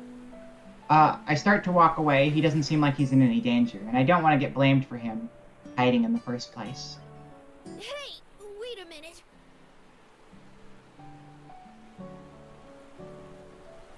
Yeah, I'll be real. Whenever people are always like, oh man, moms, MILFs, ooh, so good, or DILFs for that matter, or GILFs, or whatever people are after. But like, to me, to me, it's just like, oh, you're going after someone with extra baggage. It's like, you can like older women or older men, but like, if they have a child, you're probably going to have to deal with a child. I do not want to deal with a child. I do not want to deal with any children. Keep them away from me. They're adorable and sweet from 50 meters away where I can throw rocks at them. And that's about it. He's already standing up again. Are you gonna go tell her where I am? Before I can answer, his eyes get huge again. Tommy, there you are. I have to turn around again. This time it's the woman from before. She's already flying past me over to Tommy. Are you okay? What were you doing? Don't you ever run off like that again. Oh, I'm just glad you're safe, though. Her voice goes up and down between relieved and angry. She has Tommy in a tight hug, but he's just staring forward grumpily. Gerby is flying in distressed circles again. When the kid is at their dad's... Okay, that's fine. That's fair. But see, now you're just like... You have to be very sure that you don't want to have any more of a relationship than just meeting with them on those specific days, because if that relationship goes beyond meeting with them on those certain days, you know, you don't know. Maybe one of these days you're just going to be like, oh, I love spending time with you. Also, my husband's gone now. If they have a husband. Which presumably they do if the husband, or the ex-husband, whatever. But if they have an ex-husband, whatever the situation, don't cheat. Don't cheat, first of all. Cheating is bad. Don't do that. But what I'm saying is at some point they're going to be like, oh, go on a trip with me and my kid to Disneyland. And then you're like, you're ruining this children's theme park by bringing children into it, and now I gotta deal with them, and I just want to ride roller coaster and get kissies, but no, I can't do that because there's an 8-year-old screaming that we're not riding the Power Rangers ride, and there isn't the Power Rangers ride. What the hell is wrong with you, Jason? Stop it. Stop it. That's why you use an alias and never hook up in the same city you live in. There you go. I also am not someone who... I don't know. I always just think of like, oh wow, relationship, rather than like a fling. And I think with a fling, you'd probably not have to deal with a child. And my brain just doesn't jump there when I think about it. I'm just like, you're gonna meet them 2 or 3 times, and then the kid's gonna just show up and be a thing, and you're like, oh no, I gotta get out of here. Don't cheat, but if you're in a self-defense cheating situation, that is what you should do.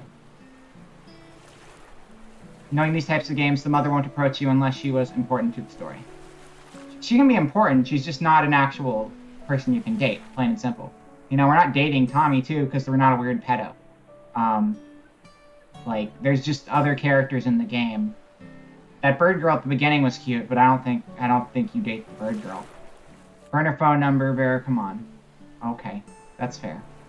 Oi, hello, Ika. You came in at a really awkward time. Welcome in, though. We're playing a cute game. It's called Please Be Happy. But yeah, you don't have to be able to date every NPC in a game. Her voice goes up and down between relieved and angry. She has Tommy in a tight hug, but he's just staring forward grumpily. Gerby is flying in distressed circles again. I am not hitting on Tommy's mom.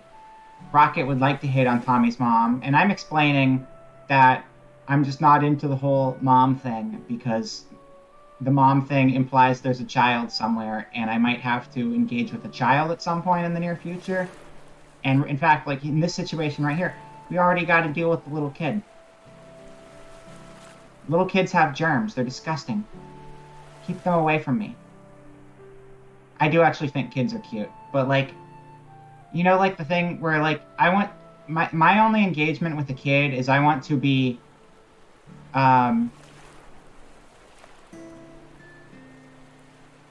like a daycare or something, where it's like I can hang out with you for your least obnoxious hours. Do you want to play tag? Do you need someone to, like, watch you while your parents are at work or something? Sure, but when it comes to, like, all of the actual responsibilities of, like, obnoxious children, I don't want to deal with that. It's like, I don't know. Like, being a teacher would be fine, but being a parent would be disgusting. As someone that's dated someone with kids, you're fine with the kid as long as they don't start calling you dad, as long as they don't start calling me dad the first time I meet them. That's fair. I mean, everyone's different. It's totally fine. This is where I stand.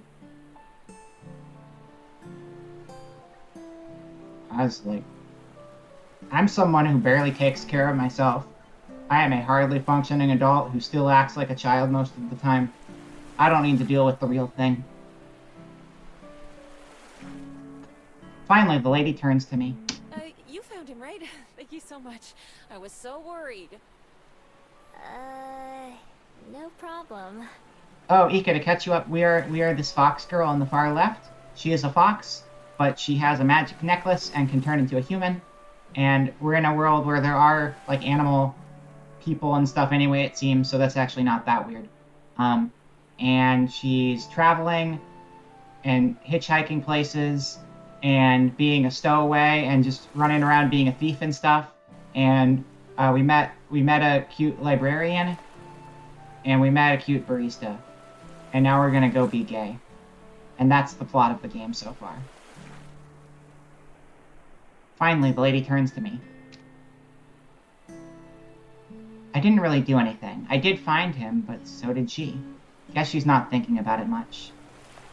Come on, Tommy, let's go home. We'll talk about this there. No, I'm not going. That's not home. My ears flinch as he yells. He stamps his foot on the ground to make his point. How to steal shit and get away with it. That's like barely even subplot. That's like main plot. I think it's like the plot is we want to steal stuff, and then gradually people start being attracted to the fox, and we have to deal with that, too. Because, I mean, the entire thing with the library is it's like we just want to steal stuff from the library, but then the librarian was all like, oh, I'm here, and your heart's racing, so now you're, like, wanting to steal things, but you're also stealing my heart. If the kid starts calling mom or dad after the first time you meet them, that means the parent has commitment issues, causing the kid to develop attachment issues. I don't want to get into psychoanalysis of children.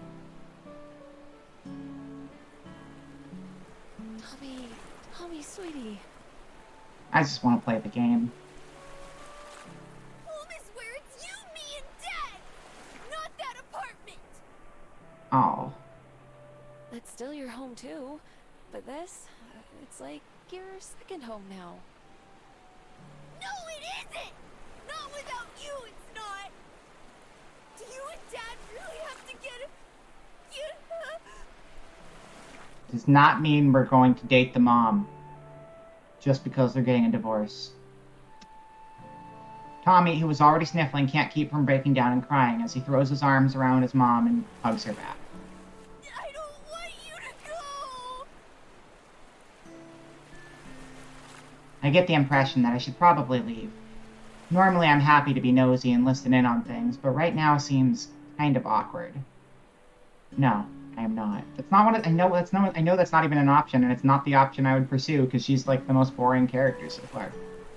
Neither of the humans notice me leave, but Gerby the Fabled sadly waves goodbye as I head off. I wonder what makes him stick around. I've never seen a Fabled like him before.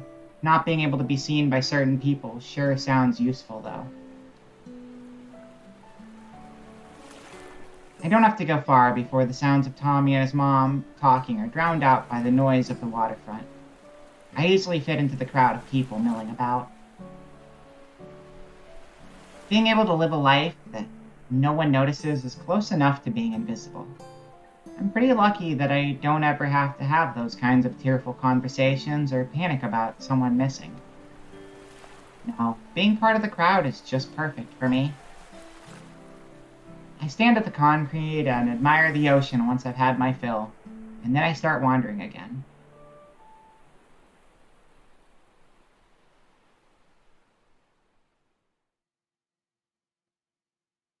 I guess we're going to go to Mount Victoria and see what's going on with whoever this is.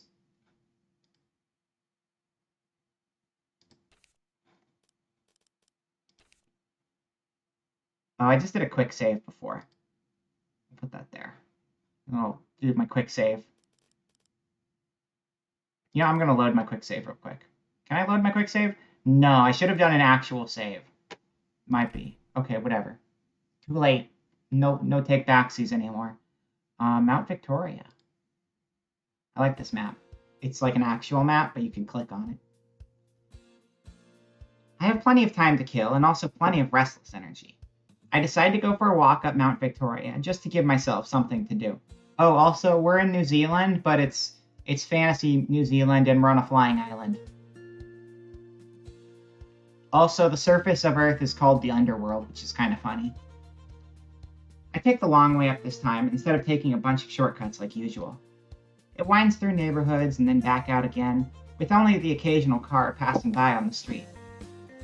Compared to some of the other cities I've been in lately, the area here is a lot cleaner, and the smell of nature shines through. It can't compare to being out in the wild for real, of course, but it's nice to not be choking on exhaust fumes everywhere I go. Miho must collect the emerald pieces, or the island will fall. It's true. This is a prequel and a sequel to Sonic and Knuckles, actually. It's kind of crazy. The houses are weird, though.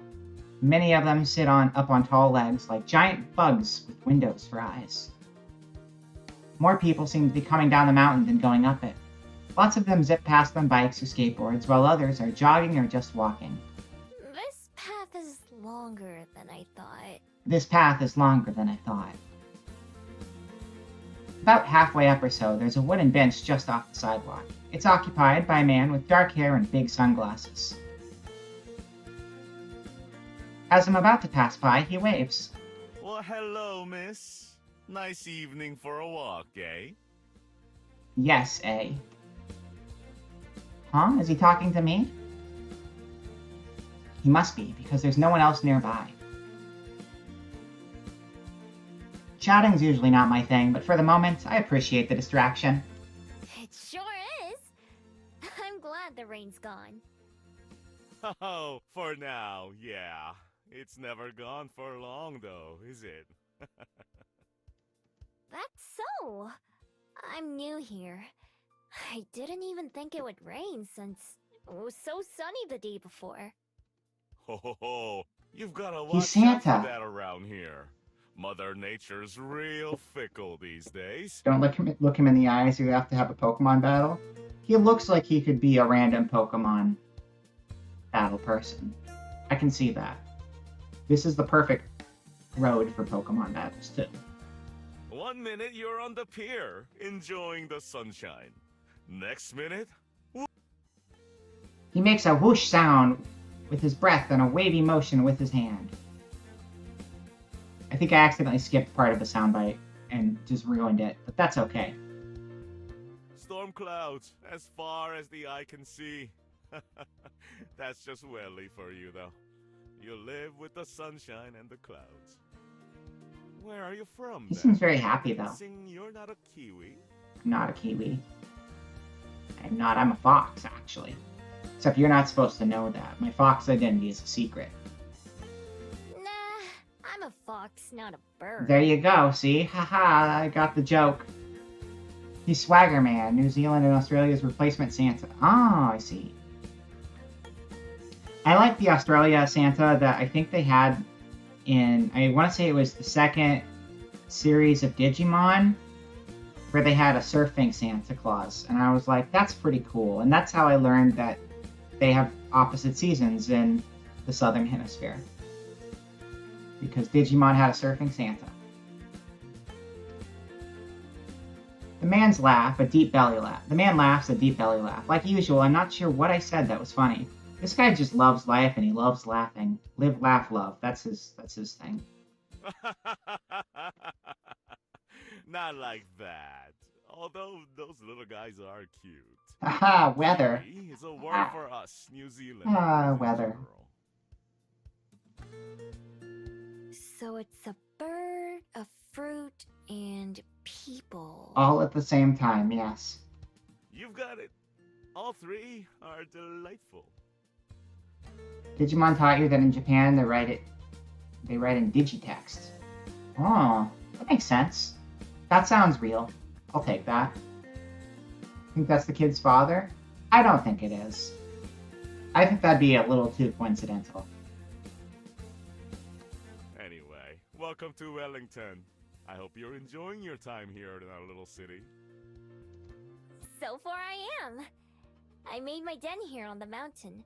I've gotten coffee a few times, and I went to the library. I conveniently leave out my plans for the next time I'm in the library.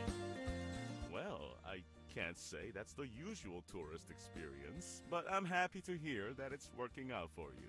Staying long? Probably.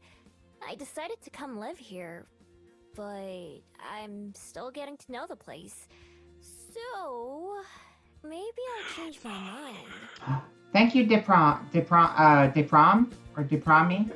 I don't know if I'm pronouncing that right. You feel free to correct me, but thank you for the follow. I appreciate it. A true free spirit, eh? I felt the same way when I first got here, long time ago. Didn't think I'd settle down for life, but here I am now. Lived more years here than everywhere else in my life.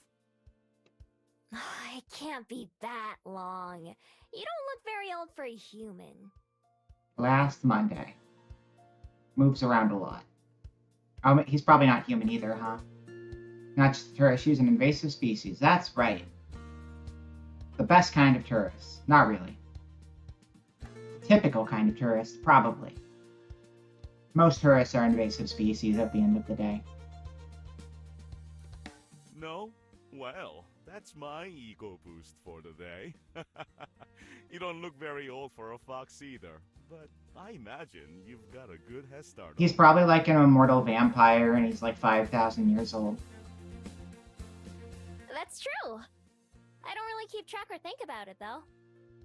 Wait. There was a bat flying around. There was a bat flying around in the mountain. He could be a vampire, just saying. He could be. That was the mountain. We're on the mountain. It could be true. He laughs again. Can't say I blame you there. I think 100 years, give or take a little on either side, is enough for me. Sun hat to keep sun out of his face. Big oversized sunglasses. And a random encounter with a bat earlier in the game. And living here for 100 years, he's a vampire. Solved it. I'm a pro. What can I say? And I'm only halfway there, so I've got plenty more to look forward to. He stands up, but has to do it slowly. And sometimes I'm reminded of how many I've got under my belt already. Thank you for the chat, miss. I better get back to the water now, and make sure Young Min hasn't fallen into the ocean or anything. Okay, so I think he's Korean. That looks like a Korean name. We still don't know his name, though. It's been a real pleasure talking with you, though. I hope you'll give our fair town a shot. Thanks. It was nice. That might be Chinese, I'm not sure. I think that's the Korean name. And I mean that for once. He waves goodbye as he heads down some stone steps, and I keep heading upwards. I've never really thought about my age compared to humans. Humans don't matter to my lifestyle. I wasn't lying when I said I don't know how old I am. It's never been important. Wonder how the whole wooden stake to the heart kills vampire thing started, because they kill pretty much everything all the same. Yeah. I don't know. Vampire lore is weird, though. It comes from a lot of different places, because you got, like, the stuff from books. You've got a combination of various unrelated folklore. I'm sure Hollywood's probably created some of the lore out of thin air, too, for that matter. It's a weird mess of lore. Places, relationships, memories, they just tie people down.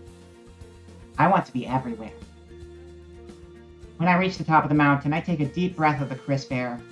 Wind blows my hair in every direction, and I can't keep it out of my face. The wind is wild and goes where it wants. It doesn't answer to anyone. That's how I've lived my life, too. Free spirit. That's what the man called me, and I like the sound of it. It's gonna stay that way forever in this dating sim. What could possibly go wrong?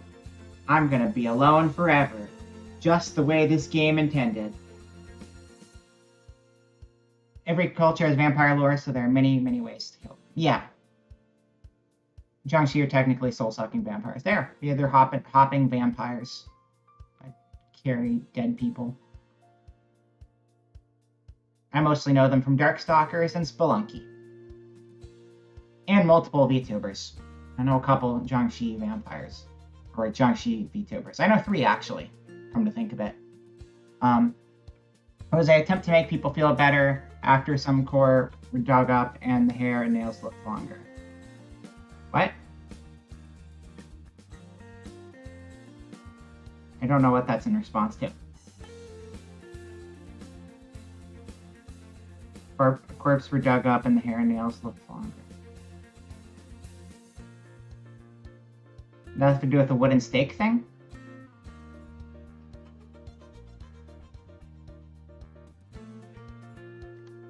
I can see the smudges of a few people down by the beach and on the pier. Is one of them the man I just met? There's no way to know.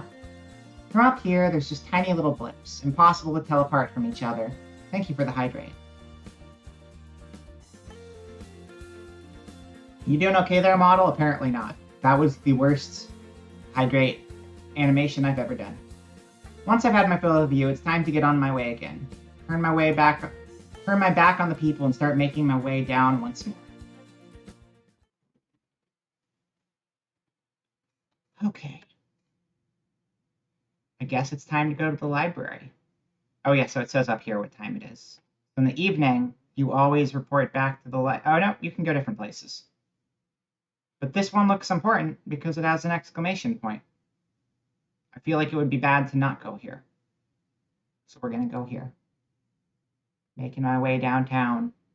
We're not though, we're not going downtown. I'm sorry, I failed your song already. And the moon is high in the sky. That's amore. I decide it's time. This is the perfect kind of night for me. There's not much wind, meaning I'll be able to hear or smell anyone approaching. It's a little cloudy too, which gives me some cover from the moonlight. I make my way back up to the library, stopping as soon as I'm within sight of it. I find a shadowy place to hide and watch the front for a few minutes. Like I hoped, nobody goes in or out. All of the windows are dark, too. I slowly creep up towards the entrance, ready to transform and flee if I have to. Nothing happens, no one tries to stop me. I peek into one of the windows, it's dark inside, and I can't see anyone at all. Perfect. I move around to the backside of the building and check those windows too. Same thing, it's dark and empty. This is gonna be too easy. Back at the front door, I pick the lock and slip inside. I sneak from room to room, revisiting the items I memorized yesterday. They're not expensive or fancy enough to think of them as treasures. Tifa? Oh, too easy. That's right, she says that, doesn't she? I end up leaving a lot of them alone, since I don't want to carry too much with me. The rest go into my coat pockets. Finally, I end up back at the painting in the corner, the piece that started this whole plan.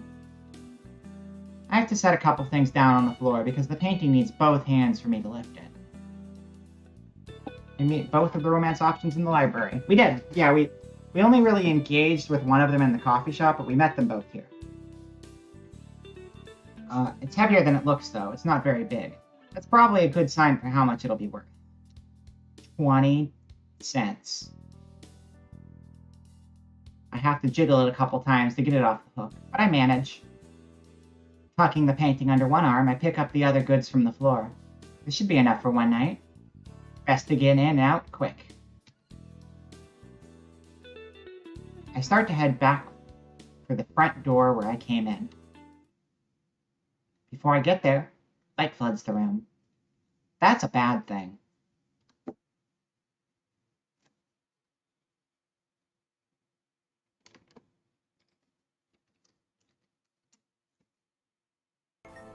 I'm Guy. Thank you, Hueba.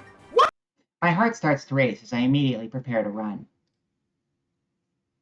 A quick glance over my shoulder shows the woman from last night standing at the top of the stairs. Her eyes are glowing blue with anger. Yeah. She takes a step forward, not seeming to touch the stairs. Leave that painting alone. But I don't wanna. I gotta get out of here, now! Throwing caution to the wind, I clutch my spoils tight and charge for the door, trying to make myself as small a target as possible. The painting is too big for me to transform and still hold on to it, so I've got to do this on two legs. Stop, please! That is a different... That is not anger, that is panic. I don't stop.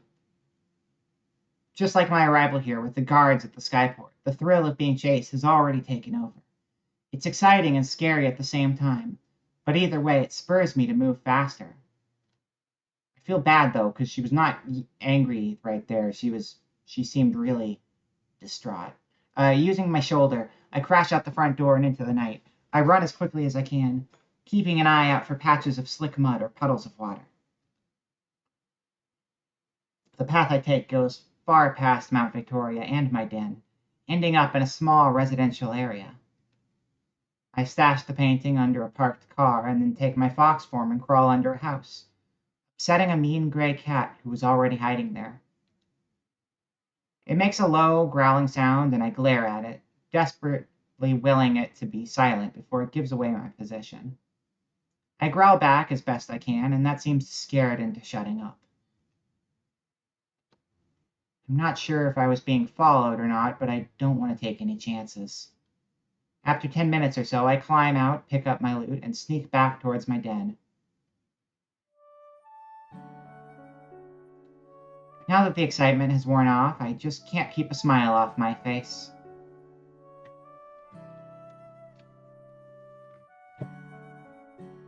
There's nothing more satisfying than pulling off a heist, even one as easy as this.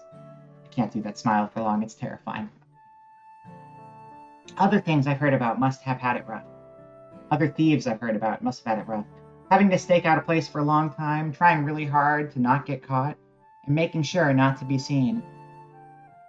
I've never done much planning, I just do whatever feels right. My ability to transform makes it pretty hard to catch me, although I have had to leave behind the stuff I was taking once or twice. And honestly, it would get boring if I never got caught and had to run. My good mood lasts me all the way home, and then disappears completely when I see who is waiting for me. Do you know who's waiting for me, chat? Break time is waiting for me. We're gonna take a quick break. Not a full break, we're just gonna do like a 5-minute break real quick. Dog, definitely dog. I miss Dog. Dog the fox. Dog's doing well. If you're out there, dog, I hope you're doing well. Anyway, I'm going to be back in 5 minutes, so just a little baby break. So I will see you all shortly.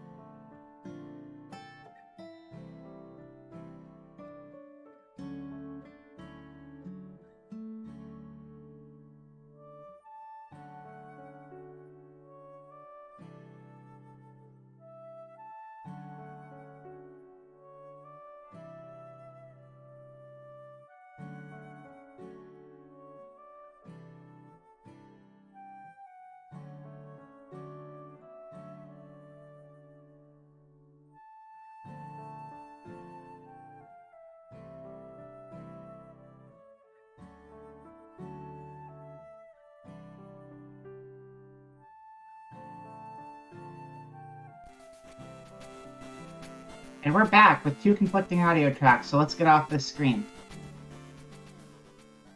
That's better. Alright. Yeah, I'm thinking maybe 30 minutes to an hour more tonight. Whatever the most real logical place to stop off would be, like end of chapter or something. That'd probably be where we should go to. Because this definitely seems like it's going to take a couple sessions to complete a playthrough. And I know it has a bunch of endings, so there's different playthroughs you can do. So, you know, that's something you guys can do on your own head, too. Gotta head out right now. That's okay. Have yourself a good night. But, for now, let's see how much further we can make it right now. Alright, my good mood lasts me all the way home and then disappears completely when I see who is waiting for me. No, because the soundtrack's really pretty. I don't want to conflict with it. Oh, it's her. The woman in white. She's very good at tracking. She stands just outside my den, looking like she doesn't care at all about the cold or the mud. In fact, her perfect clothes don't seem to get dirty at all. With her back turned to me, she's staring up at the moon, but she faces me as I approach. She has the same calm presence as when I first saw her, but I can see a mournful look in her eyes, which have gone back to brown instead of furious blue. Yeah, her eyes were like super bright before. My heart quickens almost suffocatingly as she watches me intently. I know how quickly calm can turn into anger. I should run, but I can't look away. How did you find me here? Before I even got back? She's not. You may be a fox, but she is a super fox. A friend of mine told me you might be found here. Got it. I figured it out. So, you know how that guy who she was talking to on the hill, was clearly, like, you know, immortal, or, like, at least very old, and seemed to me to be a vampire, because we also had that bat earlier? That friend of hers could be him, so she knows the vampire. So maybe she's a vampire too. Or she's at least friends with a vampire. Because the bat that flew by this hole in the ground where we're hiding clearly knows we're here.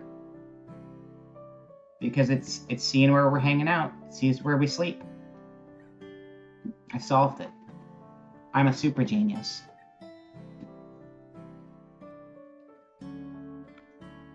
And her clothes are pristine because she transforms, and then her clothes are, like, not dirty because they transform with her. So she interviewed the vampire to find out where the den was. Yeah, she had an interview with the vampire. That entire movie was actually just a prequel to this game. Did you know that? It's crazy. Her voice is soft and warm, unlike the way she shouted back at the library. A friend. But who? I wasn't followed, I'm sure of that much. With the shock of being found wearing off, the realization I'll need to find a new place to stay sets in. After all that work, too. I apologize for showing up uninvited. I'm here to ask that you please return that painting to me. You may keep the frame, if you'd like. But the painting itself is very dear to me. I mean, that's a good deal. We only really wanted the frame anyway. I look down at the portrait. I've been carrying it for a while now, but I haven't given the picture itself much thought. For Horcrux? I don't actually know what Horcrux means. Is that a vampire thing, though? Because that would make sense, then. That would make sense. I've heard that word before, but I don't really know what it means. It's a beautiful painting, and clearly very old. The girl shown in it wearing a long, flowing dress, looking down with a small smile. And also... She breathes out slowly, and my eyes narrow. It's the sound people make when they're acting calm, but they're angry. AIM, hello! Let's go back to the office and have 2 audio tracks briefly, because we have conflicting audio, because that's what happens sometimes. Welcome, Raiders! Hello, AIM, it's great to see you. If we could get a shout out, we were playing House and Fata Morgana. From one... That's a visual novel, right? From one visual novel to another. Well, welcome, Raiders. I hope you had a good stream. Are you just starting that, or are you going through it on a repeat playthrough, or... Hope it went well, though. Oh, no. How's this visual novel? It's been cute so far. We've met... I think there's like 2 eligible bachelorettes, and we met both of them. We're having a confrontation with one of them, because we just stole a painting from her, and she wants it back. You're quite deep into it now. Nice, nice. But yeah, it's been going pretty well. We're a couple hours, a few hours into it. I guess we're like, yeah, 3.5 hours in or something, probably, if you don't count all the time I waste in between gameplay. But yeah, it's been pretty good so far. It's really cute. It's got a good soundtrack, and the art's really pretty. I played other stuff by this dev before, or publisher anyway. I don't know if they're all developed by the same people, but so far so good. To your battle stations, prepare for battle. We're not battling right now. We're not battling right now. But yeah, I'm glad your stream went well. If anyone, if other Raider doesn't know me, I am Vera Proxima is my name. I almost forgot who I was. I almost said I was AIM. I do that sometimes. I get confused. Buckle in for not battle. Sounds good. I'm Vera Proxima.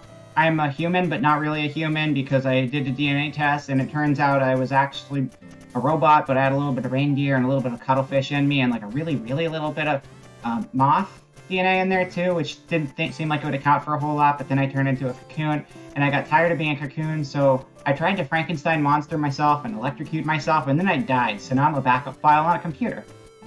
My lore is weird. Welcome to my channel. Let's play the video game. I'm VeraTuber, that's right. Vera Imxama. That's right, that too, yes. Alright. She breathed out slowly, and my eyes narrow. It's the sound people make when they're acting calm, but they're angry. I'm clicking in the wrong window. Should you want it, I have an extra room. Vera Lore in is, my library. I don't even know what's going on with it. And a warm meal. That's a lie, I know exactly what's going on with it, it's stay just as weird. long as you wish. You're still being really nice to me, despite the fact that I just tried to steal your painting, so thank you for that. Whatside, thank you for gifting a sub to AIM, I appreciate it. Also, you've gifted 50 subs in this channel, holy crap. Thank you so much for all the support, that's wild. Thank you, thank you, thank you, and AIM, enjoy your sub. Nice. Yeah, peek me nice, yeah. Yeah, so she's still offering us a room despite the fact that we super pissed her off and she went all like potentially vampire mode on us. The US Navy wants to know your location. Aw, snap. Huh? After I just tried to rob her, she's offering me a place to stay? Okay, now I know this must be a trap. There's no way. Also, would you recommend playing Fata Morgana? I've been curious about that game. I hear it's like a really big one, right? That's like a super long game. Although, it's the same thing she asked me last night before I broke in. I'm sure she doesn't remember that. Why? Because I have more beds than I could possibly fill, and more food than I could eat.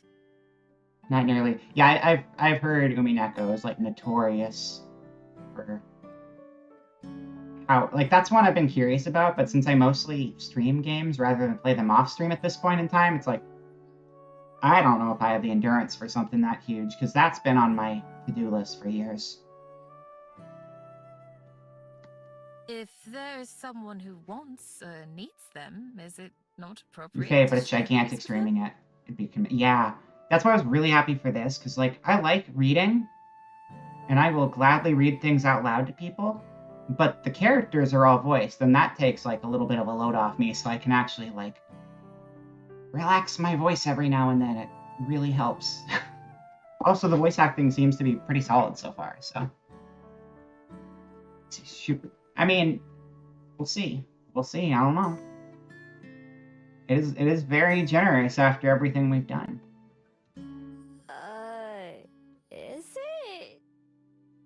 cooking companions for the next visual novel, and you post shifty eyes. Something tells me... Hold on, I'm Googling this. Something tells me this game might not be a very TOS game. Let's see. Cooking companions.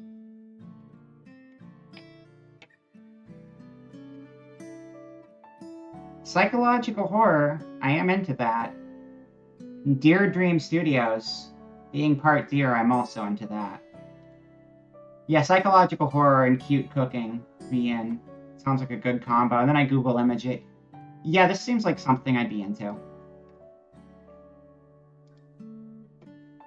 Potentially. Let's see what the Steam reviews say. Or the Steam tags say, rather. Hey, if they don't put the nudity tag on there, anything's possible. Cooking Companions is a good game. It looked interesting, what I just saw of it. With Booba, I never know whether I should trust the things Booba brings up in chat. It's the same thing she asked me last night before I broke in. I'm sure she doesn't remember that. Because nobody... That's another thing with this game. Nobody can ever seem to remember us after 24 hours. Wow! I'm not sure what answer she wants to hear. She looks at me again, the same expressions as it was at the library. Well, her offer does sound kind of tempting.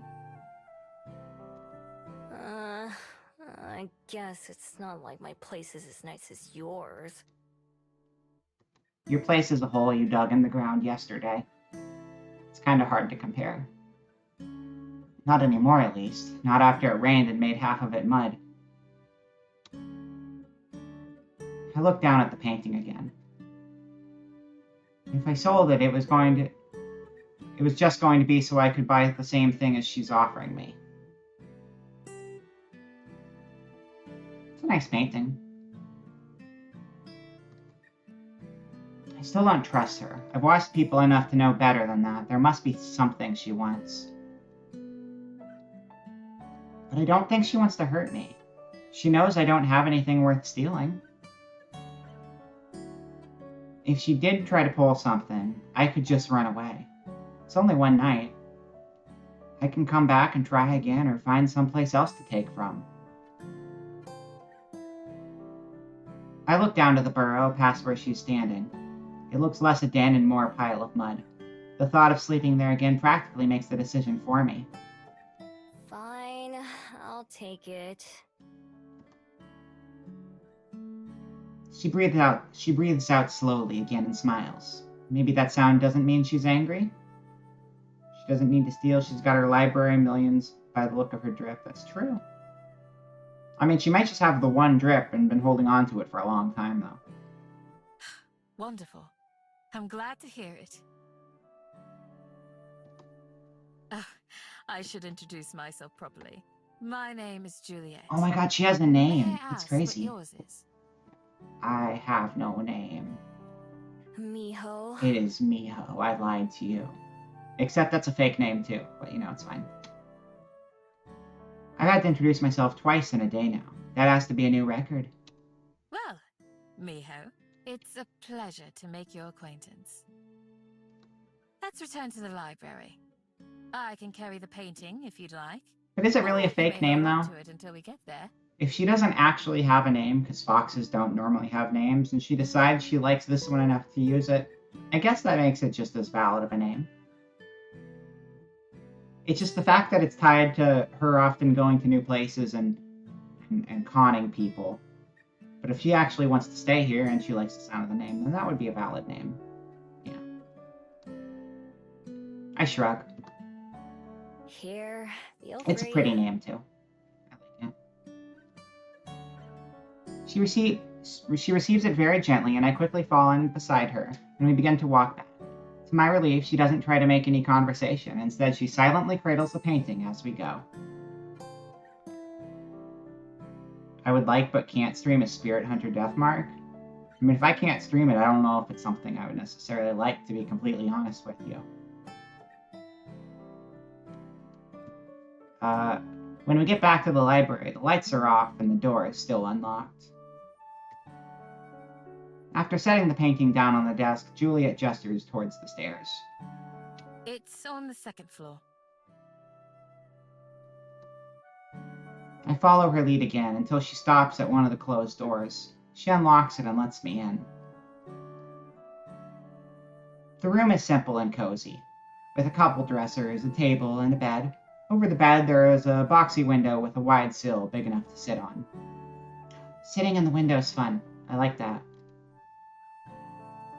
You can technically stream anything once, that's true, but I want to be able to stream lots of things many times, and that's where the difficulty comes in. I hope the food is to your liking. Oh, on the table there's a Down the hall from here, on you'll the table find there's a a refrigerator, and you may help yourself to anything in there. There's a cheese sandwich and a few apple slices, plus some sort of cake. There's also a pitcher of water. Yo, I get free food and room and board, and all I had to do was attempt to steal a valuable object that means the world to somebody. It's a pretty good deal. My study is just past that. I forgot I had a If you carrot need stuck in my anything, neck. Don't hesitate to come find me. Is there anything more I can bring for you? I shake my head, still in disbelief. What am I even supposed to say in a situation like this? I just stole from her. And now I have both a bed and food in return. You'd like to stream more than one horror game? Yeah. As if to answer my confusion, she gives a calm smile. It doesn't help. Then I'll leave you to it. We can speak again in the morning. Good night, Miho. The door shuts behind her, and I expect to hear Juliet lock it. But when I try the knob, after giving her a few moments, the door opens quietly into the dark hall. Juliet's nowhere to be seen. I pull the door back shut behind me and inspect the room, looking for any hidden threats. I also check the food, sniffing it to make sure there's no poison or anything. If there is, I can't smell it, so I dig in instead. Whoa. This is really good. There's 3 different kinds of cheese in the sandwich, which is 2 more kinds than I knew existed. The bread is soft and buttery, and when I take a bite of the apple, juice rolls down my chin. The water that I wash it down with tastes better than the water from the stream by my den. When I'm done eating, I climb into bed, still feeling overwhelmed. More specifically, not knowing how to feel. Part of me fears that I've made some gigantic mistake and that I'll wake up in danger if I ever wake up at all. Trusting my instincts has kept me alive on multiple occasions and for hundreds of years. Enough that I've lost count of exactly how many. But something tells me I don't have anything to fear from the woman who I can only assume is my host and the owner of this place. So with that in mind, I pull the blankets up to my chin and adjust the luxurious pillows beneath my head. Who knows? Maybe the morning will bring trouble with it. But right now, just sleeping sounds all right.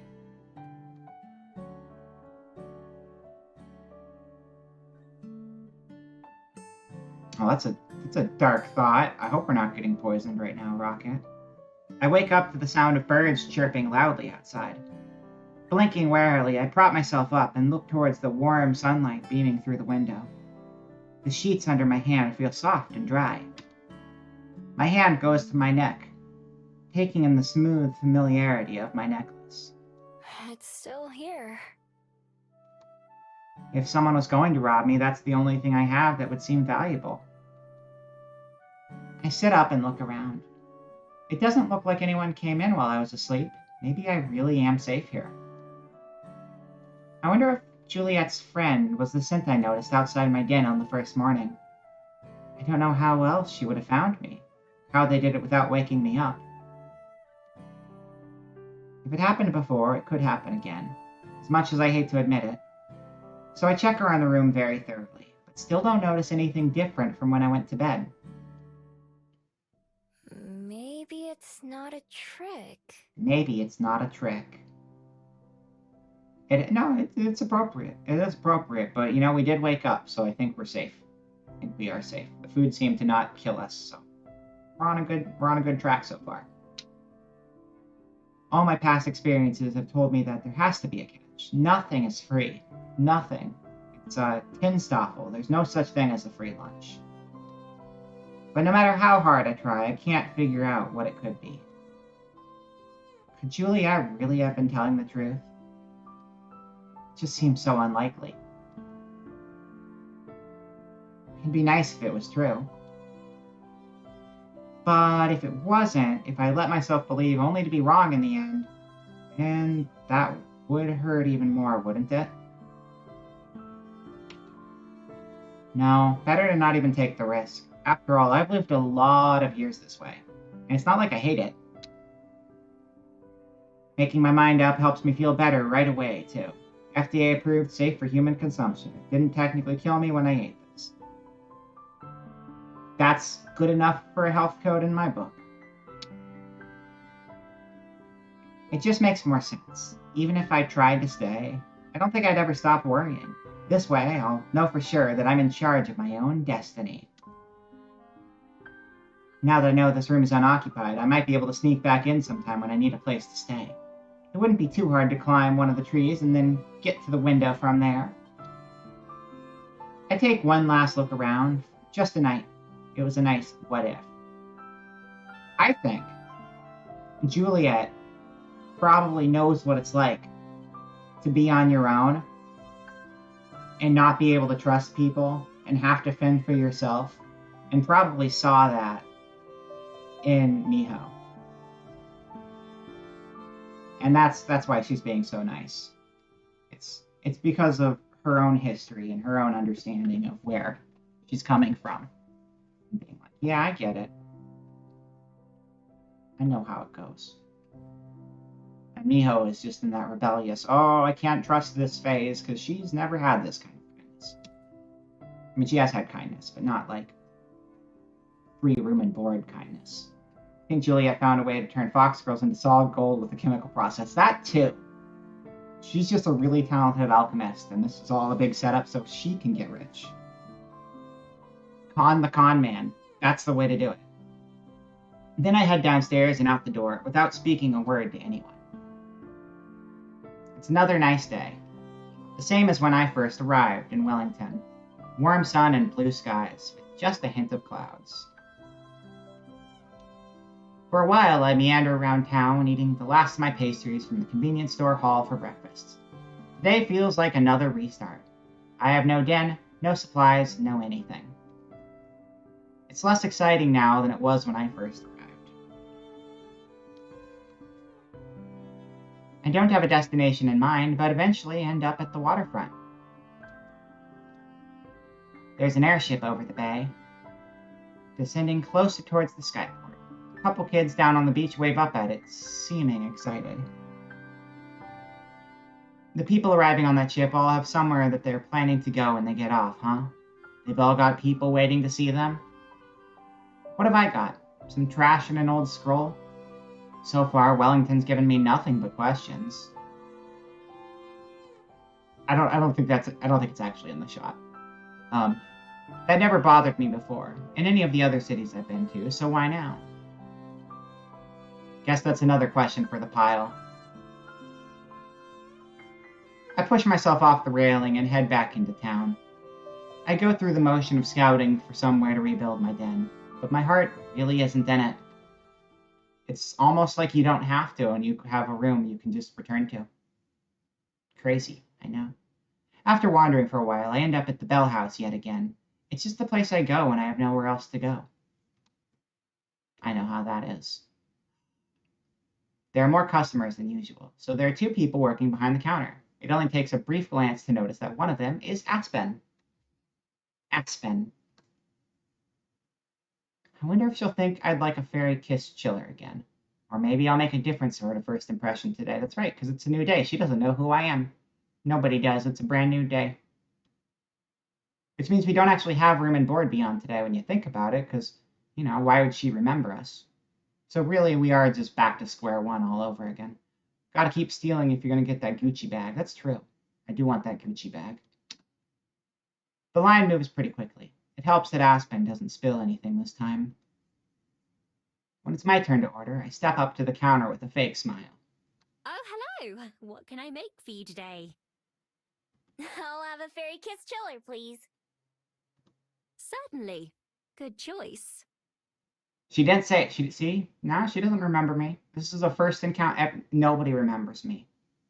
I am a lone wolf, technically a lone fox, and the world will never remember me when they wake up tomorrow. I reach for my wallet to pay, but she stops me. Oh, don't worry about that. It's on the house today.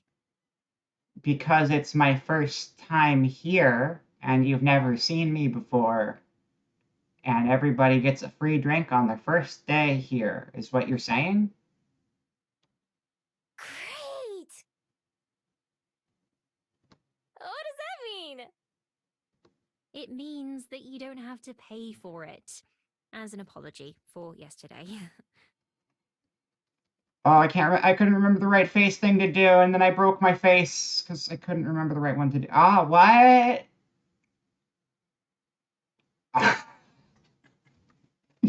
Oh god, I just broke my entire face. Hold on. I broke my face for a second. It's fine now.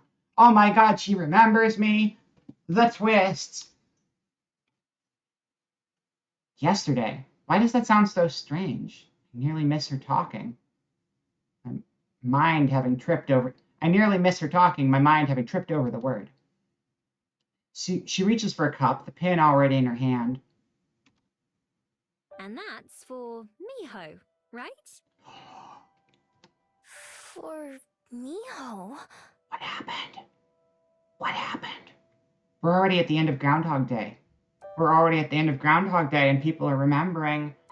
People are remembering her. What's going on?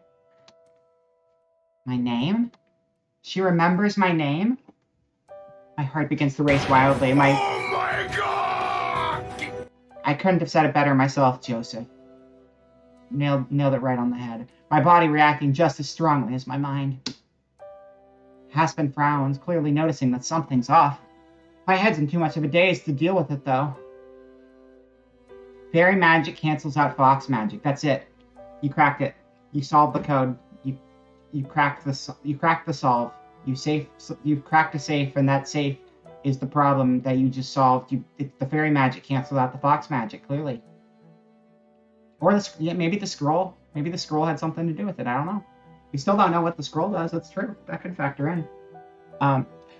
Aspen frowns, clearly noticing that something's off. My head's in too much of a daze to deal with it, though. It is Miho, right? No, because you don't remember me. You can't remember things that you don't remember. That's against the rules. She checks the notebook on the counter, brow furrowing deeply as her finger slowly moves down the page and taps on one of the lines. The Elder Scrolls, that's right.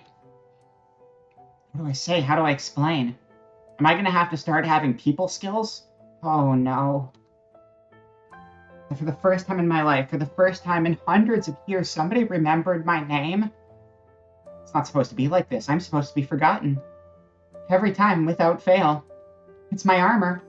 It's my life. I take a step backwards. I have to run. I have to get out of here. I have to get away. But where to? I've just been running, and I don't have anywhere else to run to.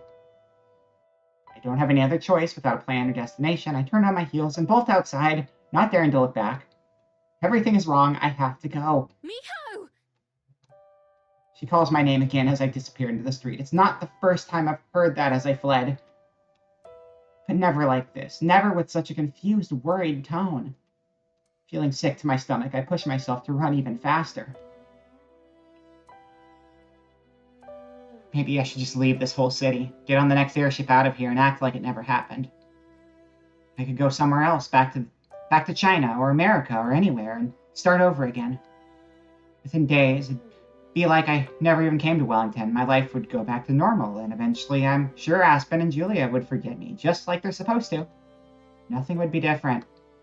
Except that's not quite true. I wouldn't forget what happened here, even if everyone else did. No matter what, I'm sure I won't be able to get these past few days out of my mind. When I get to Mount Victoria, I finally stop running, not because this place is special or because I want to come here, but because I don't know where else I'd go. I make my way up to the top of the mountain, just like I did on my first day. The view, which I admired so much last time, doesn't do much for me now. Instead, the city looks cluttered and confused from up here.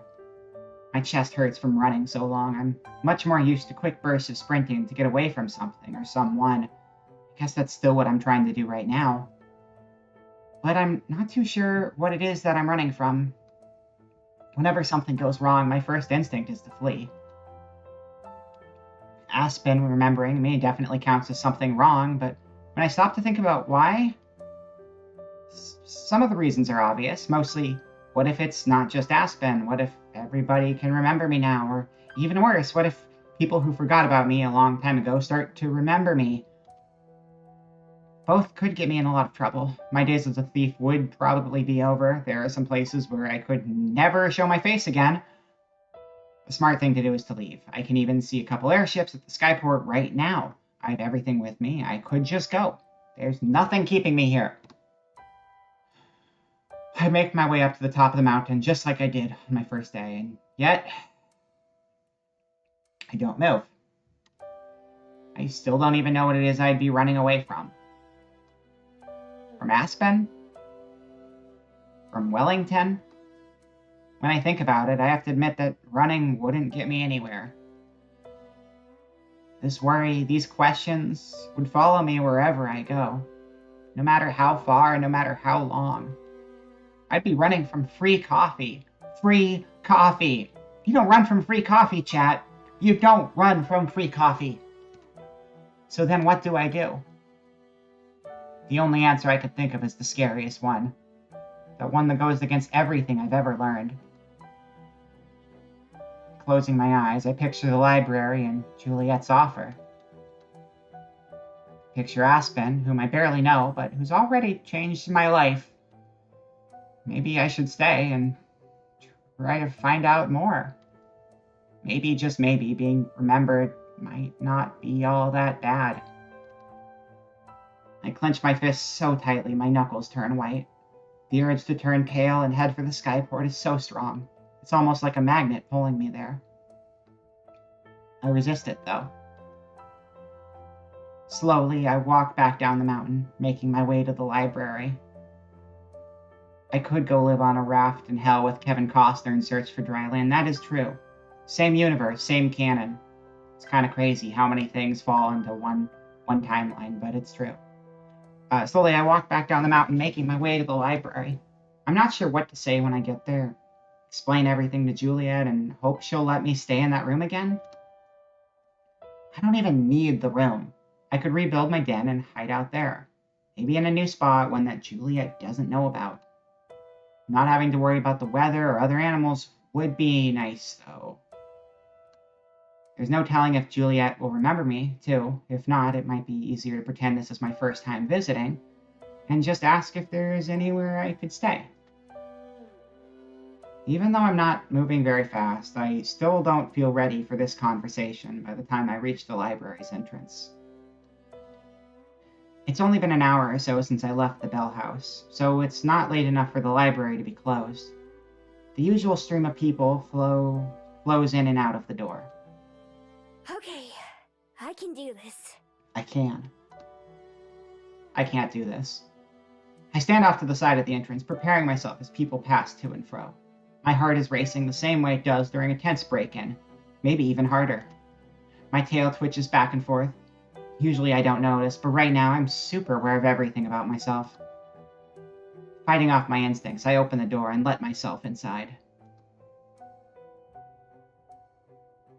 I'd been expecting to have to look for Juliet, but instead, she's right by the entrance.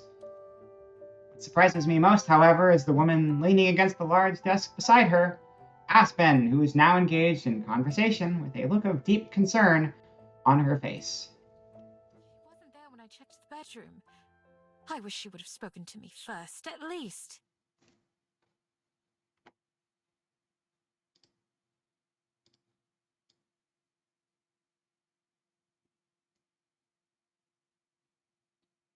You guys can take this one for me, chat. I'm fine. I'm just gonna hide.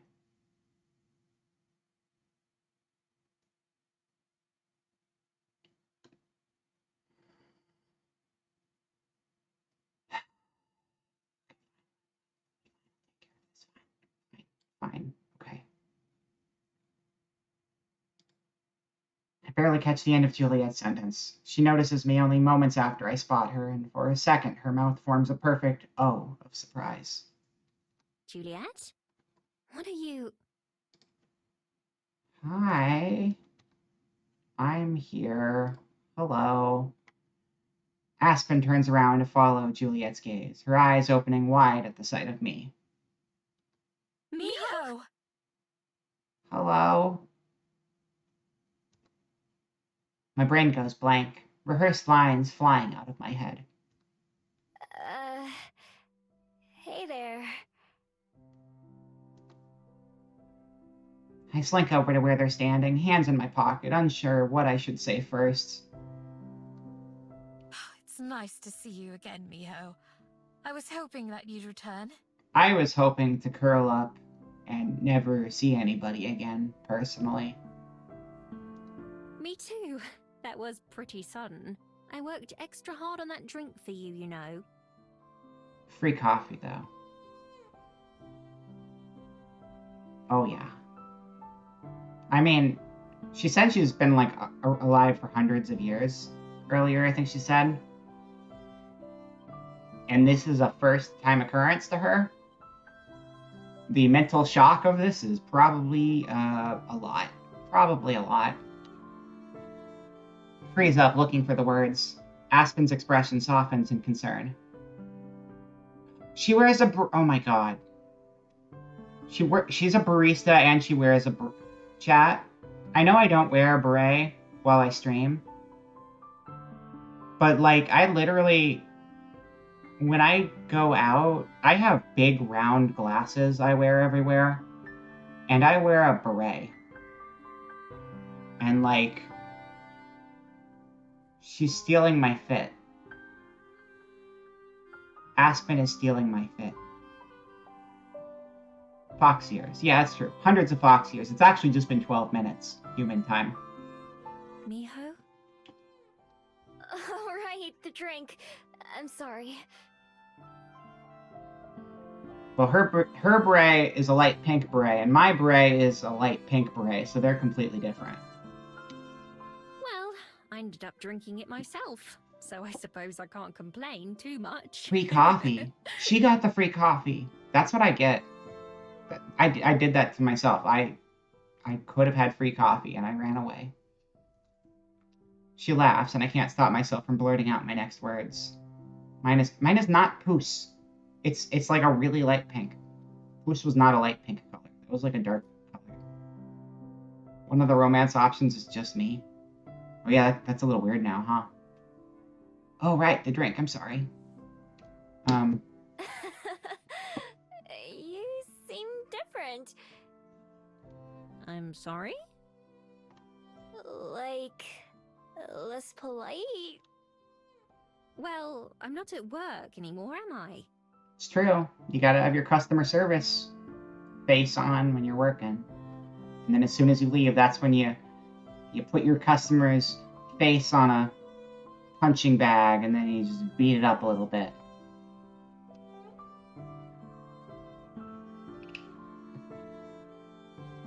What am I even saying? What am I planning on saying? What was I planning on saying again? Will you be staying for a while, Miho? If so, we can continue this conversation in the dining room. It's a bit more private there. Juliet takes charge of the conversation effortlessly, and I accidentally sigh in relief. Yeah, sure. That sounds great. I'm not gonna run away again. No. Not for at least the next 5 to 10 minutes. I'm glad to hear that. Right this way, then. Juliet leads the way down the hall and into one of the locked rooms. I forgot we just had a bunch of 7s going across the top of the stream this whole time. It's magic. We enter a cozy little room with a table and a few chairs, as well as a fridge. The three of us sit down, although I move my chair so I'm not so close to the others. Can I get you anything to eat or drink, Miho? I shake my head.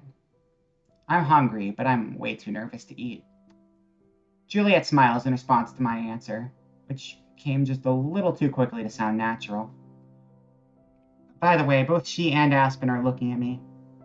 I can tell they're expecting me to say something first. None of the words that I planned are coming back to me. What do people even say in a situation like this? The temptation to run away is overwhelming. The door is just a few feet behind me. My knuckles brighten as I tightly clench my fists in my lap, pushing myself to resist the urge. I told myself that I'm going to take this chance. Even if it's the hardest thing I've ever done, I'm going to be honest with them. Well...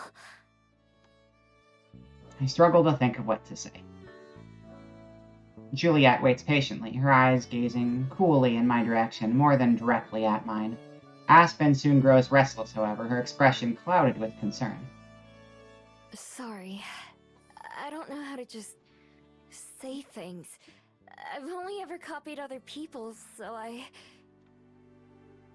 Aspen's expression clears up in some sort of understanding. It's okay, Miho. Take your time. So I don't really know how to talk like this. She's doing okay. You're doing just fine. Yeah. If you say so. It's not just talking either. I don't know much about anything. Well, anything human. All I really know about is being a fox. And all we foxes care about is how to survive. Off of Quickie Mart food, primarily. It might be hard to believe, but I'm not a normal fox either. There's something kind of special about me. That I rob convenience stores. And turn into a person. I guess that's kind of different, too. I finger the beads around my neck. Their constant warmth and presence is reassuring. I avoid looking at either Aspen's or Juliet's face. What else? Usually, I have to steal to get by. I don't Mayhaps. just have to, I like to. Mayhaps. I'm good at it too. That's how I ended up meeting Juliet.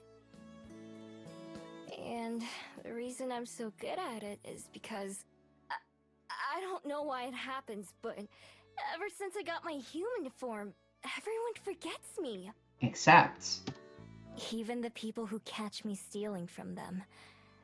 After a day or two, I can walk right past their face and they wouldn't even recognize me. We don't know yet. Could be anything. Maybe the factor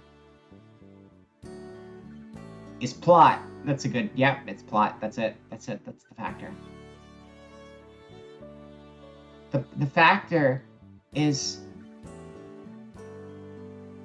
happy. These people make her happy, because the game is called Please Be Happy. Which means she's had a very unhappy life, if that was the case. I don't know. We'll find out. Next time on Vera Channel. Probably. Until Aspen remembered who I was at the Bell House. It was such a shock that I ran away. That's what I always do. I was thinking about leaving Wellington forever, even though I just arrived a couple days ago. I'm still kind of tempted, but instead, I came back here. And that's it. I think she did a pretty good job explaining all of that. Just hearing the words coming out of my mouth makes me want to die of embarrassment. Makes me uncomfortable when other people think about me. Same. That's why I go on the internet and talk to people. Don't question my logic. And yet, putting everything out there feels surprisingly good. It feels like a weight has come off my shoulders. There's no going back now, and that's a relief in its own way. So you're saying that you've never ever had a family? Or a friend? Well, you put it like that, and that's kind of... Nope, never. And not since I stopped being a regular fox, at least. Oh. I'm so sorry to hear that. Okay, it's just been traumatic life experiences. It happens to everybody.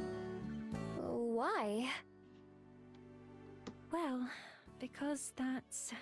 not to be rude, but that sounds rather lonely. That is pretty lonely. I think you probably need this opportunity to like socialize a little bit and maybe know what it's like to interact with the rest of the world outside of just robbing convenience stores in the middle of the night. Lonely, huh? I've never thought about it before. But now you have. I see. Aspen sits back, still looking concerned. From the way she keeps fidgeting, I get the impression she wants to say more, but is holding back. Juliet swoops in to salvage the situation. You have been very brave to stay here, Miho. I'm personally glad that you decided to come back to the library. I had your room prepared in hopes that you would. Yay! You're welcome to use it for as long as you'd like. I think that we could become great friends. Yo, we just unlocked friendship, chat. We did it. We unlocked friendship. Where's my party mode at? Hold on. Party mode. Party mode is on. We unlocked friendship. Let's go. Friends. Wait, where'd party mode? Is party mode not on? Should be. Party mode. It's time to stop. It's time to stop, okay? No more. I think party mode broke.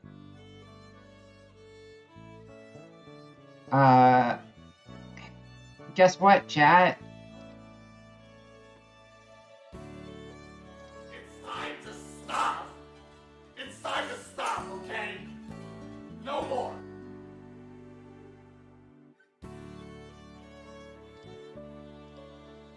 Wow, party mode activated. Just the way it's supposed to. My command worked perfectly. No problems at all. Yeah, I don't know why my command... I don't know. I'm still figuring it out. They're all new commands. Here, I'll turn glitch on for you manually. It's fine. They were working perfectly yesterday. I don't know what the deal is today.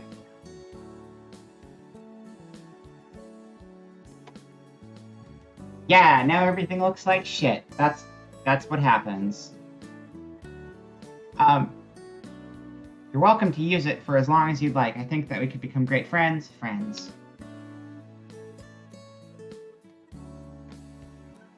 Oh, this is bad when you gotta read things on the screen, though. Oh no, that's awful. I roll the word around in my mind as if it were a strange food I'm gingerly trying. Is that a word that fits me? Is that something I could have? It's never seemed like a possibility before. None of what Juliet offered me has. Right now, it feels like I'm standing at the end of one path and the beginning of another. I could turn around and go back the way I came, back to the den and a life spent alone. I know that world. I've lived in it for so many years. But I can't just go back. Not now. Not when there can be something more. Something new. Everything could be different if I just let it. When I look at Aspen and Juliet, I can tell what they're hoping I'll say. I think I'd like that. Aww. Touching moment. With a bunch of random crap in front of it, but still touching moment. Big smiles take over both their faces. Slowly, I let myself smile too. Well then, Miho.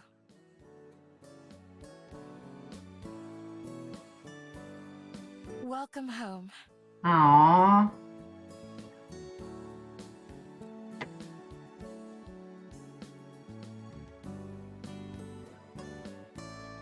There you go. You can get a clear shot of it too for a second. I will still honor the redeems though. Even though technically one of those was my redeems. That's fine. The glitch was not though, so I'm honoring it. Okay. Okay, I'll turn it off then. Oh wait, I have to do it the other way though.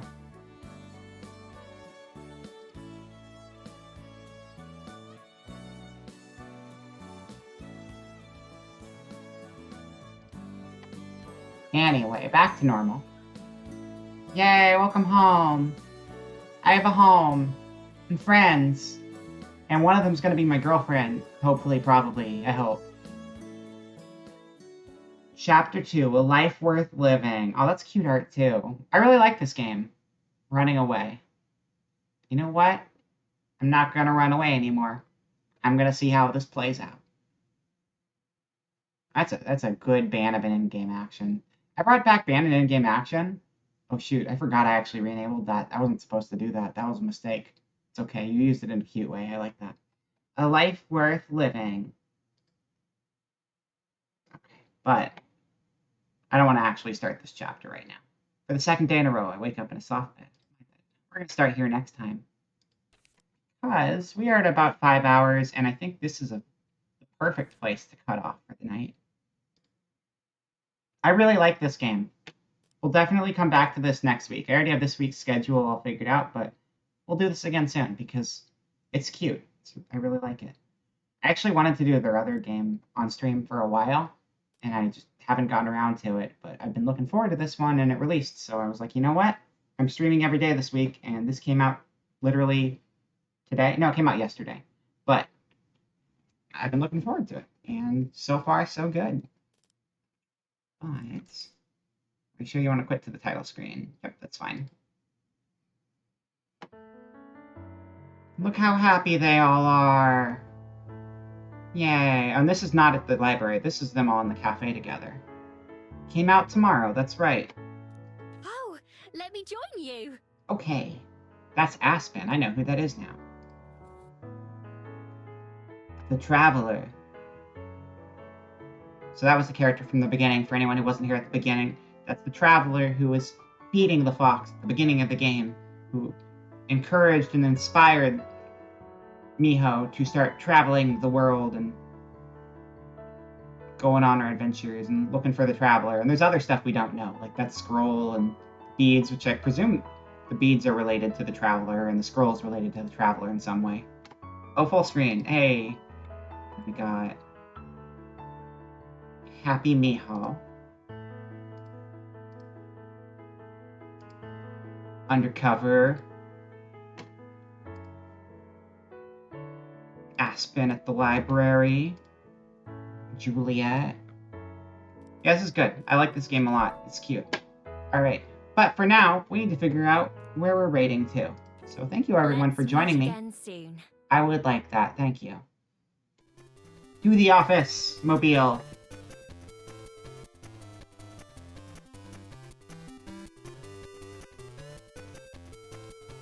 Did my new follower leave already?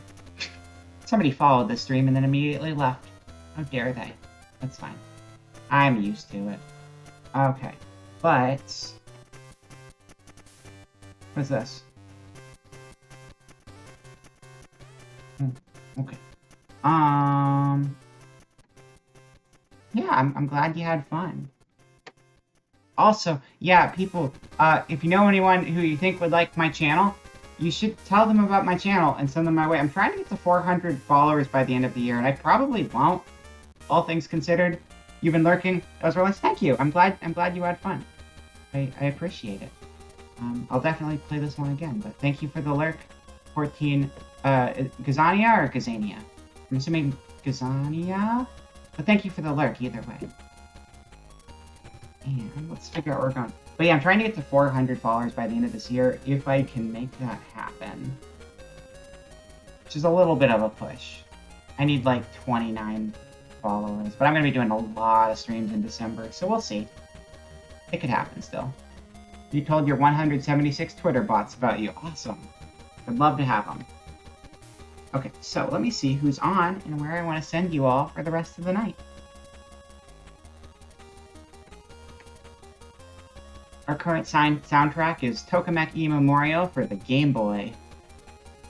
I haven't really listened to these tracks yet. I just kind of downloaded them and hoped they were okay. But they seemed appropriate for a day where we're playing a visual novel game.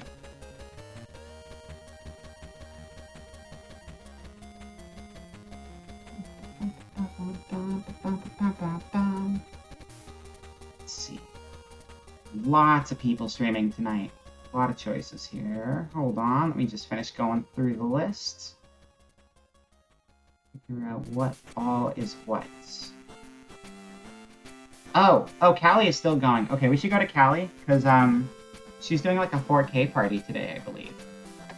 So, she's probably gonna keep going for a good while. She's at 6 hours, but she has a new model. It's a cool new model. I'm looking at it right now. Yeah. I'll send you guys over there. Schedule real quick. Where did I hide that schedule? I'll just bring it in here real quick. 1 second. There. Bam. Here's the schedule. So tomorrow we're going to be finishing Plague Tale at 6 p.m. PST. Thursday at noon, we'll be playing more Atelier Sophie. We're getting close to the end. We gotta be getting pretty close. I don't think Plachta is playable yet. She's got a body now, but I don't know if she's actually in our party. It's been a little bit since we played it last. Friday, we are playing Cruelty Squad for a very drastic change of pace. And then we're gonna just get depressed with some Nier Automata on Saturday.